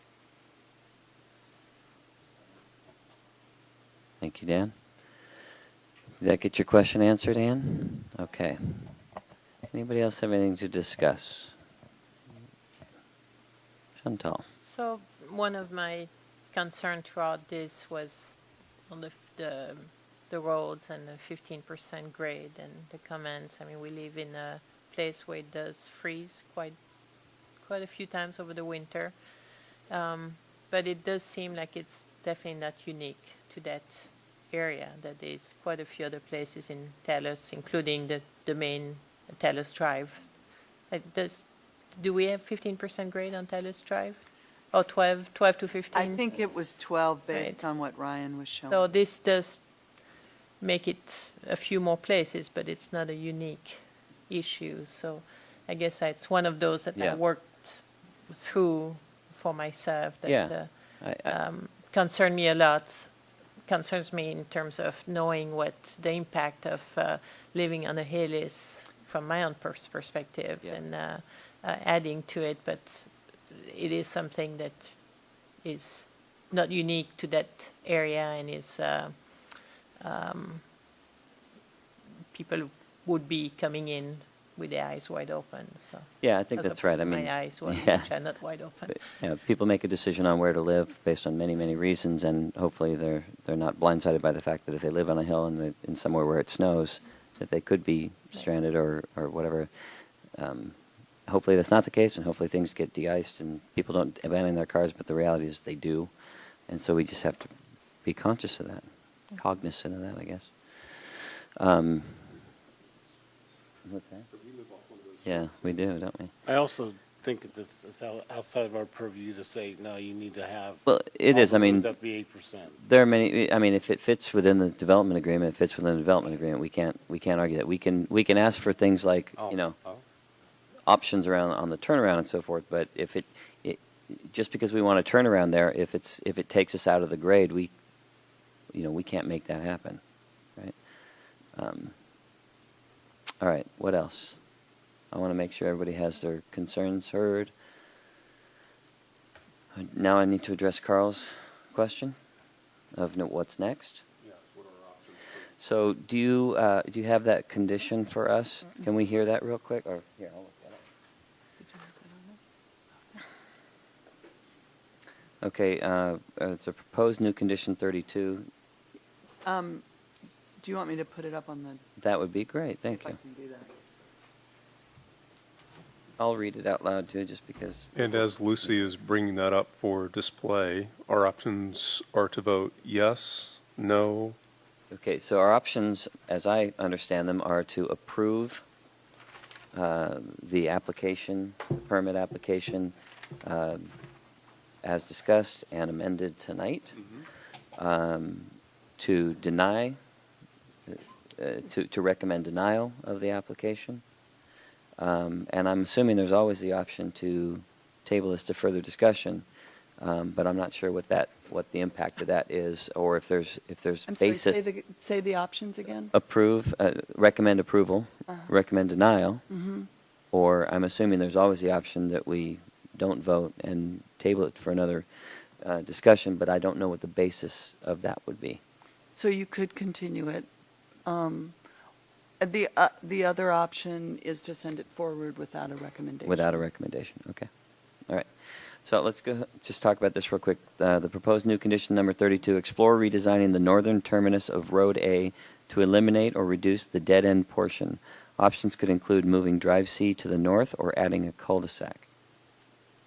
Jeff got the pretty written one. That's great writing. Does that represent what we talked about? I mean, I'm assuming that the record shows that, moving Lucy, Drive C could be. can I suggest maybe a non-fire turnaround for the cul-de-sac so it doesn't have to be the 96 feet? Because I think the point is they've already got a 3-point turnaround, so it could be a mini cul-de-sac because it doesn't have to meet fire service. Yeah, I mean, if they've already approved the current setup, then putting a non-conforming cul-de-sac in there shouldn't change the fire issue. Yeah. You can just call it a cull. Yeah, cull. Cult. But I guess my question is, I had a question too. sorry, but moving Drive C to the north, I guess does everybody understand that means either literally moving it to the north or pivoting it up, whatever the option is? I don't know that we have to get so prescriptive in this condition, or maybe we do. The great thing is we have a lot of videotape of tonight. That's awesome. I'll send it to my grandparents. Kidding. No, I think we understand the options, and, we're not saying it has to be an orthogonal connection, so I Big think. word for this time of night. Morning. Okay, so that would be, does anybody have any questions on the proposed condition 32? I mean, one of the options also is to somehow, and I'm not an engineer, although I pretend to be one sometimes, to eliminate the N2, to make it a loop. If by moving Drive C to the north, you could potentially eliminate most or all of Road A. And that's we just just one don't of the know options. if that's possible from a grade perspective. Right. Right. Okay, so I just want to ask if the applicant understands what we're talking about here. I think so, yes, okay. I just want to be clear, just, I don't want any, any ambiguity around that. Scott, you had something else? Yeah, just a point of clarification in regards to the 4 options that were identified. So approve, deny, table, and my question being, move forward without recommendation. What does that mean and what does that translate to? So that means that you send it forward to council without making a recommendation to approve or deny. You just send it forward with the conditions that you've got right now. And by the way, it's not approve or deny, it's recommending approval, recommending that the city council approves, recommending that they deny continuing this, or sending it forth to the city council to deliberate on it and make their own decision with this record in place, I guess, right? And they would have to review our record, our meeting minutes, and probably watch this. They get everything as it is now, and so we meet with them. I mean, we sit down with Land and Shore and go through, and what were the concerns. They're going to want to know what the history was and why you made the recommendation, or not, that you did. Yeah. Okay, so before I ask for a motion, I'm going to ask for any additional commentary or questions from the commission. Okay, so at this time I'm going to ask if there's anybody willing to read the motion, and then we'll do a vote. Let's put it this way, we'll read the motion, see if it gets seconded. If it did, we'll do a vote, and if we're not satisfied with it, then we can talk about moving forward without recommendation.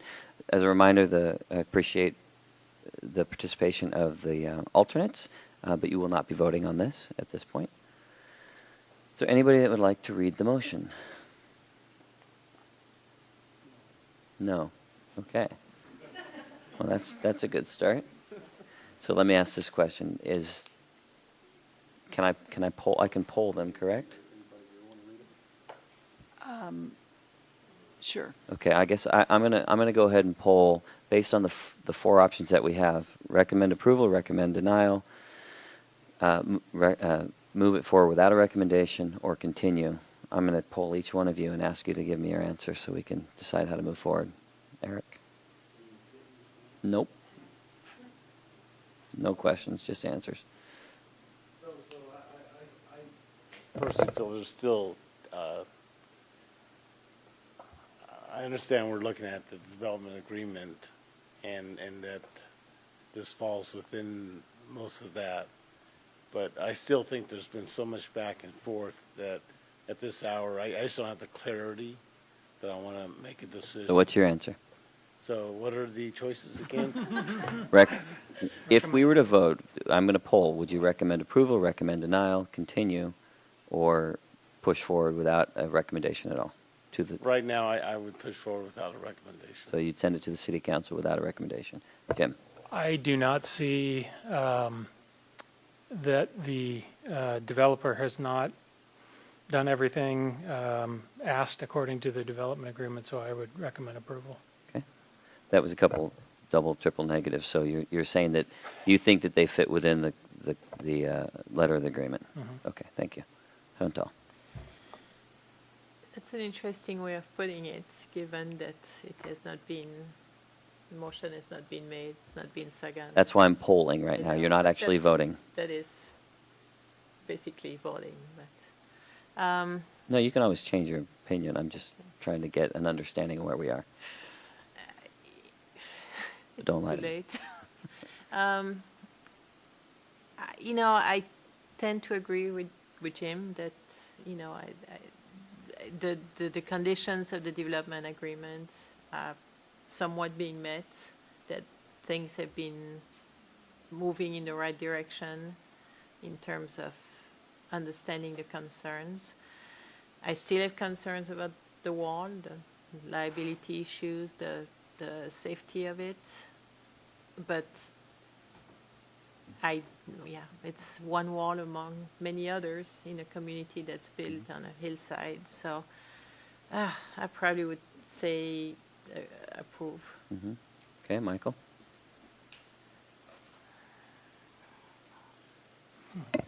I think I'm trending towards not approving this right now. Okay. Scott? So, in light of all the information, all the commentary, I still have some reservations in regards to the slope and, of course, the wall. I think that's my big hang-up for me personally. So at this time, I think I would look for some additional guidance and look to move forward without recommendation. So push it forward to City Council, okay? Mr. Lee? I'm trying to work the microphone. I think I share the opinion that I don't have a good reason not to approve. I'm going to do one of these double negatives because I think it meets all the pieces of the development agreement, but I don't know that the applicant and the citizens have had enough discussion on, obviously, that pain point, that issue, specifically the wall. So I'm going to recommend move it forward to the council so that they can have that time for discussion. I don't think keeping it here and continuing our discussion will change it. Okay. Thank you.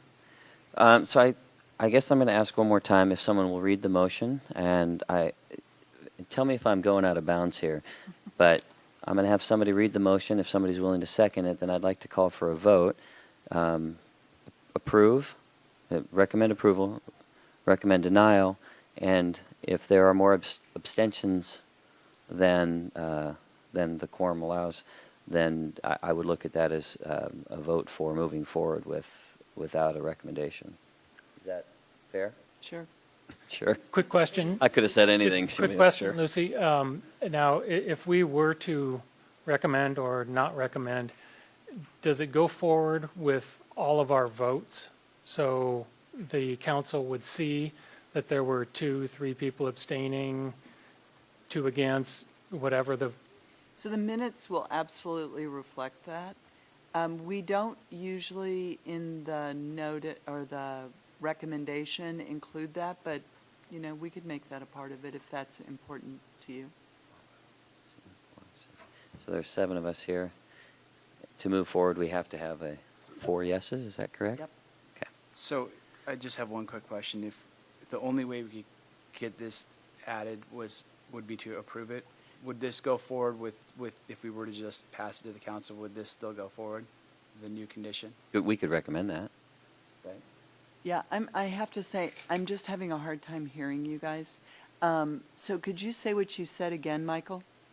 Sure thing. Well, my question was, how do we get this new condition added on here if we don't adopt this or approve this and we just pass it forward to the council? Will this go forward as well? So I guess you can move it, we're in somewhat uncharted territory, for me at least. So I would recommend that you send it forward with these conditions without a recommendation. So it's... If that's the vote. Right, in following Michael's scenario, not what I'm recommending that you actually do. It's also still part of the minutes, I think. Yeah. No, I think that's absolutely fair. So Hello, Keith. you guys can take a vote on just to add this to the staff report, basically. Okay. So you can do that separately as a standalone item, and then that'll stand if there's a majority that support that. If there's not, then it goes to just part of the record. Okay, thank you. Well, I move that we hold add on. that standalone. Time out. So there were 4 conditions that were added on the motion. Those are the ones that I showed tonight. Mm-hmm. So the new condition 28, 29, 30, and 31 that I showed are not part. They were part of the memo that never arrived. Okay, so can we start with somebody proposing that new conditions 28, 29, 30, 31, and 32 are added to the record? We'll vote on that first, right? And then we'll go into this potential motion. Okay. I Yes? propose that conditions 28, 29, 30, 31, and 32 are added to a vote. Okay, so we have a motion. Do we have a second? Okay. Motion by Michael, seconded by Eric, is what I heard. Let's have all in favor of these conditions being added to the staff report. All in favor, say aye. All opposed?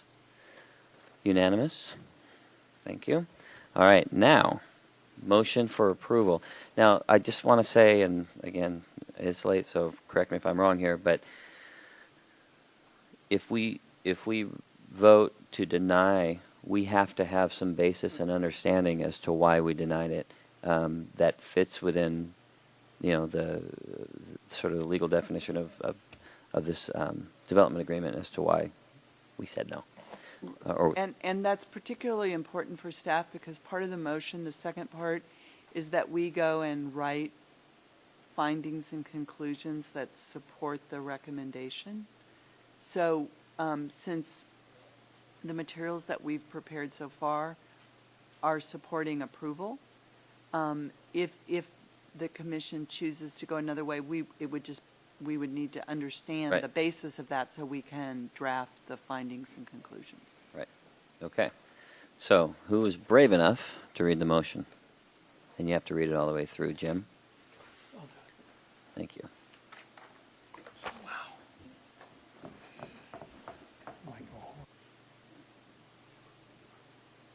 Okay.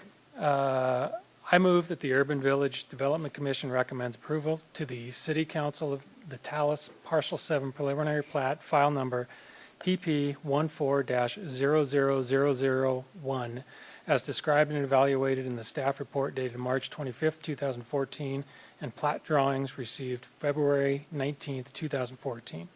Briefing response memo dated April 1st, 2014. Briefing response memo number 2 dated May 2nd, 2014, and subject to the conditions therein and as amended tonight. Do I now need to go through each condition? Yes. New condition number 28. Prior to acceptance of the second 916 tank and reservoir access road, the 752 reservoir and access road shall be removed from the 50-foot wide westerly buffer. Following removal of the reservoir and road, disturbed areas shall be restored with an appropriate native palette of ground cover shrubs and trees, including evergreens. The restoration plan shall be permitted and performance bond posted prior to final plat for either parcel 7 or 8, whichever comes first. The landscape restoration work shall be completed, installed, inspected, and maintenance bond posted prior to acceptance of the second new 916 tank by parcel 7. New condition number 29, the 916 reservoir access road shall be outside the 50-foot buffer. Walls or grading may occur within the buffer, but shall be restored with an appropriate native palette of ground cover shrubs and trees, including evergreens, as determined by the designated official. The tanks may remain within the westerly buffer as approximately shown in the applicant's proposal of April 30, 2014. The reservoir site footprint shall be minimized while maintaining necessary functionality as determined by the designated official. New condition number 30, revise the eastern wall design and height in parcel 7 to be no more than 39 feet. This will be reviewed with permits which include the wall design. New condition number 31, the northern end of Road A will terminate as a driveway to the northernmost house, currently lot 17. The right-of-way may extend to the northern property line, but no extension of Road A will occur until such time as the City Council has made a decision that would support such extension. This will be reviewed with the final plat and with the site work permit, which includes roads. New condition number 32, explore redesigning the northern terminus of Road A to eliminate or reduce the dead-end portion. Options could include moving Drive C to the north or adding a cul-de-sac. And I move that the Urban Village Development Commission direct the Development Services Department to prepare findings of fact and conclusions for review and approval by the UVDC chairman, affirming the UVDC's decision to move the Talus Parcel 7 preliminary plat file number PP 14-00001, subject to the conditions listed in the staff report of March 25, 2014, briefing response memo of April 1, 2014, briefing response memo number 2 of May 2, 2014, and as amended tonight. Okay, before we continue on, I want to ask one question. Condition 31 is in conflict with condition 32. If I'm going to make the assumption that if 32 if they're able to move the road, then 31 is moot? No. It's not, because it's talking about the extension of Road A, Right, as all opposed... the way to the northern Okay, property line. okay. And so one friendly amendment, there was a phrase that I added up here that didn't get written down there onto the end of 32. Yes, please read that. Thank you. Okay, I'm rereading new condition number 32. Explore redesigning the northern terminus of Road A to eliminate or reduce the dead-end portion. Options include moving Drive C to the north or adding a cul-de-sac which doesn't meet fire service standards. Okay, so we have a motion. Do we have a second?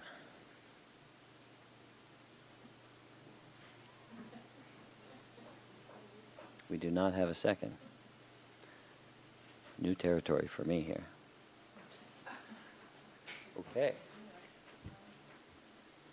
So no opportunity to vote. Then, at this point, I guess I'm going to ask who will then support. I'm going to ask for two things. I'm going to ask if you're going to support continuing this conversation to another meeting, or if you prefer to move this forward, move this to the City Council without a specific recommendation. And which, by the way, I want to ask a question about.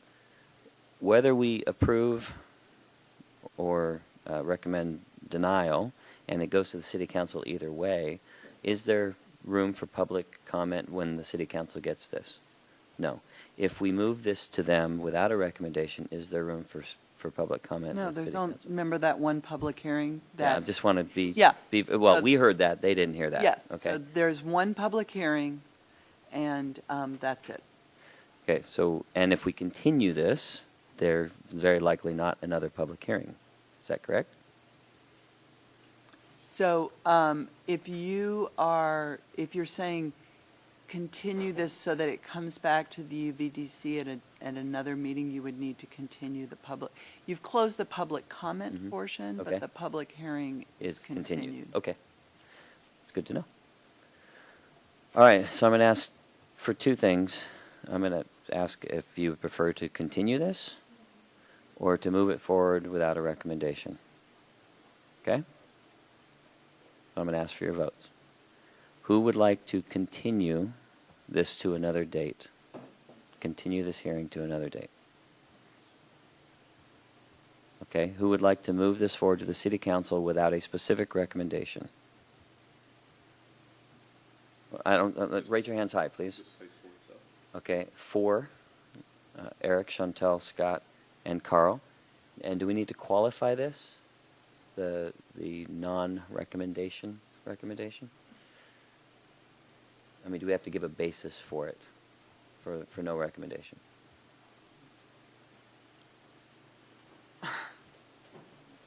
Keith? Well, I think that is your recommendation. I mean, your recommendation is to send it forward to the City Council without a position of approval or denial. Okay. So that is your recommend. So you have a recommendation. You're actually, the majority of the full members have voted to forward this application to the council without a specific recommendation from the commission. Okay. That's And- the motion that you've made. Yes. Even though it wasn't that formal. Okay. Should I formalize it? I think so. So I guess what you could do is then amend the motion that where it says recommends approval, the word approval is substituted with move forward to the council. Okay. Should he reread that portion? Not the whole thing. So how about I just say this for the record? Mhm. The commission, by a vote of 4 affirmatives and 3 abstentions, is recommending that this application move to the City Council without a specific approval or denial recommendation, and that the City Council take up this issue and make their own determination based on their So that's testimony too many and the words. work. Sorry. I think what you're just saying is I move that the Urban Village Development Commission want to. recommends, so that's the same. Okay. move forward this application to the city council without a specific recommendation for Talus Parcel 7, blah, blah, blah. I have to say that? I can't remember. You can just say what she said. What Lucy said. So we're moving this forward to the city council without a specific recommendation of approval or denial. So with that, I want to thank the staff and the applicant. Could you actually call a vote? Oh, sorry. I need to call the vote again? Okay. Yeah, so she isn't, the recording secretary isn't entirely clear who voted which way. Okay, we'll do that. We'll call for a vote again to move this to the city council without a recommendation. All in favor, raise your hand. Carl, Scott, Chantal, and Eric. All, yeah. All opposed? Any abstentions? Okay, 3 abstentions. Did you get that, Susan? Carl, Scott. I'm abstaining, and Michael's abstaining, and Jim's abstaining. Okay? All right, so now, okay, are we good with that? Is that formal enough? Okay, now I want to thank everybody for coming and providing their comments. I want to thank the commission for their consideration. I want to thank the staff and the applicant for all the work that they've done. I'm afraid that probably nobody's satisfied, and that bothers me. That's not how I like to preside over commission meetings, but we are where we are, and that's where we are. So, do we need to talk about any new business? We got lots of time. Okay. All right, then at this time, at 12:52 a.m. on May 7th, adjourning this meeting. Stay classy, San Diego.